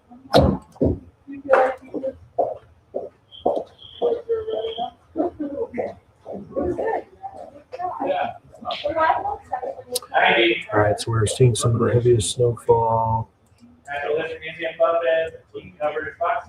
snow squall moving primarily west to east, about 25 miles an hour, putting down a decent amount of snow, could reduce or bring visibility down to a quarter mile or less briefly. We've got some snow squalls moving through, looks like portions of southern, southwestern Garfield, western Kane County towards Lake Powell. And then we've had some heavier snow squalls along the Wasatch Front because the front is marching in and it's packing a pretty good punch. And so we're seeing some of the heavier snowfall rates, 1 to 2 inches an hour, come in with this wave, with this initial cold front that's sliding through the state. So we get a bit of a radar block in central Utah, but there's likely a fairly continuous line of snow moving through western Miller and Juab counties towards Scipio and Richfield. Radar just makes it hard to pick up on that. Let's see what some of the UDOT traffic cameras are showing in that area, if anything. I guess I'm not sharing the screen yet. Mouse is going crazy on me. So you can see that. But quiet Fort. There's a camera near the some heavy snow. 4, 3, 2, 1. Let's see, that's that page. Share screen. Welcome back to the Utah. There we go. So this is just east of Enterprise on State Route 18. Yeah, definitely some snow on the roads this morning. So taking it easy out there. East of Enterprise as you head towards Central. No cameras for UDOT, at least out near Enterprise, but we definitely, this is showing some of the snow that's already moved through Utah, Nevada state line. Let's see. Snow, yeah, moving through southern Utah. Looks pretty active still. Or it was pretty active. A lot of the heaviest snow is pushed off east of Cedar, but another wave is moving in. Let's see, man, to show you moving through Enterprise. We've already had some really good snowfall in southern Utah near Brian Head, near Duck Creek. We've had reports of a good foot or more of snowfall. We're going to continue to see a chance at least of snow showers in the early afternoon for southern Utah before things kind of quiet down. But yeah, I'm not seeing much with what radar isn't showing. We don't really see much more along central Utah right now, 25 miles per hour. as we're waiting for the cold front to And sweep also through. not So the temperature down pretty quickly. out near Delta, With still winds pretty and traction, quiet. So if you encounter that, slow down even more, give yourself plenty of time to get around. let's see if we Otherwise, the see front is anything moving through, which is part of why those snowfalls change over in southern Utah, County. They're still a little gusty, and they'll be going Other parts of the northwest. county stay pretty quiet. Even more. Now, it looks like the best chance of some of the heavier snow on the Typical west side, Highway, particularly late Alpine. morning to mid-afternoon. Hopefully, a lot of that tapers off by the evening. But even so, there's possibly 1 to 4 inches on the valley floor, and maybe several inches on the benches. So maybe the snow does let up. Rain in There's still gonna be a Provo. lot of cleanup to do, or maybe just some slick spots out there, which means you'll need to give yourself extra time to get around. All right, so we should start to see, showers fill in over the next half hour across the entire Wasatch Front. Maybe an hour. But overall timing with what some of our in-house models are showing is pretty on point for the storm today. A little delayed from what we were anticipating yesterday, though, overall. And we'll continue to see impacts as the storm pushes through. So we're hoping for a good inch, maybe 2 with today's snow. General forecast is 1 to 4 inches. And benches are going to see a little higher loads, so slightly higher loads expected there. All right, what's different? We'll show ski resorts. I know we kind of went over some of those totals. Let's continue to update some of those totals as well as they continue to grow. Where what does Snowbird now show? So 18 inches in 24 hours. I updated that one. This is the initial snow report that comes out and updates the one time. So you have to go to individual websites to see if they update, which they don't always either. But it looks like 19 and 24 hours. It's always quick to update. 19 and 24 hours. In fact, we got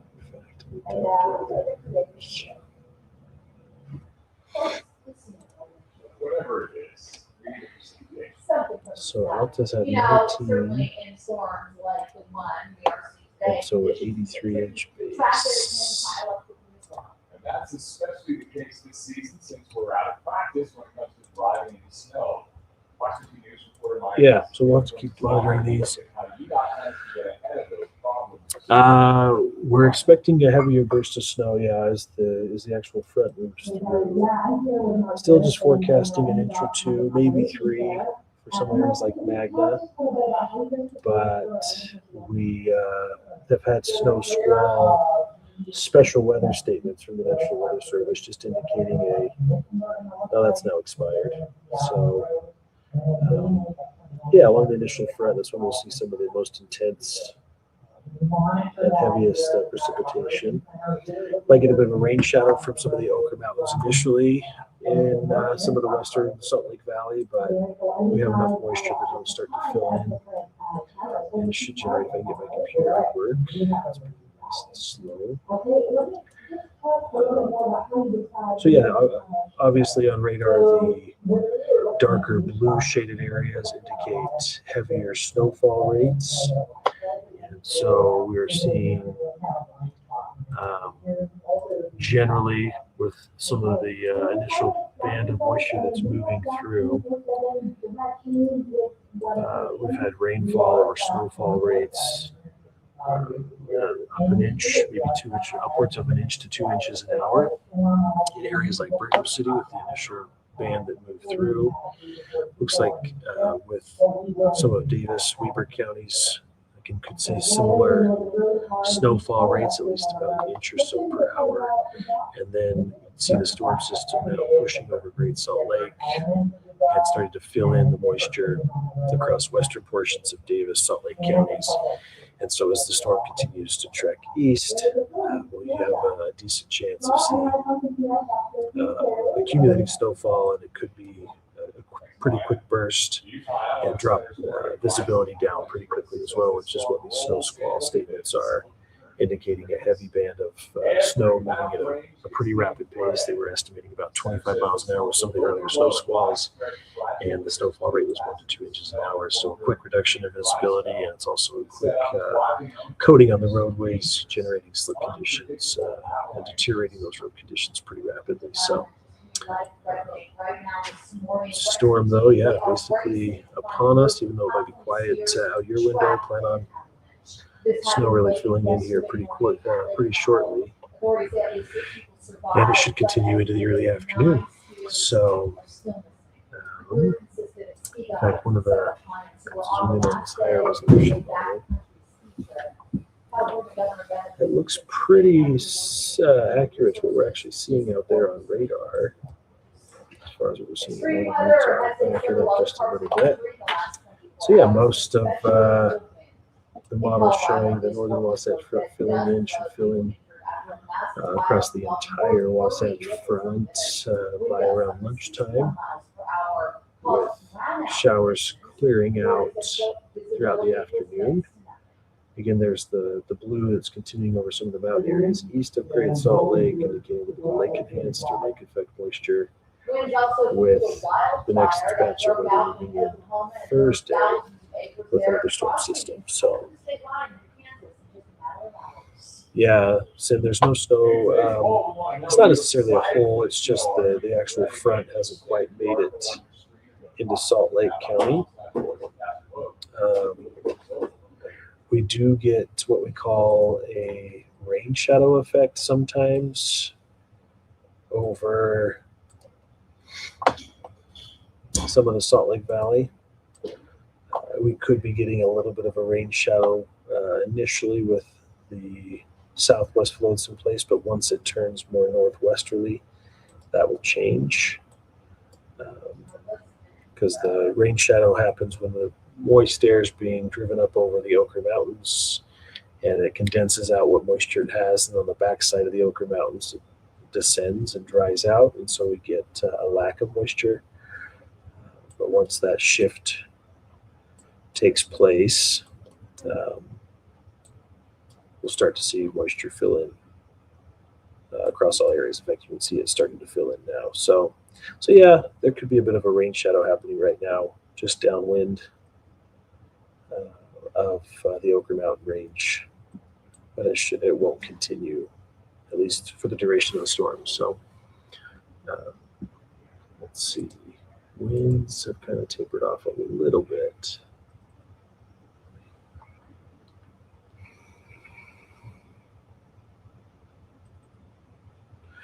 Yeah, we're watching this band of snow in southern Utah. Snow squall. Is it a snow squall warning? Yes.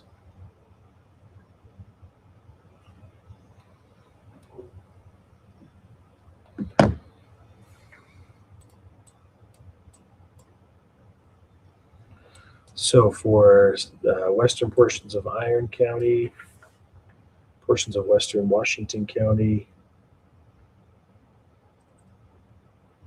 moving pretty quickly, about 45 miles an hour, bursts of heavy snow, gusty winds. Gusty winds could knock down tree limbs or go around, of course, unsecured objects, but travel is going to be difficult along this stretch of I-15 as this quick moving band of snow moves through. So be prepared if you're in that area for a quick increase in snow shower activity, as well as a reduction in visibility and even further degrading road conditions there. So looks like it didn't get too bad over It's 10 minutes after Bryce 9 now, Canyon. Wednesday morning. Today, we are tracking the winter storm hitting our state throughout the day, Utah. Meteorologist Dave Larson is answering your questions actually. Yeah, we've got, again, this snow squall warning that's now been issued for at least lower portions of southwestern Utah. This band of snow is moving pretty quickly. It's estimated at about 45 miles an hour, and it is going to bring a quick burst of snow to the I-15 corridor. So if you're traveling in that area, we're going to see a quick reduction in visibility and likely a quick half of an inch to an inch of snow being coated on the roadways there as it moves through. So you're going to, if you're hitting the roads here pretty quickly, be prepared for some visibility impacts with the snow moving in. The strong wind gusts of about 45, 50 miles an hour could blow you around a little bit more, maybe even blow down some tree limbs or some unsecured objects. We'll be watching for any power disruptions there, or of course any impacts to the roadways. And then of course the front moving through quickly across northern Utah. Snow starting to fill in nicely, or if not rain and snow over to snow. Reports of that across the Wasatch Front.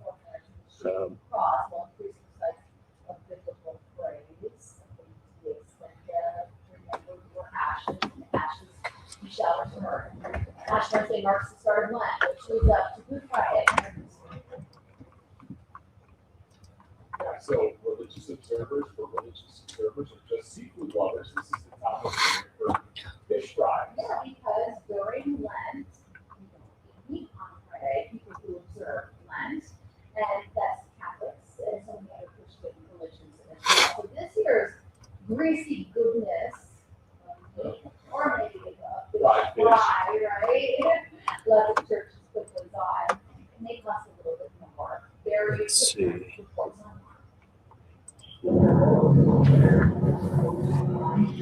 Buyers for nappies.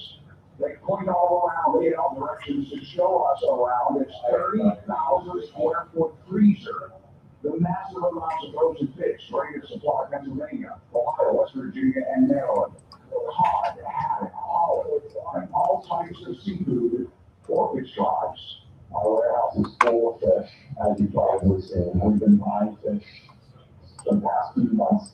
We have truckloads upon truckloads of fish.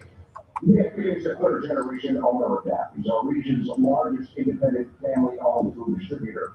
Fish prices have certainly changed over the years, mostly going up, especially in the last 3 years, for an unexpected reason. That's misleading. Let's see.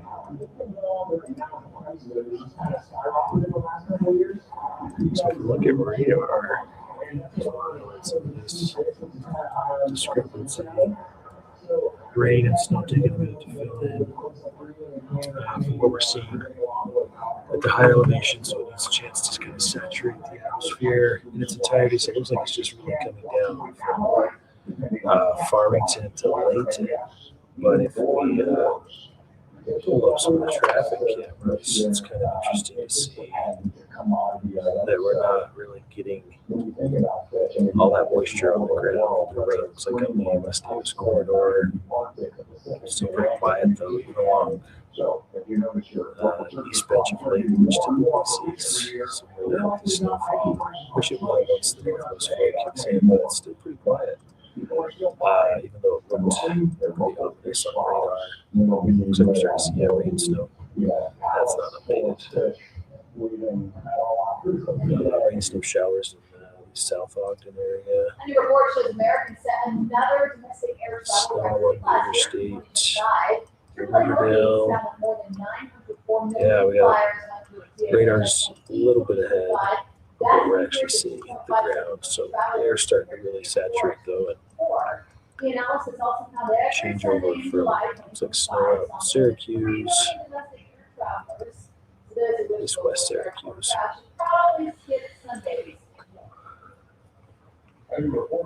What day is it cheapest for Americans to fly? Well, we're going to stop for a quick break, but I'll be back in just a little bit. Go over more of some of the snowfall guesstimates and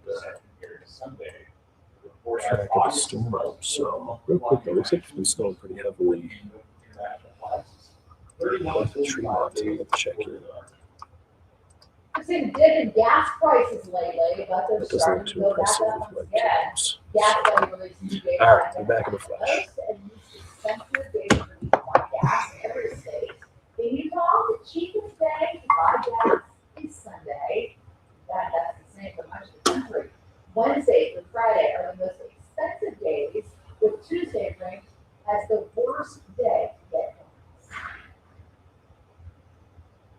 Darian is showing us a really neat program designed to get everybody involved in the winter sports that they'd like to pursue. Hey, Darian?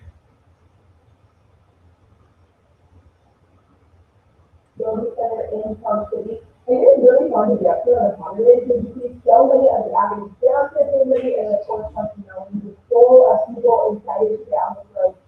Right now, I'm here with mostly we have overseas events and other programs. The next thing is Tiger, who is actually a veteran of Company Block. And we are you guys doing something special for veterans, is that correct? For veterans? Ladies, sorry, I should say, will be our first ever ski-a-thon. So that will be this year, and this year our time today and first time will be a it's all about this ski-a-thon. What is that all in here? Oh my gosh, it's amazing. So we'll have Payday Open like I mentioned, and first time, and we'll have food trucks, a bar, everything for everyone. There's also other events like too. Why is it important for you guys to do this event that engage with community? Yeah, we just love to get everyone together and embrace this really fun, diverse community that we have, and also be able to embrace the money for what we do here. Yeah, we talk about what it is, and we feel that through those two board, you know, yeah, about the theater. Same, yes, it would be great. You can go to an actual $30 and the program. Okay, yeah, now we feel really excited and stuff to say. I really need to be able to come to work here every day and know that the reason of the lives of people of all ways. It's really the best. Sounds so sweet, but I feel so lucky to work. Not only are you so great up there, but just as Marcy said, if you'd like to register for any of these events, or if you'd like to come up here for more other programs and find out more, you can type online nationalvotingcenter.org. Great program, with wonderful people involved. Thanks so much, Sharon, for giving us a glimpse inside. Best of luck for their ski-a-thon. Yeah, now great timing with the weather. I mean, finally, we're excited about skiing. It finally looks like winter. In fact, it's in full swing for a lot this morning. You can see it. We've had widespread snow developing across the state. Some of the heaviest has been in southern Utah in particular. Now stretching from Washington, Iron, and up into Beaver counties, where there's actually a snowfall warning that'll be in effect until 10 a.m. Some of those winds have been up to 50 miles per hour, so not only sudden and brief heavy snow limiting visibility and making for some icy roads, those winds are strong enough that even tree limbs can be blown down and insecure objects can get blown around. So hunker down, keep that in mind. That's a factor. We've had some snow squalls that haven't been as strong, but still popping up along that cold front, along the northern Wasatch front of the Wasatch Back and sending over into Cache Valley. But the green indicates we still have warm enough there for some rain, but it won't stay that way very long. We're going to get that cold air swing in. It'll change over to snow. Temperature is 37 degrees currently in Salt Lake City. Most valleys are in the 30s. A lot of these readings, at least in the northern and western part of the state, lower than earlier this morning before that cold front came in. It'll slide southeast across the state for widespread snow. Behind it, cold air leads its way in, and temperatures tomorrow really go into a free fall. Even today, we'll only hover in the low to 30s along the Wasatch front this afternoon. A lot cooler than it was earlier this morning and ahead of the storm. You beat the 47 in Moab, same thing expected in St. George. Best chance of the heavier snow will be as the front makes its way through the central part of the state from late morning into mid-afternoon. After that, snow showers taper off a bit, even though they'll still be coming down along the northern mountains and down in the valleys after we get some heavy snow. We're still going to have to do some cleanup this evening, so that might really slow things down, even if things let up in time for the drive later this evening. Northern mountains could be looking at a foot or two of snow piling up close to that in the southern mountains, maybe 3 feet or even more near the Cottonwoods, Bryan Head, Wasatch Back. You get 6 to 14 inches. Most valleys will be within the 1 to 4 inch range, but there's a possibility we could get several inches up in the mountains. In St. George, it'll stage rain with some snow mixed in. Get a little bit more than that tomorrow. Dry out Friday. This weekend looks good. Sunny, and by early next week, blending all the way up to the low mid-60s. And in northern Utah, a cold day tomorrow. We'll get a little break with most snow showers just lingering over the mountains. But then another chance of lighter snow showers on Friday.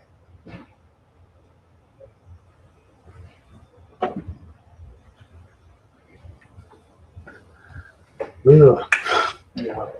It's just that stupid warning right before I went on. Are you guys weathered out. Yeah. Nate is. I think I've said the same thing like 400 God, times. you've been on constantly. I'm impressed.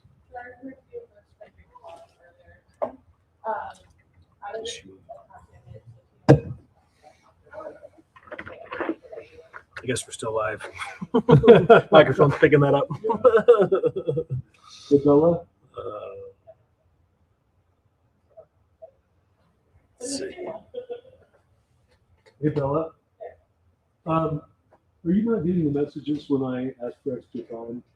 No, did you need it? No one told me. Okay. No, really? Okay. I'll add extra time. I had the time to spare, so I'll add it for I you. just thought that, like, they asked me this morning, I just thought everybody gets told for all I come in later than 15 shows. Okay, maybe that's it. 15 shows. You would think. Yeah, You would think they come. because I was like there, I was like planning at 2:30. Okay, so how long do you want in your main? 30 seconds in your main? Yeah, I usually ask for 30 seconds extra. And then- it's like the B and E. Okay, and then any for the first? I think you have one more first one for the people. No, not this. Keep that one the same. Yeah. Okay. Thanks.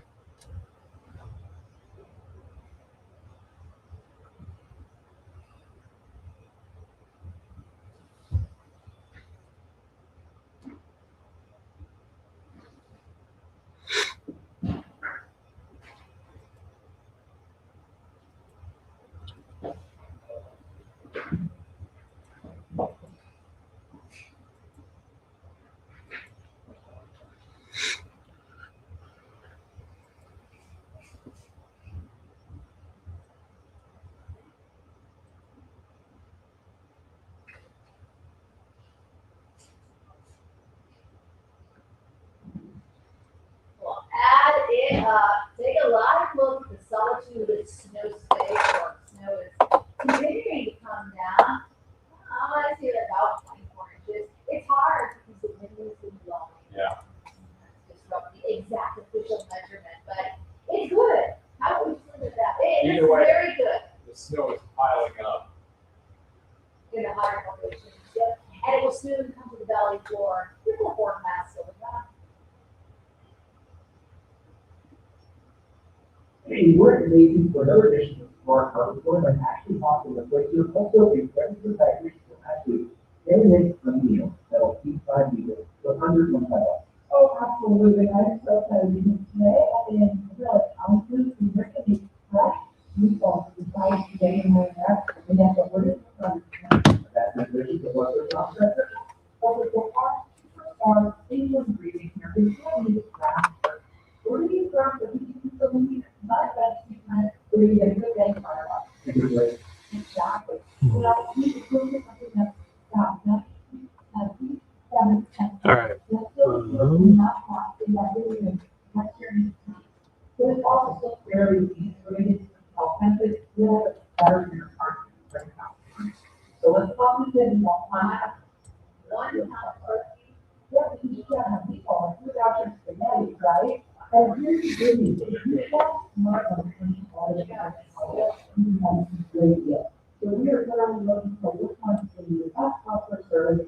Then we're gonna go with the convenience, the $1.49. We're gonna be able to use all of it. All right, welcome back. Do a quick recap. Meteorologist Nate Larson here, just trying to track the progress of our storm system. Wyatt just asked for the Magna area. Yeah, expected to see some snow today. Forecast for a lot of the valleys is 1 to 4 inches. It's looking like Magna, depending on how close to the Oquirrh Mountains you are, right? So we know that it starts to slope up a little bit. We're not we're under more of a northwest flow after the front moves through, getting a bit of a rain shower right now, hoping for a good inch, maybe 2 inches. This model is showing just an inch. We're just shy of that for Salt Lake City, a couple of inches for Layton and for Ogden. And then with the next batch of weather moving in on Friday or late Thursday, Friday, could pick up another inch or two in the valleys. So yeah, hopefully go sledding. An inch is kind of hard, just enough to cover some of the grassy surfaces, but from what I can see right now, it's looking like about that much. Ignored some of the totals on this. I just wanted to, let's see, zoom in on this map, see what it shows. So some of the higher resolutions forecast.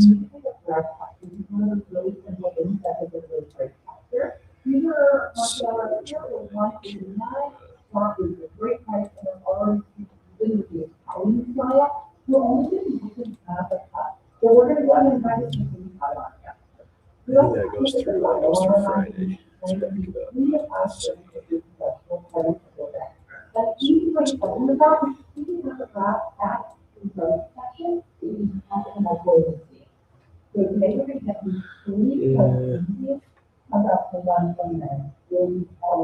Today it's looking like the 1 to 3 inch range for the Magna area.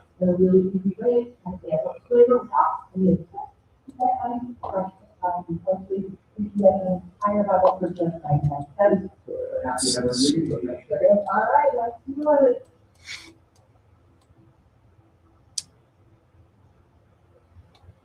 Okay. So check this. If you out $20.78, so that's before. Yeah, so for along the Wasatch Front, most are seeing that 1 to 3 inch range from Ogden, Clinton, Layton, Farmington. The benches, of course, can pick up more than that. Salt Lake Valley, 1 to 3 inches being reported there. The light blue shaded area you see by the airport, it's about an inch. As far as what's forecast for today, with the Northern Valley is expected to see a little bit more, closer to the 3 to 6 inch range for areas like Logan, Idaho. Even Brigham City popping up in there. The North Ogden bench tends to do better, closer to that 4 to 8 inch or 3 to 6 inch range. With heavy snow, of course, for the Cottonwoods, the Western Uintas, where we winter storm warnings, the Wasatch Plateau, some of the Brook Cliffs. So Central Mountains looking to do pretty well with the storm. And then we could see a little bit more, as I mentioned, with the storm system Friday and Saturday. Quite a bit more across the central part of the southern part of the state. So let's see. Get rid of that one.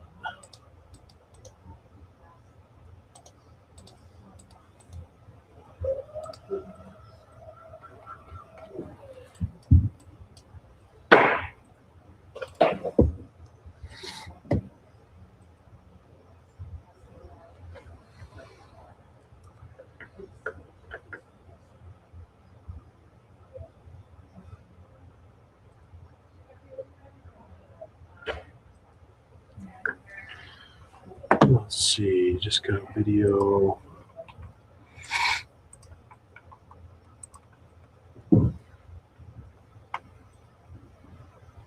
Enterprise. All right. Yeah, Wade. So this is an area that saw a snow squall move through. I'm going to share the screen.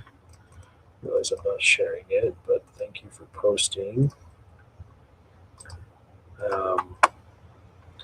Wade Whitman. Let's see, it was white out.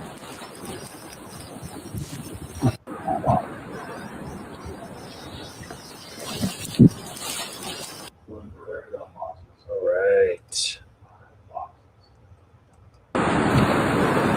Love that. Yeah. We talked about snow squall moving through. So yeah, areas like Cedar City going to get slammed with a quick burst of snow. Where did it just make that? What's that?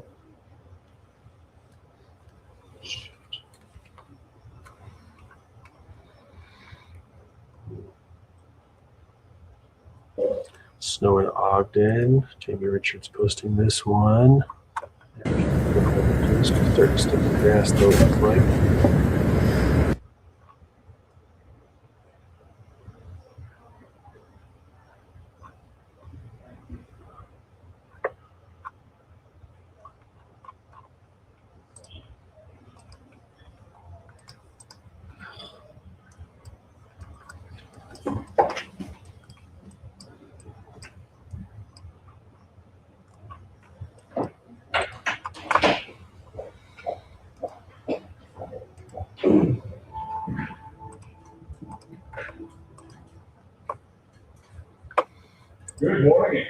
stormy hump day. Here's a lot of our old milk camera. We've got a lot of water out there on the roads. And it looks like in this area anyway, it must be coming down as rain. It's wet. The roads are super wet. And So here's a shot of Minersville Highway, south of Enoch. Yeah, it looks pretty snowy there. Let's track where the snow squall is that's moving through southern Utah. It's definitely moving through that region. And no other boarding in Larson. What we're seeing out there. And it does look like, yeah, we're seeing some really snowy roads. We've been waiting for the snow to get going. When will it hit? Well, it's changing over right now. That cold front is Yeah, moving in so along the west what we're coast. seeing on radar, let's take a quick peek Over the last couple of hours. over Widespread precipitation developing in the at north. I-15 from Paragon to Cedar, see what it's showing. See what I That folder find. still in. That's Enoch, that's kind of in that same area. Along the north and west edge front. Summit, In the process of doing that, Southern Davis County. still looking pretty quiet. Keep in mind, we You also can see have the snow snow squall. squalls It's meaning, heavy snow, gusty winds, leading the limited visibility, and some icy roads. So another reason to give yourself plenty of time. to, yeah, here's Get around this morning, and even as here's we the head into the airport, afternoon. Cedar City. Now, the winds in the north are dying down, not entirely. They're out of the northwest. That's colder. Just still in south of that this direction. There's still going to airport. be gusty over southern and eastern Utah for Pretty the rest messy. of the day. Possibly So that's headed towards the downtown area. So yeah, plan on quickly deteriorating road conditions or quick drop in visibility, especially with that burst of snow moving through. Winds out of the northwest. So with that being the case, when we started that. You saw that video of Enterprise, so We'll have them low to 30s this afternoon. And from late morning to mid afternoon is the best chance of some of the heavier snow showers, which will be not letting out expecting this evening. snow in St. George, but this quick burst of the showers, the snow squall essentially, might see a winter mix, so it's pretty quiet right now. Part of it kind of thins out as it moves into those lower elevations. Dry out, start warming up again, which I'm not sure what the subject is. We want to check out the roads as we have been all morning long. Tina Giuliano is out of the Fox. Yeah, Wyatt, no problem. Tina, Thanks for tuning in. Appreciate it. So,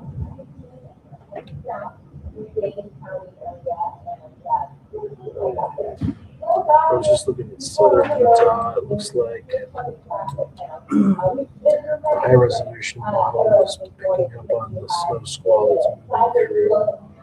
Kind of changes it over to rain for lower Washington County. Nobody. Move through by midday, but another quick batch of rain moves through right around 1 o'clock before things are a lot quieter down, at least in lower Washington County, until the next wave moves in Thursday. It's supposed to be mainly Thursday evening, but this model's bumping up timings. It's right around 1, 2 o'clock, so we can start to see shower activity earlier on Thursday than what was previously thought. And then for northern Utah, not much change from what we're seeing. So finally starting to see some snow fill in, which it should be widespread by lunchtime, so the next hour or two. Should you see a changeover from rain over snow, and any radar shadowing or rain shadowing or getting off the over should diminish with that. So let's see. Yep, snow squall headed towards Beaver as well. We know that the pass from Beaver to Cedar City can be pretty treacherous and plan on some really poor driving conditions there as that continues to make its way through. We have, let's check in on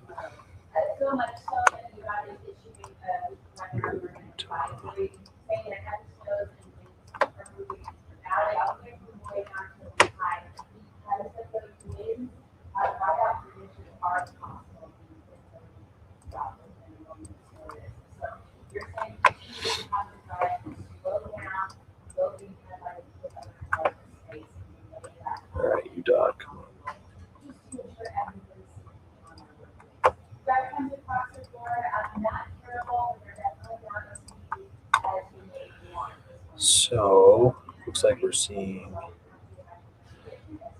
So the radar is showing pretty widespread shower activity with the main line. Well, it is time finally. Just the front starting to work its way towards through Magna, I guess, towards Salt Lake City. Still generating rain, at least on radar, but switching over to snow as the cold air fills in behind it.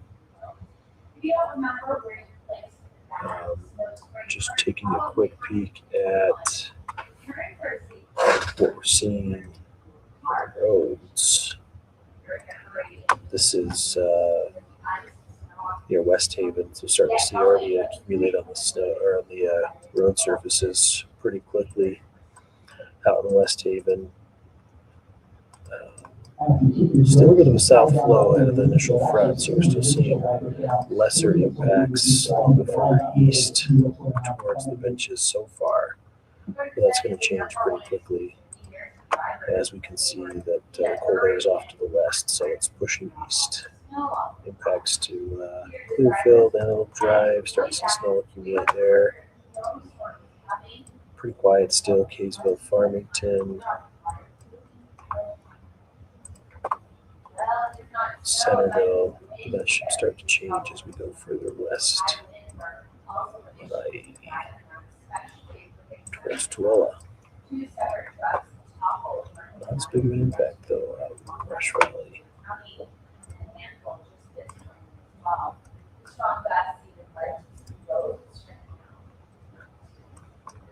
We need to have that energy on Wyoming, it's like hanging on the button box.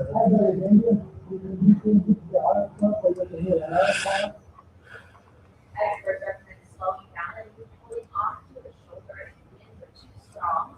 Make sure you plug the leaves when you call objects like trees that come over. Well, it takes effort from all of us to try to change on our roads. If you have any questions, concerns, and possible solutions,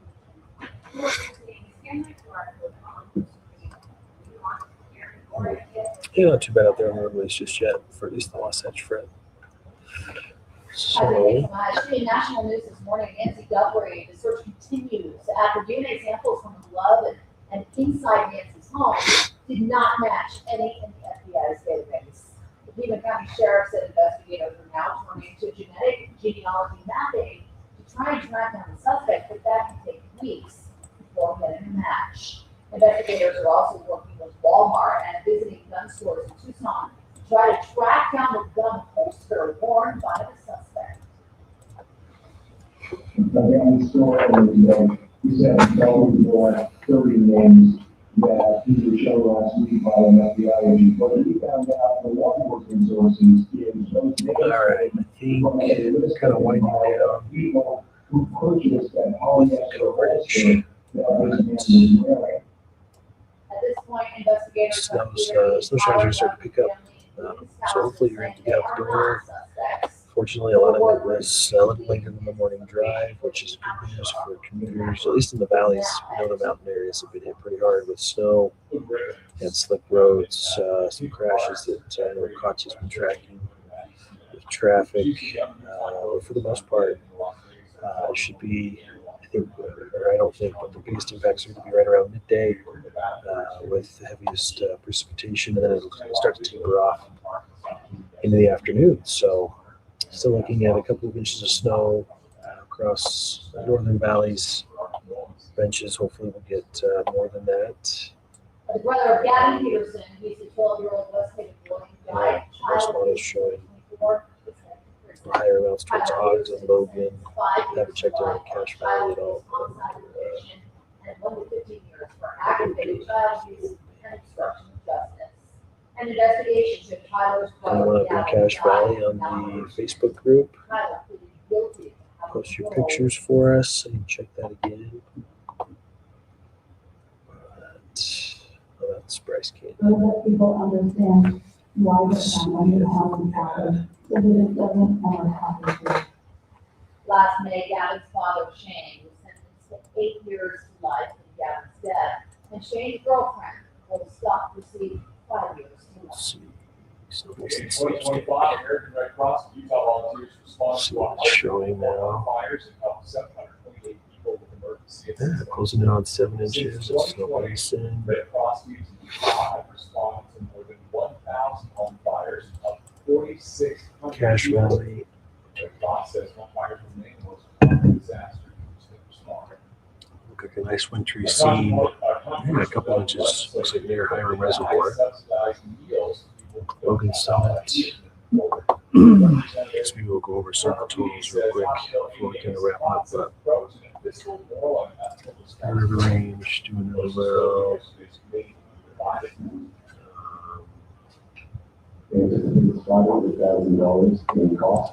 See what Panorama shooting. There's no stake.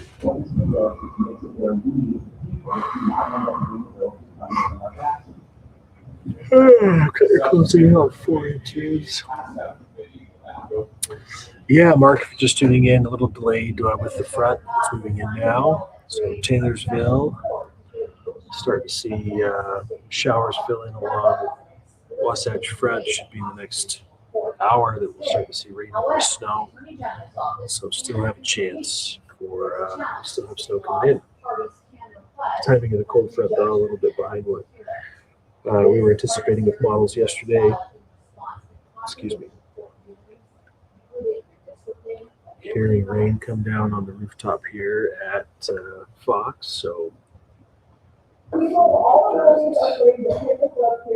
even be some sleet. I haven't been outside yet, but you can hear it coming down.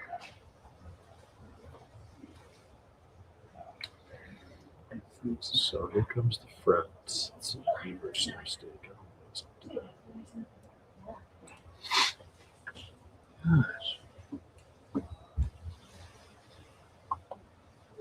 Yeah, clobbering Beaver Mountain.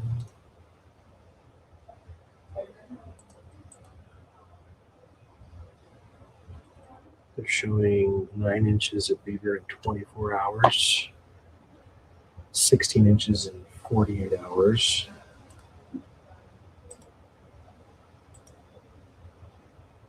And we are hearing the rain on the rooftop, so let's see.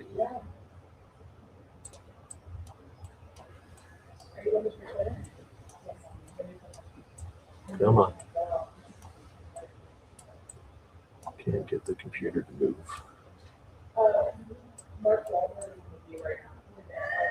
Yes. Really? But would you if you were here?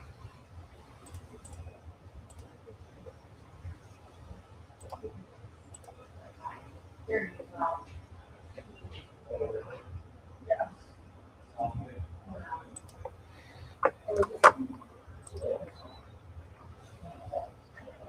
Yeah.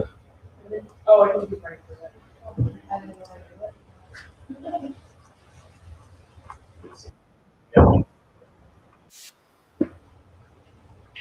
it. Looks like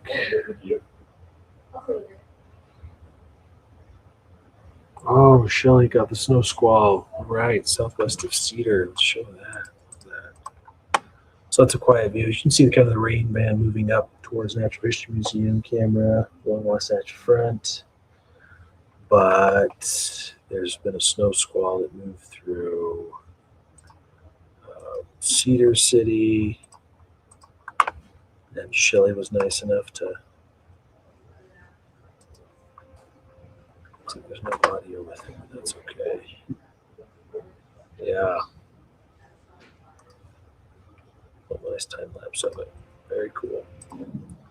Welcome back to Good Day Utah. We are tracking the winter storm hitting our state throughout the morning here on Good Day Utah. That sounds like we're getting some Kaysville. Nothing yet.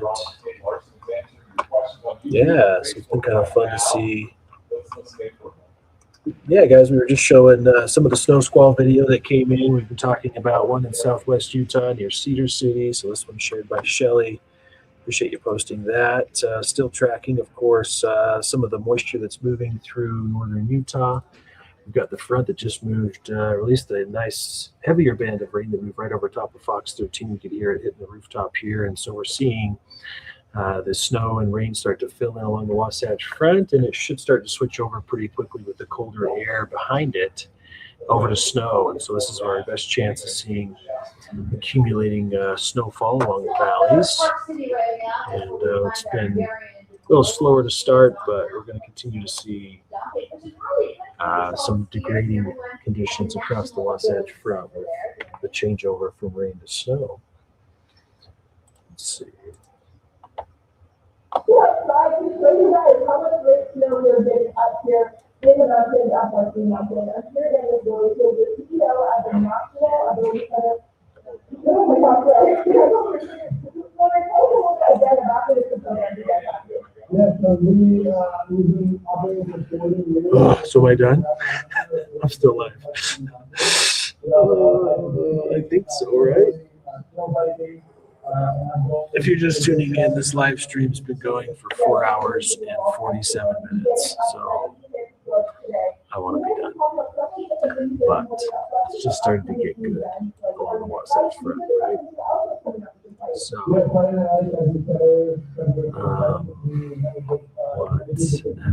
show? I was going to show you where we have moisture. So, these are all automated sites, so I don't know. Sometimes they're not as accurate as we would. But let's show.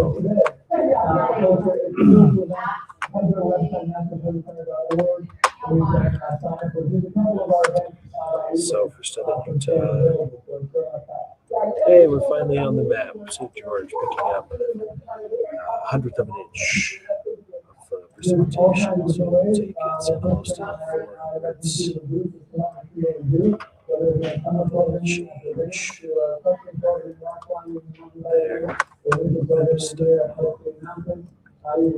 Utah valleys, precipitation wise, we're at similar amounts for St. George.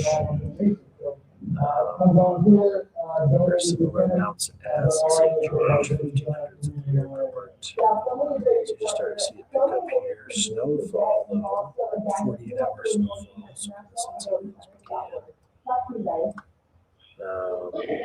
Tony Grove, 16 inches reported there, 14. Elastic, it's kind of an elastic slingshot back to the old Temple Fort, 13 inches. Take care.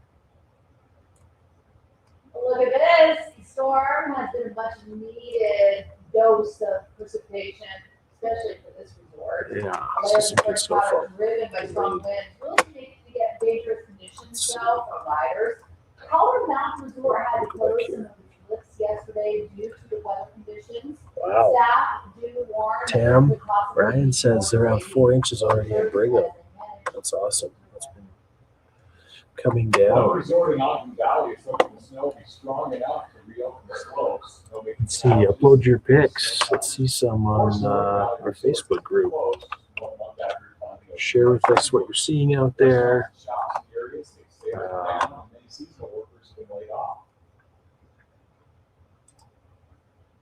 The local team really jobs that I drive, down over, on a house to get a job, but it's really hard. Yeah, we can pull that up for you. Sweet, 4 inches in Brigham. They need it, we all need it. The sleet that was pounding down on the roof here, it seems to have stopped now. It may have turned to snow. Yeah, it's changing over to snow, right? It's a lot lighter. You know, the storm moved in later than originally expected, but that worked out pretty well for the morning view for a lot of you. But now things are ramping up as expected. Temperatures hovering in the low to mid-30s along much of the Wasatch Front. You need a good coat when you head out the door, in part because we've got that wind that's picking up. Of course, this big blows through overnight as well.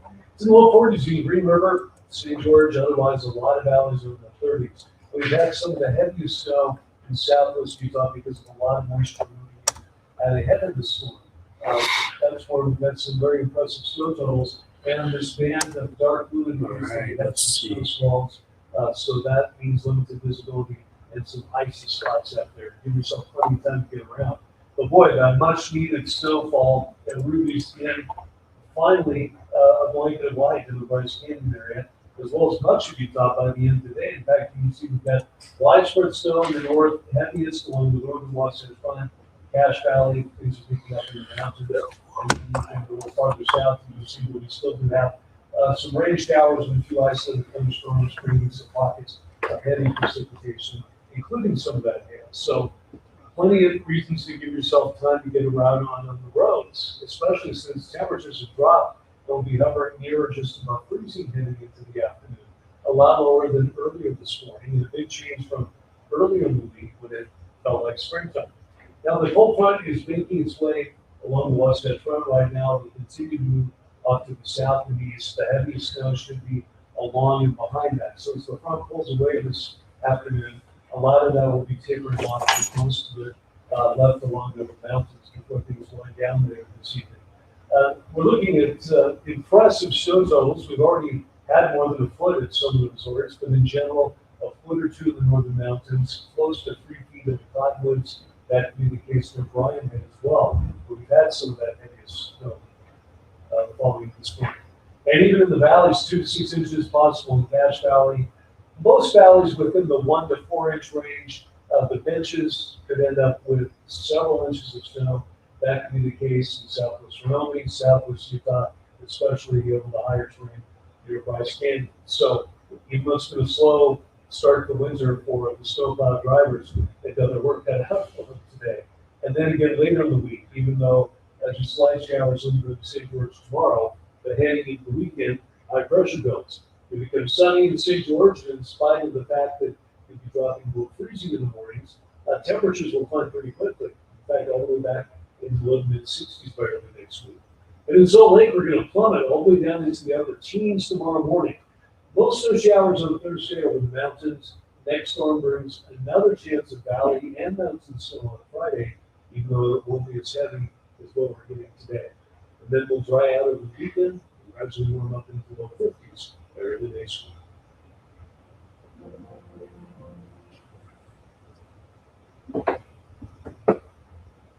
Last lot.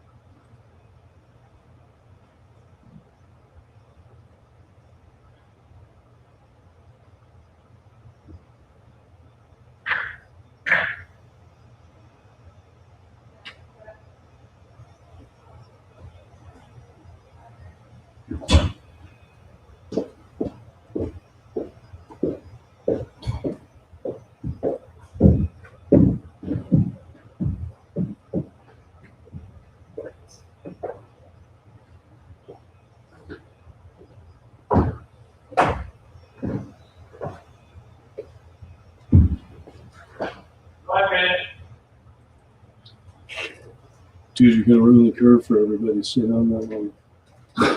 Oh, I don't know what, how we're supposed to go. I think I'm done, right? Can I stop? Just, Yeah, I just did it. like I said, I mean, when I've seen